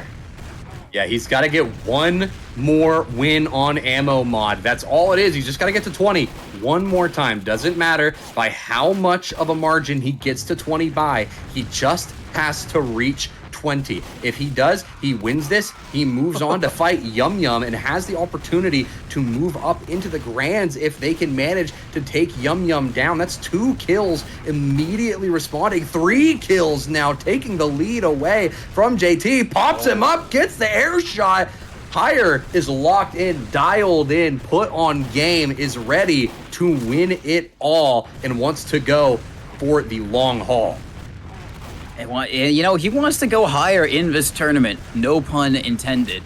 as he is trying to do his very best to stay in it. Wins that one 7-2 at the moment versus JT. Now out 8-2, and he is looking really, really good, really finding his form and the momentum in his favor. Finally, JT is going to be able to curb that a little bit with a responding kill onto it, but that's already a 6-point lead at the moment that he's got to try and come back from. Yeah, this is, and now it's a, well, I was going to say it's a 7-point lead, but now it's a 6-point, well, okay, back to 7. Okay, they're just trading back and forth here, it looks like. Back to 6 here, 11-5. It does look like JT is struggling a little bit, managing to get down to a 5-point deficit. Gets launched up into the air. No air shots coming out from Higher, though, and a little bit of beefage coming out from both players, but Higher is going to be able to land the final blow. That will be JT managing to kill Higher there, but again, it's just trade for trade. They keep trading 1 for 1, and if this goes up, Higher's in a good, or if this keeps going on, rather, Higher is in a good position to take home the second round on ammo mod, win the 2 maps. So at this point, it really just depends on if Higher can keep this momentum and snowball on 5 kills. Honestly, it doesn't even have to snowball. If they just keep trading, Higher is set. Ooh. Higher is that amazing air shot coming out from Higher. JT Ooh. really on the ropes. It's only 4 away from Higher, and he's going to be able to knock JT out of this tournament. JT has to play perfectly, essentially from here on out. Higher 3 away. JT has the heals advantage in this one, is going to be able to win it. Gets that one 17-11. And he's out with the shotgun, but Higher just pops him up, and it's going to be easy shotgun denial for him there. He gets The a final nice kill. little swap. Final kill. Could come in. Is it an air No shot? air I shot. thought it was going to One get air it. shot. Melee. He's going for No, the he was melee. getting a little bit He's greedy going for there. the trick shot on the final kill. Oh, what an air shot from JT. Lands. This is a 6-point game. JT could mount a comeback here if he's careful. The 360. But cursed him. My fault, pimp. My fault. Did not mean to curse you. But that one ended 20-13. Higher has just eliminated JT from the runnings and will move on to face Yum Yum in what is the second to last match before we move on to the grand finals. But we're going to take a quick, probably 5-minute break, get some water, go to the bathroom, you know, that kind of thing. Go get yourself some snacks. Go get yourself some water, and stay tuned. We're going to come back very soon with Yum Yum versus Higher.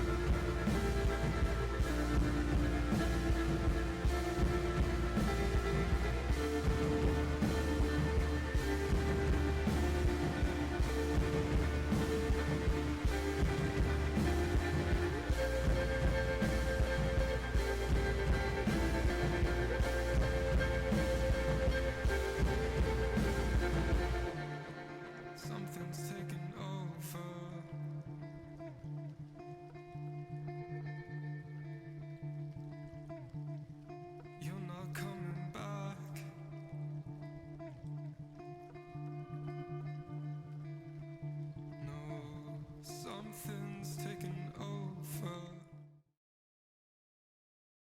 And welcome back, everybody. Our break is over. Might have been a little bit longer than 5 minutes, but we're back now. We're going to be bringing you Higher versus Yum Yum. Winner of this match advances to the grand finals, has the opportunity to compete for $2,000.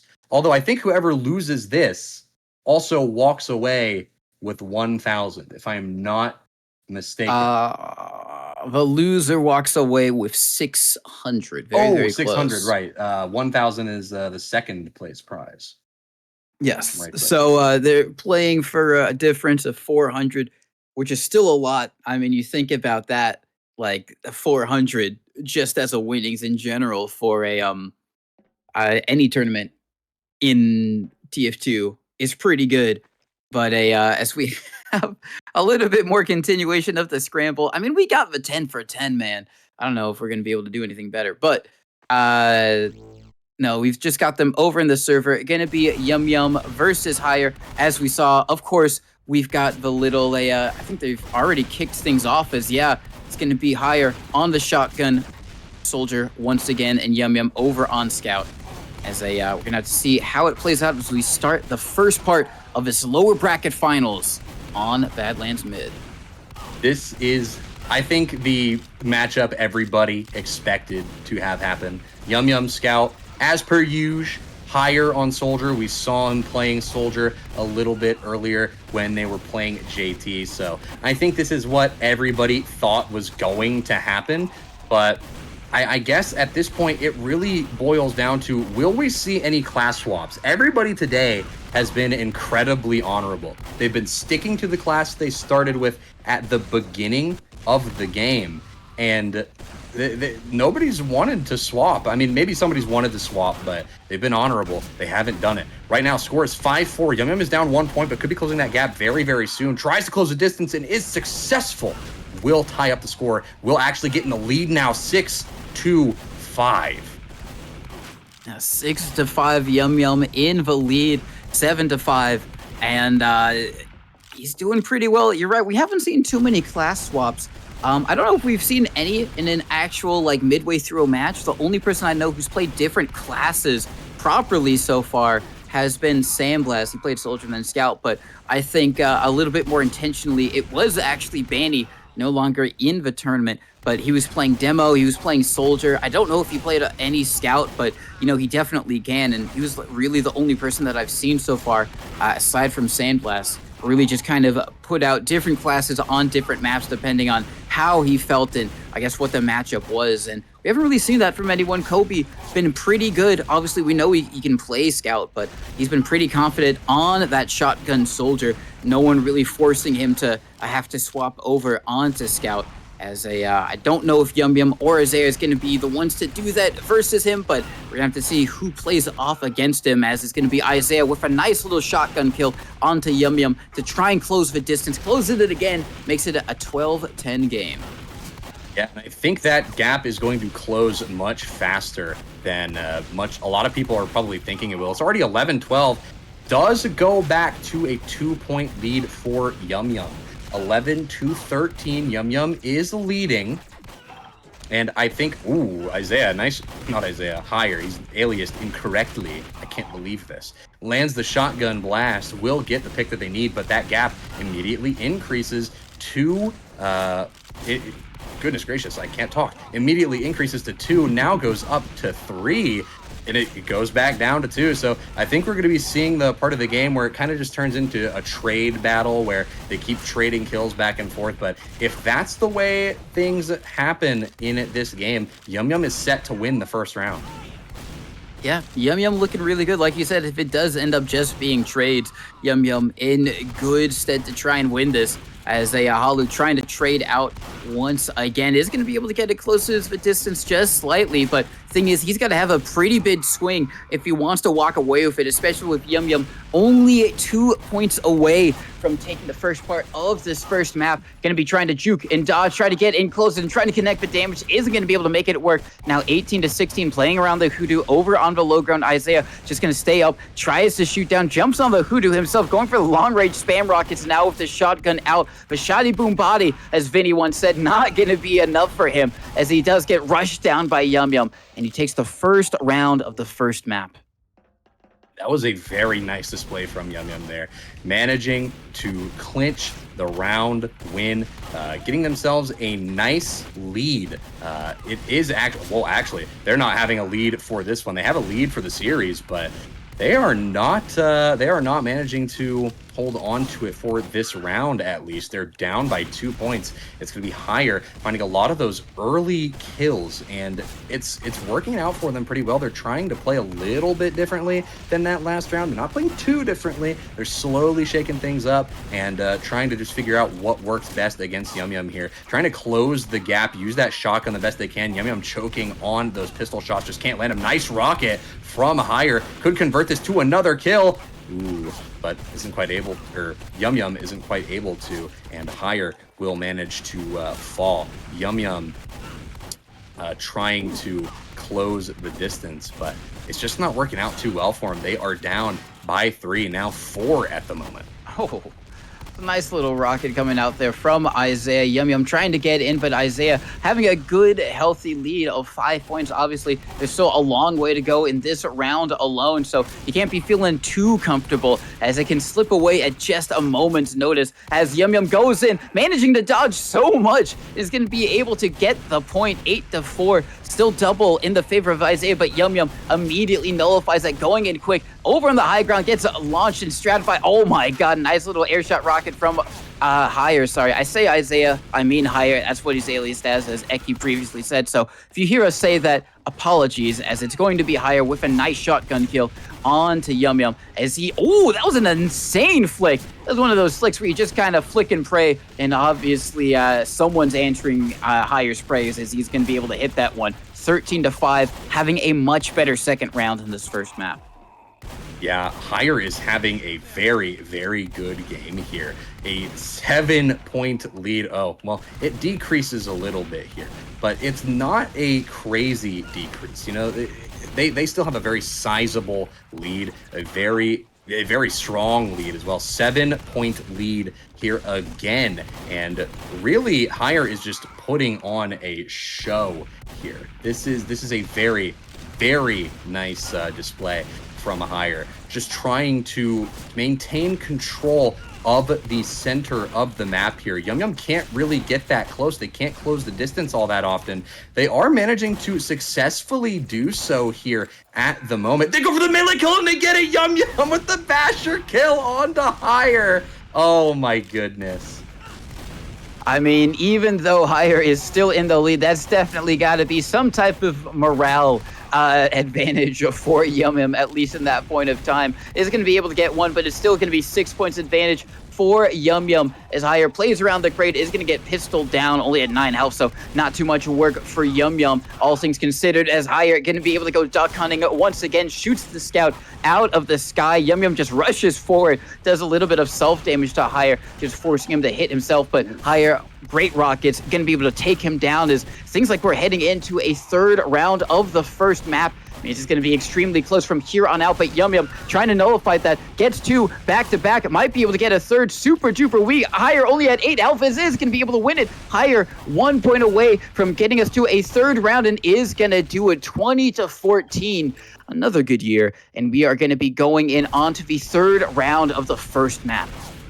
And this will be the final round of this map here, so no matter what happens, it's going to set someone up nicely going into the second map.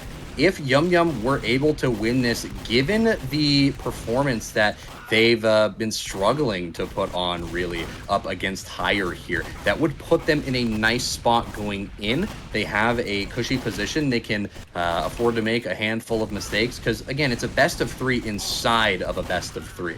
So they played the same map 3 times, and they got to win 3 of those series. So if Yum Yum can manage to turn the momentum around here and get a win, then things could be looking up. But they have to try and convert or swap that momentum pretty soon here. And I think that's what they're starting to do. It's 4-5, soon be 5-5. Yes, it will. Tied up. Yum Yum able to get that score retied, but Higher, finding a nice rocket. We'll get it to 6-5. Making it 6-6. The current score. Oh, nice little shotgun flick from Higher. Gonna be able to take down Yum Yum. 6-7. Current score line. Oh my god, insane rocket coming out from Higher onto Yum Yum. As going to be trying to dodge all those ones. It's going to be able to do it effectively. 8-7. Higher still with a little bit of a lead. Yum Yum comes in and closes it up. 8-8 is the current score line, and it's just going so quick, so back and forth. Both of them want that nice little one map buffer, as you called it earlier, a little bit of a breathing room, a space to mess up and go to a third map if need be. Make sure that your eggs are not all in winning the second map to stay in this tournament, but they both want to try and get that opportunity. 10-10. Higher with that one rocket onto Yum Yum, gonna be able to do it, but Yum Yum over on the crates has the high ground. Higher needed a hidden air shot, not gonna be able to do it, but he hits a nice little rocket at the feet of Yum Yum, hits another one, and is gonna make it 12-11. It is so back and forth, so close, Eki. Yeah, this is a very, very close game. A little bit closer than I thought it was going to be. I came into this thinking that, Hire's been putting on a very good show, but I thought Yum Yum, being the reigning MGE lord for quite a while. I mean, they didn't have the 24-hour MGE stream for nothing. I thought this would be a little bit more one-sided for Yum Yum in Yum Yum's favor, but doesn't seem that way. It seems very, very close. Obviously, Yum Yum could still win this, and at this stage of the game, it doesn't matter by how much you win by. It just matters that you win, and Higher goes down there. Oh my Good god. shot. Oh my goodness. That was absolutely insane from Higher, but Yum Yum is going to be able to get another one. He's 3 points away. Higher is 3 points behind. He's got the high ground, and that's enough to win him that point, but is Yum Yum going to be able to respond? He's got the low ground. Maybe Anakin wins this time. He's going to be jumping up, trying to go onto the Hoodoo. Higher, just trying to get any type of damage, but Yum Yum dodging all of it. He goes in onto the Hoodoo, jumps in onto the train tracks, is going to be taken down. 2 point difference and 2 points away for Yum Yum, and he takes the first map of the lower bracket finals. Higher, already weak. Yum Yum, very healthy. Going to go in close. Higher gets the point, 1 point differential, and Higher is trying to get closer to tie it up. Yum Yum playing around the tracks, trying to close the distance, playing around the Hoodoo, jumping on the crates. Is he going to get it with the pistol kill? Yum Yum 1 point away. Is he going to get it? Higher, not going to be able to connect it, and Yum Yum takes the first map 20-17. That is pretty much the best outcome you can ask for there. I mean, you win the map, you have some wiggle room now. You have the option to mess up a little bit, and I think Yum Yum is coming into this. They know that they need to win this, otherwise they're out of here. They walk away with only 600 clams, and that's not what they're here for.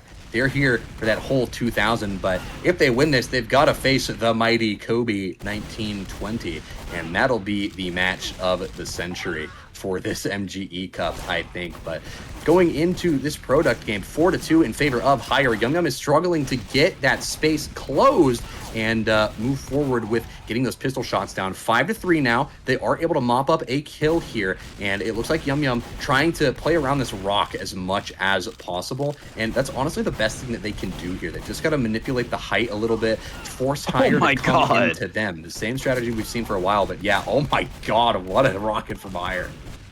Insane stuff coming in from Higher as Yum Yum tried to go for a little cheeky melee kill there as he was closing the distance. Wasn't able to get it. 8-3. Oh my god, Higher hitting some insane rockets right now. Yum Yum very weak, just dodging all the... He actually going to be able to win that one. Insane movement coming out from Yum Yum. I don't know if I'd go as far as to say immaculate, but it was really, really good. He's going to make it 8-5. Nice little rocket from Higher. They're going to be able to take down Yum Yum as still with the shotgun gets the kill. 10-5, and Higher needs to win this map if he wants to go in. Yum Yum forced up against the wall is going to still win that one regardless, as if Higher does lose this, he's going to be out of the tournament. And obviously third place, not bad at all considering the caliber of players that he went up against. But still, he knows that he can at least get the grand finals. It's been so close versus Yum Yum that I'm sure he wants to at least have an opportunity to face off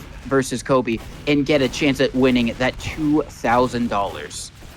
Yeah, and I think Yum Yum here, they're really trying to put it all out on the field. They don't want to hold any punches back. They want to just they want to wrap this up as fast as humanly possible. They want to get this second map out of the way because it's starting to get late, you know? I don't think these guys want to be playing, you know, as much, well, maybe, I can't speak for Yum Yum, but I don't know if Kobe wants to be playing MGE into early Monday morning, although I guess it depends on whatever time zone Kobe is in. I guarantee that grand final game will go into Monday morning. I am sure of it. But regardless of what happens, it's 12-14 here. Now 12-15.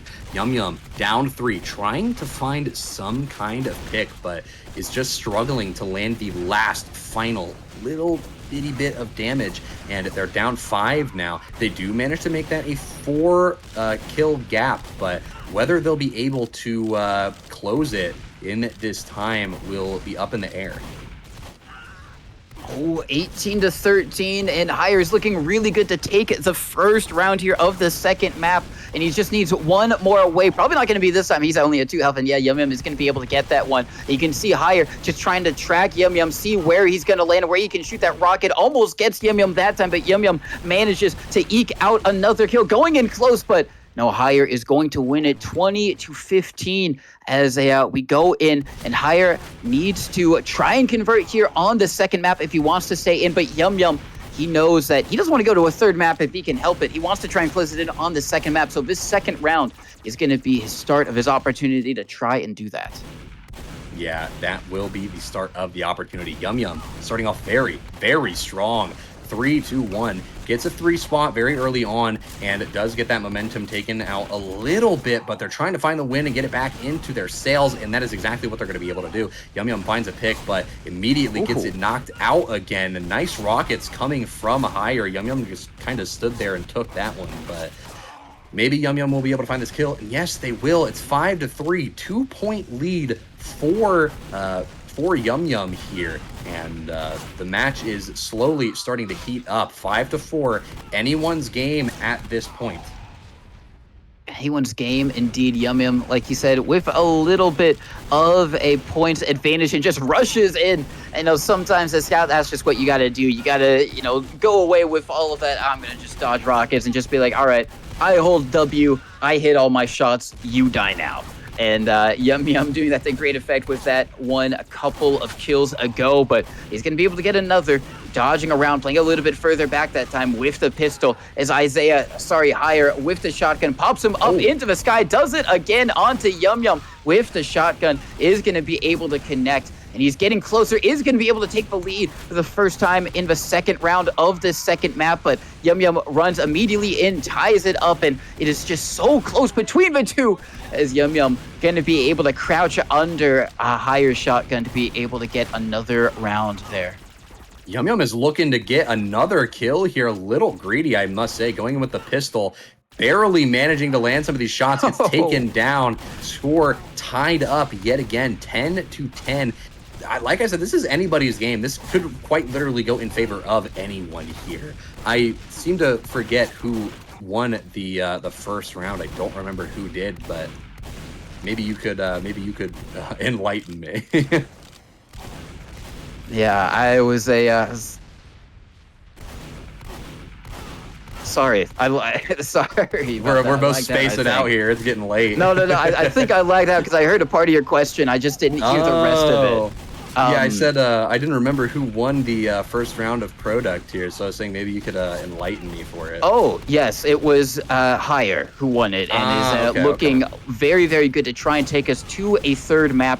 He's just doing so much excellent damage right now over on the field. I mean, Yum Yum wrapping around to be able to get that kill, going in so quick, just trying to make sure that Hire doesn't have any room to breathe at all, any time to really line up shots, and just trying to bait out all of those rockets as much as possible and force him to just rely on the shotgun, which is really good, but compared to maybe the high damage of a rocket straight to the face, it's just a little bit better for a scout to maybe try and deal with. So Yum Yum doing the best of his abilities there, but is going to be able to get the kill with the pistol. 16-16, extremely close. Hire just needs 4 points and takes us to a third map guaranteed. Yum Yum 3 points away of forcing a third round on the second map and getting himself a little bit closer to closing it out here and guaranteeing a spot in grand finals for a minimum $1,000 prize pool payout.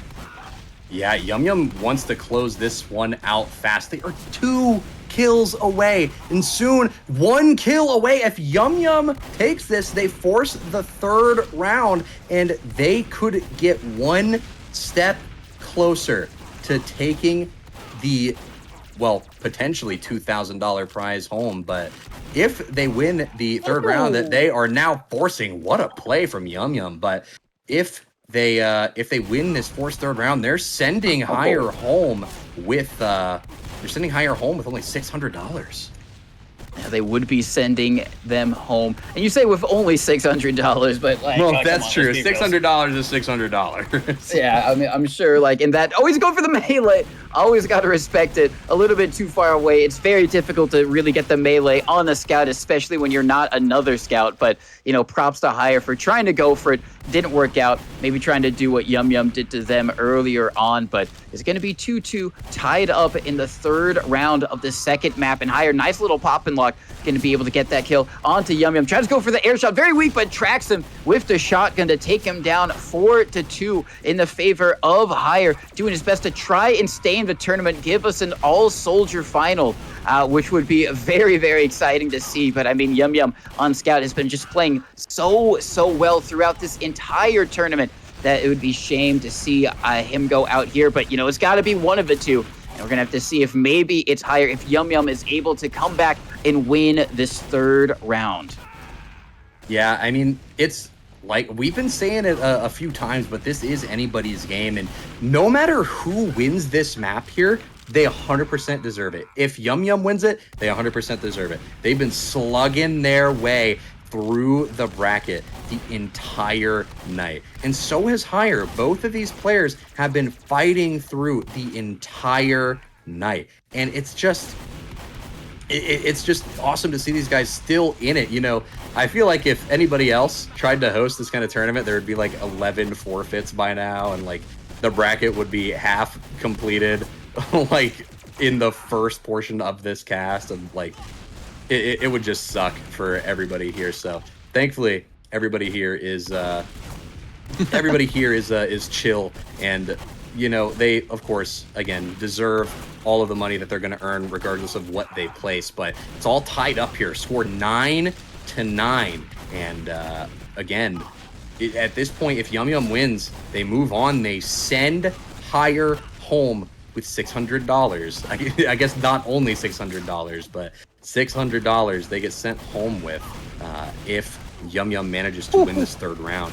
Yum Yum did force this third round, so.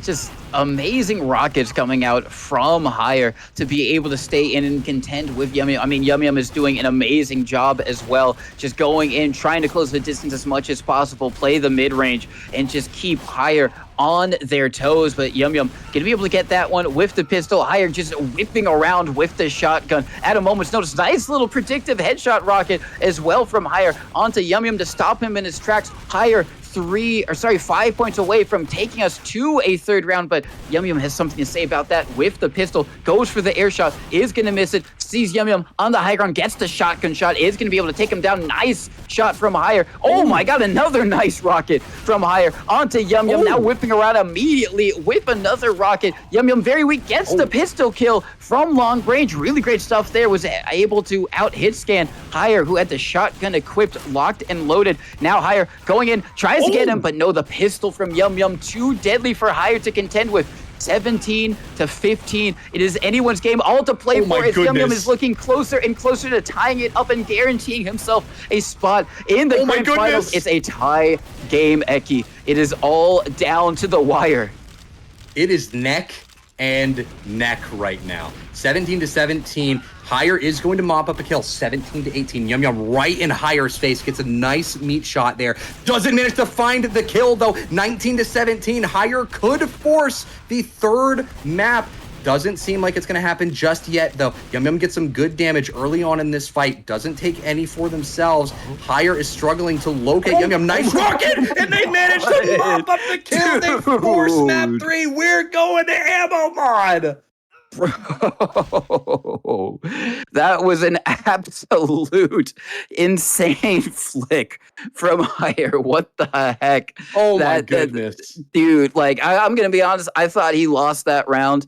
I didn't think he lost the whole entire map because there's at least like one more that Yum Yum needed to get. But like I thought that was Yum Yum's. I'm gonna be honest, but he just hits the most insane flick and follows it up with the shotgun. We go over onto ammo mod. They do not agree to secondaries, probably must to Higher's dismay. So Yum Yum is going to be waiting in ammo mod as unfortunately, we are taking a little bit of a break. So if you do have ad blocker and you're wondering why we're stopping, it's because we're waiting for everyone else to get back on board if they don't have that. But it does give us a little bit of time to decompress from a very, very tense close end to that second map that we saw, Eki.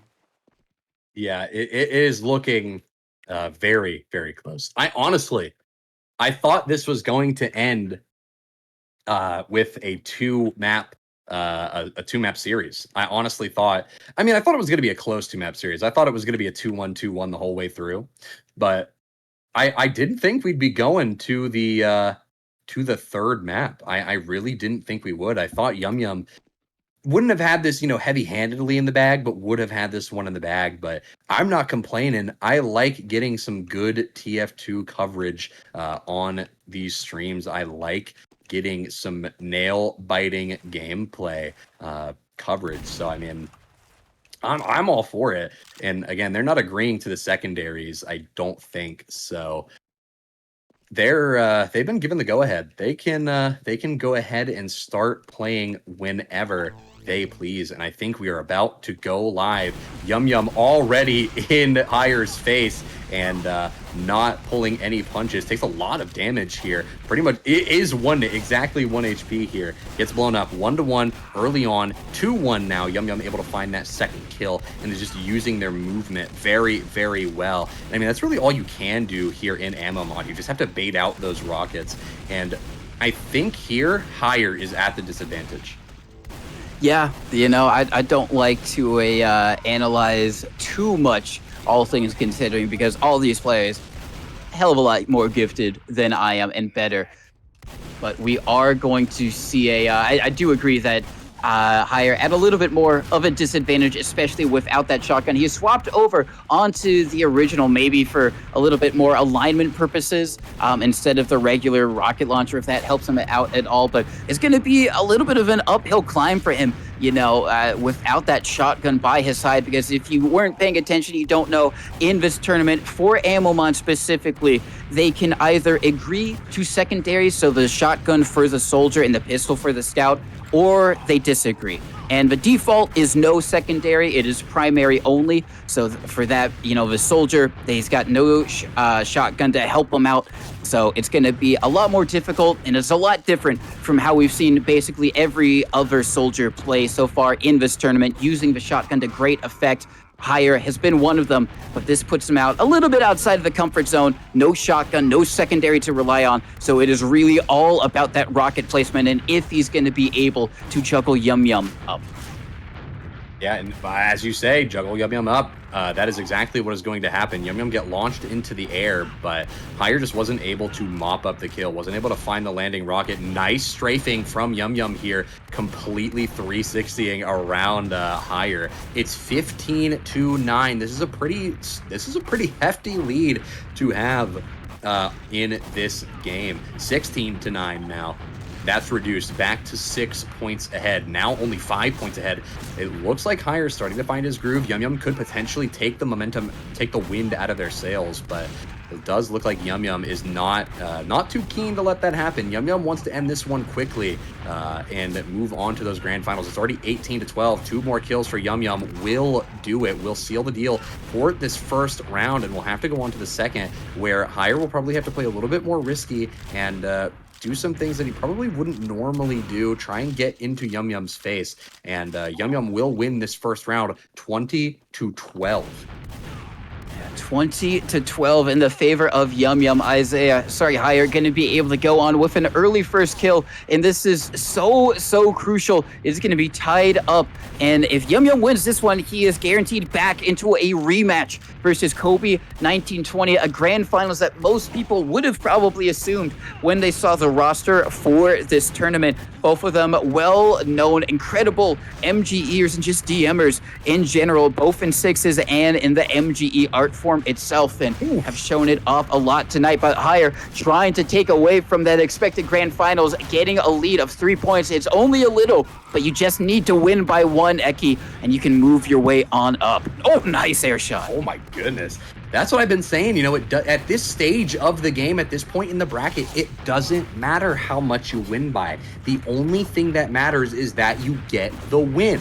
So right now, Higher is up 5, and they're looking to continue snowballing that momentum. And Yum Yum is consistently weak. Yum Yum keeps trying to get into Higher's face and just doesn't have a lot of that momentum that they had before. They weren't piling on kills back to back to back, and it looks like Higher is going to be the one in the driver's seat, at least for the time being. Both players very low. Yum Yum picks up the kill. 4-point deficit here. Almost gets air shot, manages to avoid it, and picks up a 6th kill. 3-point deficit here. Slowly whittling away at the deficit. Not too aggressive, not too passive, just playing around Higher's rockets, trying to bait them out. And Higher's getting progressively more patient with his rockets as we watch the game continue. But he can't get too patient. He has to be a little bit antsy, because if he lets Yum Yum get into his face and he decides he wants to shoot, he just did like 50, 60 damage to himself trying to damage Yum Yum. Yeah, and one of the most annoying things as a soldier in this situation is you've done a lot of damage to the scout, but they're just able to dodge those rockets, just go back up, and you don't have any hit scan to help you out, so you just got to be just hoping that they wander into one of your long-range spam rockets, and that can be a trouble sometimes.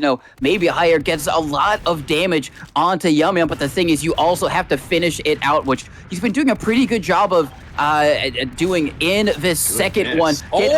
Nice rocket, insta pop and lock. I mean, yeah, if you're able to just jump them, lock them up, as you see, Yum Yum just rushed in, just face first into Higher, just trying to give him no room whatsoever to breathe and just to make that tracking a little bit harder, because you're looking all over the screen as he's dodging all these rockets. Now trying to play the distance, goes in, gets locked up, and he doesn't have another one loaded. He goes in, gets the high ground, gets over into the sky. He's going to be taken down, and Higher only 3 points away and taking us to a third one. Yum Yum is so weak on this life, is going to be able to get the kill. Just barely gets another one, 15-17. It is so close. Higher has to lock in. He's going to be able to get 2 away. He's got the one away. More.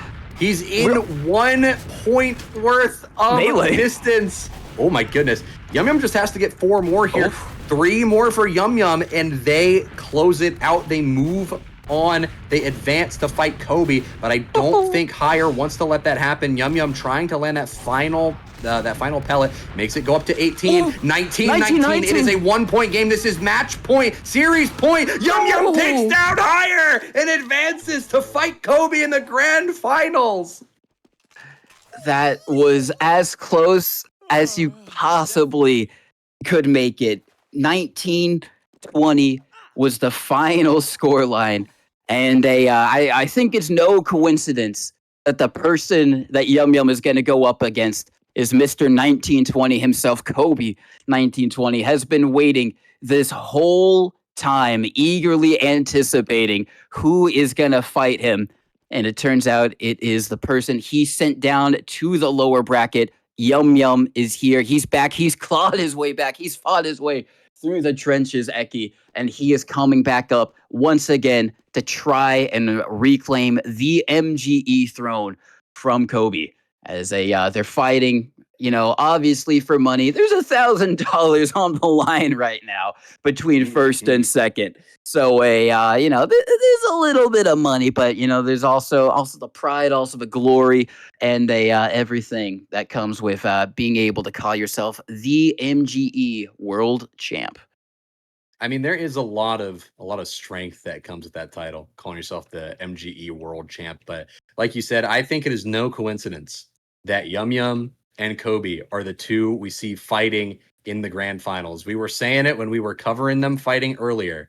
This is the sneak peek into what the grand finals are going to be like. These are the two players that are going to show up for the grand finals. And I honestly, I am not surprised it ended up being that way. It was a little bit of a nail biter. I was a little bit worried that Yum Yum would not be able to close it out. It looked like they were struggling a little bit, but they managed to claw their way back, and they've redeemed themselves. They've earned their chance in the grand finals up against Kobe. Yep. It's going to be a very exciting grand finals coming up for us. But if you're thinking about, hey, what is this all going on? I didn't realize there was this much interest in MGE. I didn't realize there was this much passion. Well, of course, this is all being done by MGE.TF. And they've been doing so many amazing things in the community over the past few months now, maybe like 6, 7, 8 months. I don't know how long it's been going on, but it's going on for a little bit now. And they've been doing 1v1 tournaments, 2v2 tournaments, which we actually saw Kobe win the 2v2 with Logan versus Alav and another European player who I'm forgetting the name of. It's kind of escaping me. Fancy, thank you, production CEO, versus Fancy. And they were able to win that. And they've been investing a lot of effort into the scene, obviously, with the money, but just in terms of the passion that they bring for this game mode, for MGE, something that some people might overlook just in their attempts to get better at Sixes or Highlander or something like that. But they're really diving in deep. And it's a really cool things to see because it's these things that really drive the community forward. And someone who is going to be able to talk to us a little bit about that is Neptune. Neptune, thank you so much for everything that you've done so far. And I think you've got some words of MGE wisdom that you'd like to impart on our crowd. Yeah, thanks for the intro. Thanks for casting this event so far. Yeah, I mean, 1v1 this is definitely our biggest event to date. We've been running this for a year and a half now. But yeah, 1v1 is only half of the event, like the format we do. We also run 2v2. We've ran a lot of 2v2 cups. And so we actually just had our first 2v2 season over in Europe.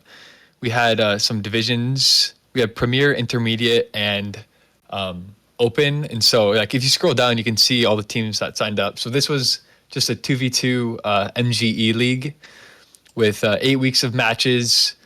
And yeah, there's about, if you like scroll all the way down, you can see all the open teams in Premier. So yeah, we had like Fancy and Ryan and ETF2L, QB and Nevo. And so yeah, this is just something that we're also trying to grow into North America. And we just did an intro season in Europe, and it went really good. And yeah, the players loved it. It's definitely a bit different than 1v1. You have the team coordination. But yeah, I just wanted to show off this 2v2 league. Definitely, like we try to do 1v1 and 2v2 events. That's what MGE is. Yeah, I don't know. I don't know if you guys followed the 2v2 league at all. It was mainly Europe. Yeah, I saw a little bit of it. I saw some of the I think one of the matches last week. But yeah, no, it's incredible stuff. And I mean, what you guys have been doing for this scene is just really, really cool. So yeah, if you're maybe watching from across the pond and you're like, this North American stuff is great. And we did have a lot of international competition. We had Ixie, we had Silva, we had Rico. So kind of all the major scenes outside of Asia Fortress being kind of represented here. So if you're, across in Europe, you guys are also doing a lot of great stuff over in Europe as well with the 2v2 stuff. But I guess you got the 2v2 coming up. Anything else that you want to kind of like hype up or get people excited for?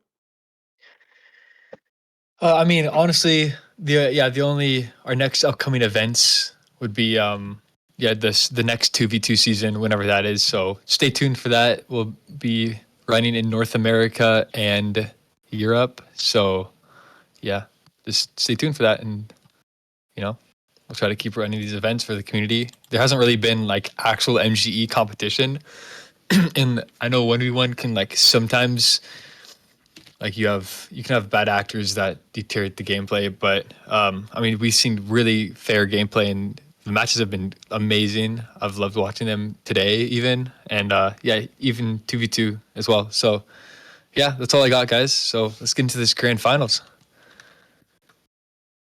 I am Like so a plan. hyped. I'm pretty hyped too. I'm super excited to see the Kobe Yum Yum showdown. It's not even a showdown. It's also a rematch. This is like the showdown of the century. This is what everybody came here for. This is for all the marbles. Everything is on the line here. Yum Yum is looking to walk away with $2,000. Kobe's looking to walk away with $2,000, and only one of them can do it. Somebody's got to go with half of that amount.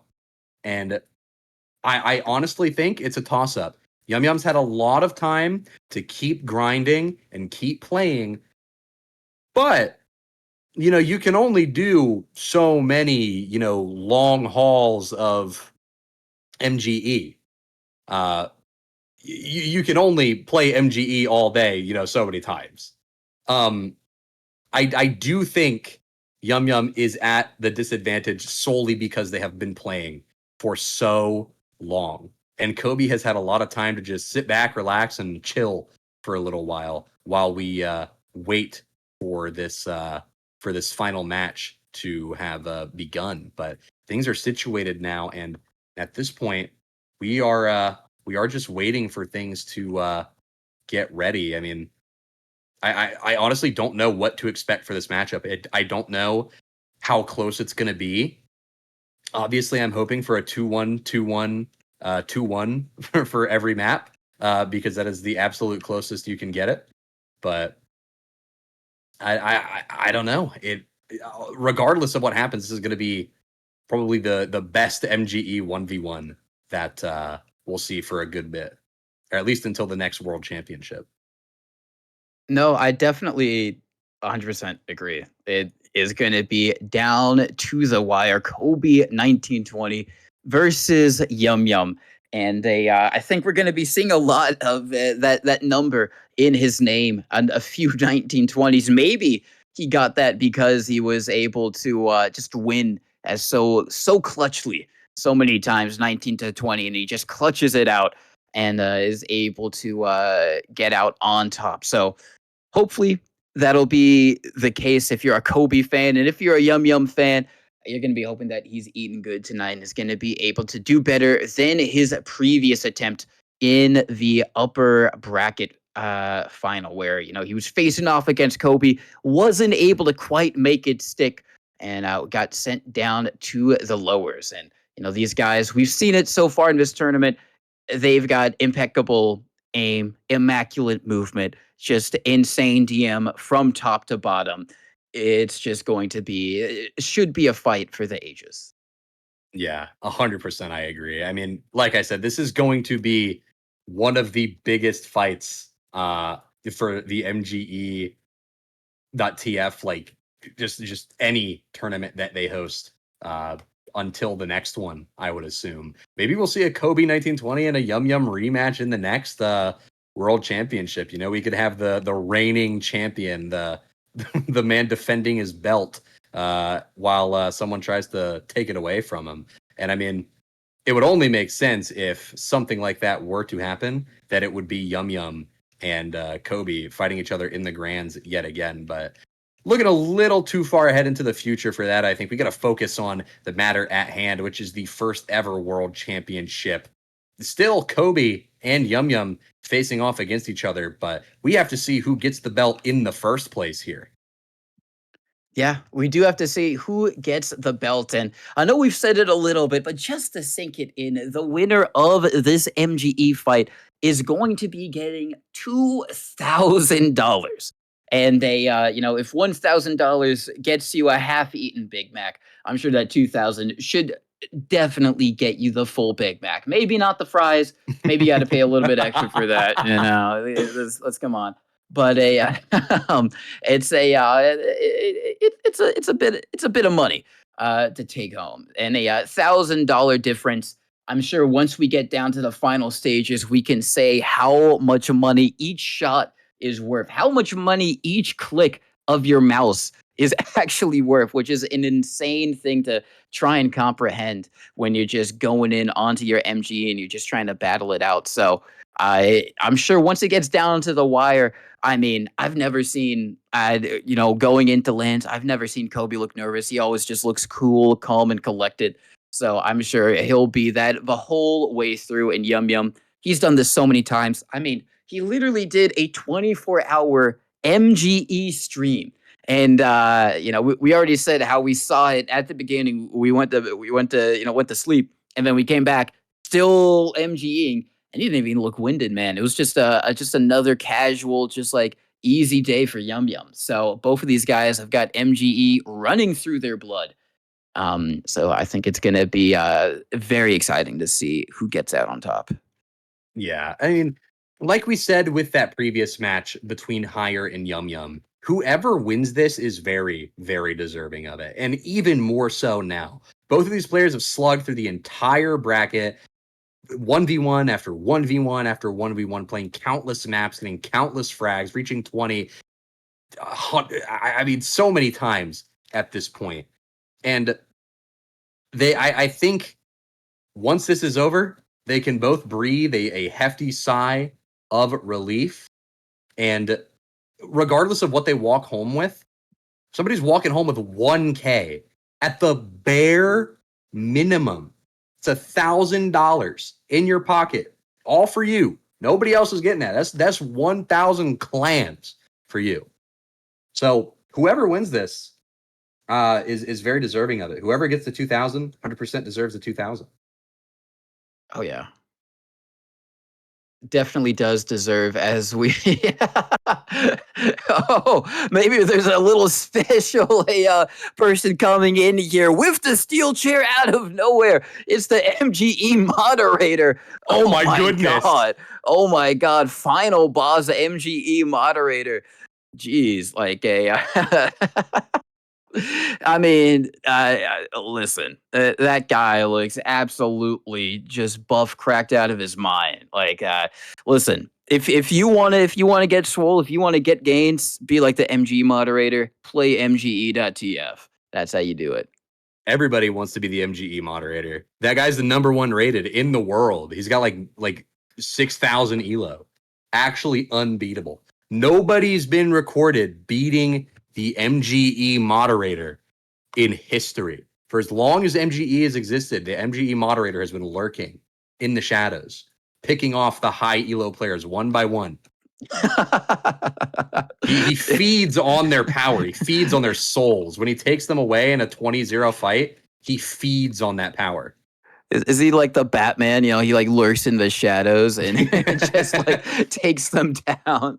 You know what I mean? If anyone gets over 2,500 elo, he just like appears in front of you. It's like an apparition. Only you and other people with 2,500 plus elo can see him. They say he's the ghost of Waka Flocka Flame. They say he's the spirit of MGE Mike.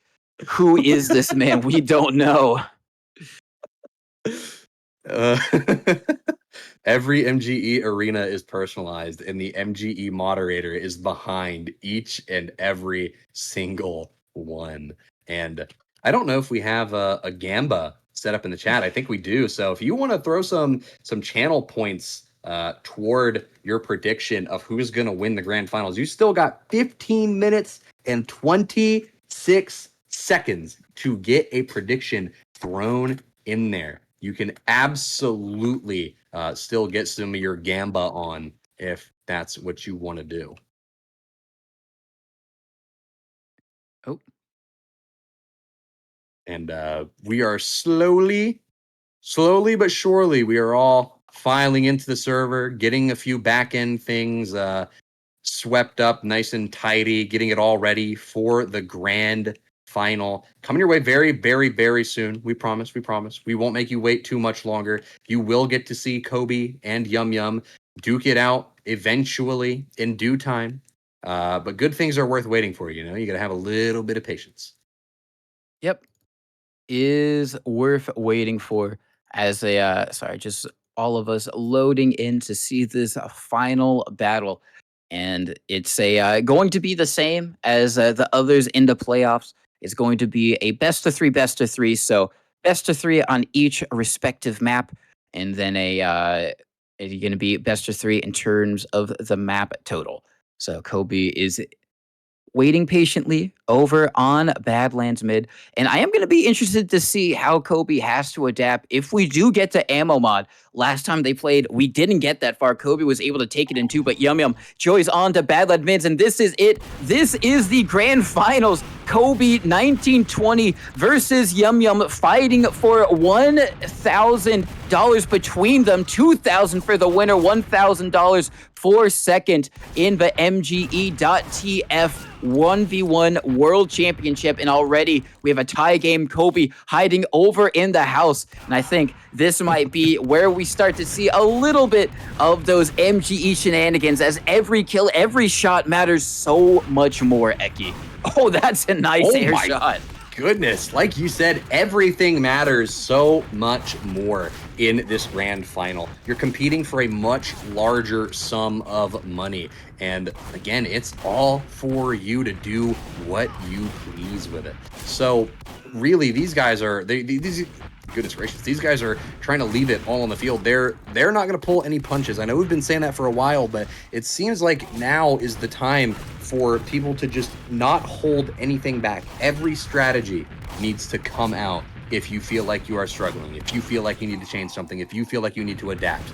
Yum Yum, 2 points behind Kobe here, and now 3 points. And looks like Kobe having a easier time than maybe some of us thought he would, as he, oh my goodness. Dude, Kobe is just so good. It is 9-6, 6-9 at the moment. Kobe with the long range rocket gonna be able to take him down 10-6, 11-6, and the man is an absolute beast. Oh, that upward direct is so nasty. Onto Yum Yum, 12-6. And he's just making it look easy, even though we know that it's not. We've seen how good Yum Yum is all throughout this tournament. We've seen the competitor that he is 14-6, but Kobe is just absolutely going and going, and he is not stopping. 16-6. That's an amazing rocket, dude. Oh my He's God, just like Kobe! It's the Kobe 1920 show, and you gotta hope Yum Yum is gonna be able to find some way to respond. But 18-6 on the first map, it's not looking good. It is not looking good for this first round. 19-6. Yum Yum could mop up a kill here, just barely does. Makes it not a 20-6 loss if they do end up losing. Will put up an 8th kill, but instantaneously sent to the abyssal plane. It is the Kobe show, and we are all just guests in his star performance. And oh my goodness, right off the bat, an explosive, quite literally explosive kill from Kobe. Score tied up 1-1. Yum Yum able to respond to it, but Kobe finding another. Yum Yum spawns behind him, does get some damage out, crouches under that rocket, manages to avoid the spam. Tied up again, 2-2. Nobody has the lead so far. Kobe takes himself down with his own rocket. I don't know if he tried to jump away or maybe just realized that fight wasn't worth. Yum Yum very weak. Kobe ties it up 3-3. So far we've seen trade after trade after trade, and I'm wondering if that momentum is going to keep up. It might keep up, and that's going to be a little bit better for Yum Yum, keeping it a lot closer than he did in the first one. And maybe he's just got to adapt to what Kobe has got to offer, and it's a lot for Yum Yum to try and handle. Hopefully we can be able to do it, as they can be able to get another one on to Kobe. 6-4 at the moment. Gonna be playing over on the low ground, jumps up from behind, is gonna be able to get that one on to Kobe. Jumps over from the porch, gonna be hiding around the cargo. He gets it with he just instantly pops and locks him. No movements are unnecessary for him. Everyone is extremely calculated as Yum Yum. Oh my God, that's an amazing little air shot onto him. 7-7. And I know we're talking about how good Kobe is, and he is really good, but Yum Yum is doing a lot better. He's managing to stay in it, and he is trying his utmost darndest to take it to Kobe. 8-8 tie game as he just locks him up. He just makes it look so easy. He's like a robot, man. Are we sure this like isn't like a deep learning AI that's like mastered all of the fundamentals of TF2? Because every time he pops Yum Yum up, it's instinct. He probably doesn't even think about it. He just quick switches and he blasts him. Yum Yum is gone as soon as he's thrown up into the air. Kobe has immediately taken that lead back, and they are. I don't even know what to say anymore. Yum Yum is only behind by 3, but 3 points behind at this point is just. It's a little too much to be behind by. You have to try and keep it in an at least 2-point or 1-point game, and Yum Yum is able to claw their way back into those margins, could potentially tie it up with a kill onto Kobe here. Are they going to be able to land the final shots? Yes, they will. Kobe beefs the shotgun blast, and Yum Yum will find the pistol kill. Kobe going for some more shotgun kills. Yum Yum is very weak, literally on 5 HP, gets taken down by the shotgun. 14-13, now 14-14. Yum Yum finds another kill, ties it up. This is far closer than the previous game was, and I think more of the matches we see tonight against these two are going to be just like this.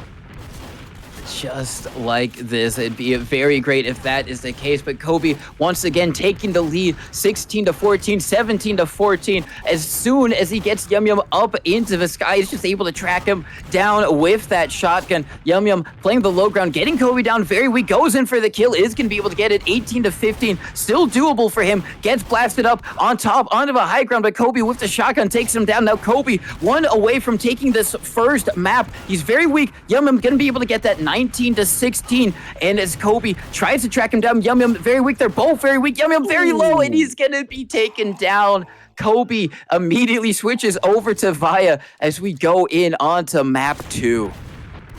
Yeah, this is looking rough for looking rough for Yum Yum, I should say. Kobe took Badlands in a clean 2-0 sweep. Yum Yum didn't get the chance to put any rounds on that map on the board, but right now, Yum Yum is up 2-0. Now only up by 1, but that is still a nice lead to have. You want to keep your margins small, and well, I guess if you're winning, you want to keep them large. So Kobe's going to try and pressure forward to keep the margins small, but is struggling right now. And I think this is kind of the pattern we've seen a lot on Product, regardless of who's playing. Soldier has a rough time at first, but most of the time they tend to lock in towards the latter half of the game. So we'll have to see if that same pattern continues with Kobe and Yum Yum here. But for the time being, it is 2-6, potentially could be 2-7 if Yum Yum can land this final pistol shot. And they switch to the scatter to pick up the kill. It is 2-7.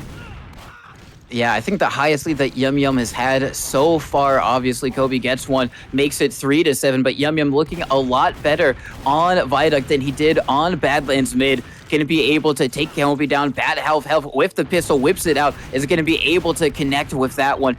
Kobe, really great rockets and just quick switching there to take down Yum Yum. He goes up high into the sky, and Yum Yum looking so much better as a, I mean, listen, I don't have a preference on who wins the whole thing overall, but I would like to see Yum Yum win this Viaduct one, because that means we go to a map 3, and I'd be so interested to see how Kobe does without the secondary and just only primary. But for that to happen, Yum Yum does have to win here on Viaduct, and he's looking a lot better, 7-11, as a Yum Yum tries to make it quick. It's going to be able to run in over on the high ground, makes it 7-12. Yeah, now 7-13. Yum Yum is just piling on the kills. 8-13 now. Looks like Kobe is trying to keep himself is trying to keep himself anywhere but further than 5 points out, and he is struggling at the moment. 7 points behind, now 6. Has to mop up a few extra kills. Nice rocket to juggle up Yum Yum. Will make it 10-15. 5 points away. Needs to just put up a few more kills, and it looks like he could be able to. 11-15. 4 away now. They have to try and just slowly pressure their way forward, get themselves into the lead. Pops up Yum Yum, isn't quite able to find the shotgun that is necessary, though. probably will find it on this mid here. 13-16, down by 3 points. And it's not looking too great for Kobe, but there is absolutely plenty of time left. Still 3 kills that Yum Yum needs to get before he can win. It's a 2-point deficit for Kobe, very easily closable. If he can land these shots, beefs the rocket though. 2 points for Yum Yum here, as Yum Yum is looking to close this one out. But Kobe is just trying to look and find their way back in the lead, close the gap. 19-15, Yum Yum is probably going to take this one away, as Kobe is very weak, and Yum Yum will win the first round of Product. Yum Yum going to be able to win that, but he needs to do it again as we go in on the second round of the second map. Kobe going to get the early round this time, as Yum Yum just trying to dodge all of that rockets and all of the spam headed his way from Kobe, trying to connect as much damage as he possibly can to guarantee us a third map. Gets another one onto Kobe, going in for the high ground, going in super close, just trying to get into his face, but Kobe has a rocket to the feet to protect him from that one. Oh my god, Yum Yum. That's the thing about the shotgun quick switch. If you connect it with the rocket, you can just absolutely melt a scout if you shoot it right at their feet, and you get a nice good shotgun as well, because Yum Yum immediately melted down to 3 in a moment's notice with that one, as Kobe doing really well to get back the lead. 5-3. Yum Yum does respond, but I mean, when Kobe just hits shots like that and is just so quick with it and so consistent, it is so difficult to really do anything against that. Yeah, it is very, very hard to try and find a window of opportunity when you're facing that. But I think at this point, that's a little in the past here. Kobe is just pressuring forward. Yum Yum is slowly finding a few picks, getting them on the board, but Kobe has, I think, decided to fully lock in, and they don't want to keep this going for too long. I mean, right now, it is 11:45 on the East Coast. If this goes to a map 3, we go into Monday morning MGE, which I guess isn't the worst thing ever, but that definitely goes pretty late, and these players probably want to go to bed. This is a best of 3 in a best of 3. So if Yum Yum wins this, we move on to a third map. Or if Yum Yum wins 2 more rounds. Or no, they won the first round here, I believe, no? I'm so lost. I'm so tired.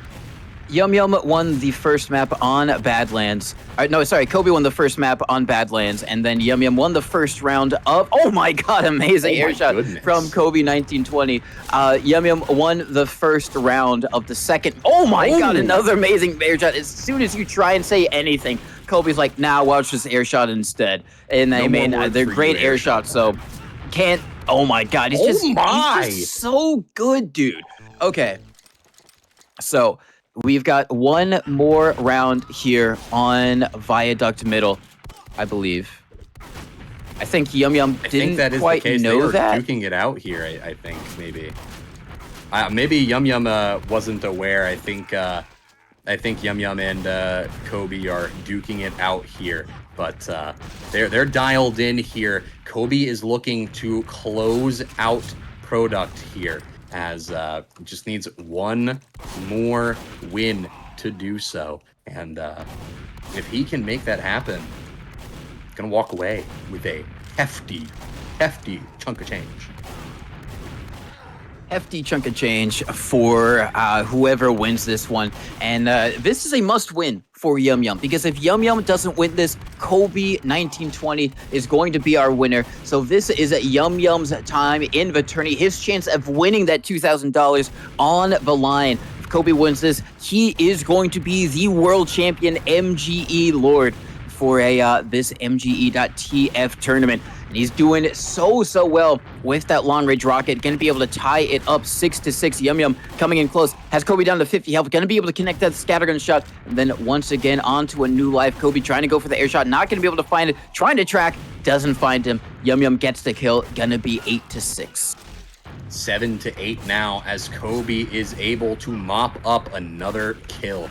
It is 1 point within tying distance for Kobe, and that is what he's looking for. Nice shot. Going to be able to take down Yum Yum and tie up the score. Probably going to die here as Yum Yum slowly pressures. Oh, never mind. Goodness gracious. Kobe taking the lead there. Should have been dead to rights, but Yum Yum just beefing 10-8. Kobe, the first one to hit double-digit score in this round. 11-8 now. 3-point lead for Kobe. Now 4. They knock Yum Yum away. They force Yum Yum to play from a distance where Kobe can thrive and Yum Yum suffers. Yum Yum is able to get that pistol kill down. 3-point deficit now. 9 points for Yum Yum, 12 for Kobe. It could change though. 10 for Yum Yum now as we slowly inch closer to what could be the end of the first ever MGE World Championship. It could be if Kobe's able to close it out here, but Yum Yum definitely still has a shot. Kobe is just doing so well. Yum Yum trying to fight his hardest as Kobe only 5 points away and 5 behind him is Yum Yum at 10. As Kobe hits himself a little bit with the splash damage on the rock, and Yum Yum's going to say thank you very much. Oh my God. Wow. It's just insane stuff from Kobe 1920, and he's just got these spawns locked and loaded. He's just sitting here on the point. He is the king of the castle. He is 2 away from winning $2,000, being able to claim himself the best MGEer in the scene at the moment. As a Yum Yum rushes in with the pistol, gonna be able to get 2 in response, but it is just so close, and you gotta think maybe Yum Yum a day late and $1 short as Kobe gets another one. He's at 19, 20 is the name. Can he make it 20? Can he fulfill the prophecy? Not on that one. Yum Yum with the pistol going in close.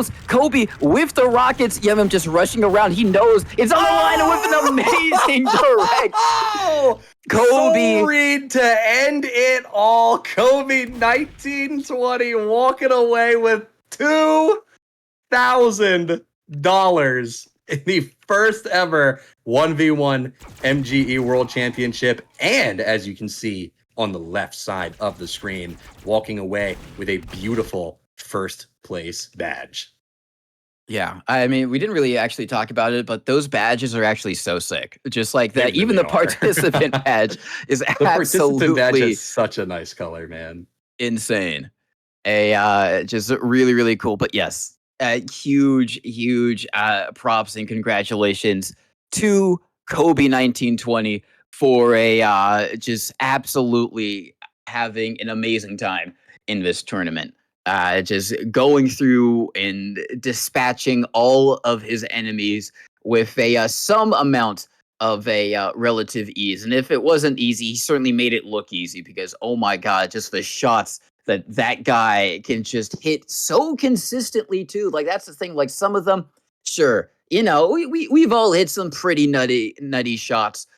Whether we're soldier, scout, or demo, but just the consistency that he was able to do it with is a absolutely mind-boggling, and I don't think many people were too surprised to see these two in the grand finals, both known for amazing MGE prowess, but Kobe 1920 able to definitively take it away and be numero uno. And I mean, the trends, they say that Kobe won the previous 1v1 Spire tournament that MGE.TF had hosted. So is it really all that surprising that Kobe took home another 1v1 championship win? I guess we can ask the question to the man himself as he is joining us after his grand finals victory to give us a little interview. And I think the most important question I can ask right now is, how do you feel after winning $2,000 and conquering this tournament? Feels fire. I'm more hyped about that badge though. I'm gonna need that badge. Valid, honestly. The badge is very, very nice. The badge is really, really sick. I guess coming into this, obviously this was kind of announced a little bit ago, and we kind of saw the different names come in and you know show up. Were there any when you kind of looked down the roster that you're like, oh, that's going to be a hard fight if I have to fight them? And were you expecting Yum Yum to be in the grand finals versus you? No, honestly, I didn't really have anyone in mind for grands. I also didn't think anyone was like that hard to beat. But Yum Yum played like way better than I expected. Okay, Dang, well, it's just too easy for you. No it's one was just that too hard easy to for beat. Toby, Oh my man. gosh, he that's had crazy. no problems facing anybody in the tournament. I mean, are we really surprised by that? I mean, he kept sweeping pretty much every game he played almost. Wasn't the only game he dropped like earlier today, like the only game he had dropped, and then I think he dropped one against Yum Yum, and that's it. Didn't he drop Yeah, like two total? I only So lost I to Yum mean, Yum twice. so I mean, so you've won the $2,000. Are you changing the 1920 to 2000 or? Kobe 2000. I got yeah. You see it right there on the stream. Yeah, we've overlaid it over your name. This is your new alias. I would suggest filing a ticket with RGL. Make sure that it gets Okay. changed. All that stuff. One thing that maybe I was wondering, and we never really got to see you on Ammo Mod because no one was able to take you there. But with Ammo Mod, probably if you're playing against Yum Yum, would have been primary only. Would you have done Soldier or would you have swapped over onto Scout? I would have played Scout 100%. Ooh. I would have had to play Scout. There's Oh, no you way see this that? is You your see setup. that? There's That's what I was playing on right now. There's no way. Okay, well, This you can is use your that $2,000 champion. to This get, is your. get a better setup, like, or maybe get This something is- on those walls, bro. It's bare. Hey, I got like a TF2 poster. I'll send it your way. I'll send it your way. Get you something on that wall. Anything, bro. I need something. All right. Well, I mean, hey, you don't need a godly setup to win a TF2 MGE tournament. You just got to have the raw power that you put on display here. Did this just kind of feel like a clip farm for you? I mean, the amount of air shots you were just printing out throughout the entirety of the cup of the tournament, I should say, is just The first day, unfathomable. the first day definitely felt like a clip farm, and then I feel like this, like today, I was like just waiting around for the most part, just Yeah. waiting to play. I mean, that'll happen when you keep 2-0ing everybody that you everybody that you fight against. So that makes sense. But yeah, I mean, I guess you had the luxury of you didn't have to play as much as much as Yum Yum and everybody else That's had to true. do. So you had that time to rest and everything, and Yeah. you had a lot of time to just chillax. You could be pretty chill coming into the grands. Bit more of I guess a question with no right answer or wrong answer, which some people may want to know, after seeing your very impressive performance in this MGE tourney, and also just seeing, you do impressive things in, invite sixes as well. What's your mentality like when it comes to, I guess, just practicing in DM and MGE? Like, how do you approach it? Do you just go in, you're like, all right, I'm gonna MGE to improve, or am I gonna MGE to win? Or is it just like not even matter to you, just log in and you're there to farm? I kind of just usually like when we play scrims, I'll kind of just play at 9 o'clock, so like no warm up. But if I do play MG, it'll be legit just for a warm up. I'm not really trying to play to win, especially when I play like teammates and stuff. Like it doesn't really matter. Mhm. That makes sense. That makes sense. I mean, most But yeah, people I feel like use the MGE for a warm up. So I guess you just have a lot of that warm up experience going your way because man, put on a clinic today. Yeah, and then we do also have a question. Obviously, you faced a lot of very challenging people, and apparently, they were no problem for you. No, so a little bit too easy. But one person that we were very excited to see wasn't able to make it. Logan, your G6 teammate. true. How do you think that would have gone? Now, you don't have to say, but who do you think would have been Hey. taking that battle? Sorry, Logan. I would have had to do it to you. Oh, I would have had to. Hey, he stands on business. He doesn't pull punches. It's a That's 1v1 tournament for a true. reason. Friends become Does enemies in stand this on in this business. realm. Oh my god. Well, I don't know if you have. Actually, no. I do have one last question. What's the first thing you're doing with that 2K trip to Vegas? I'm gonna buy a 240 hertz monitor. Finally. Oh, let's go. Finally. Actually, let's Valid go. choice. Valid choice. Very, very valid choice. Well, um, okay. We do have actually one more question from production. Obviously, we did have a little bit of an international tournament, but they weren't. They had high ping, made it pretty hard to play. You played against a lot of international competition, most recently at the Fireside Land. Is there anyone from over there that you think would give you any trouble if it was a on equal ping wise? Um, probably both scouts, both WG scouts.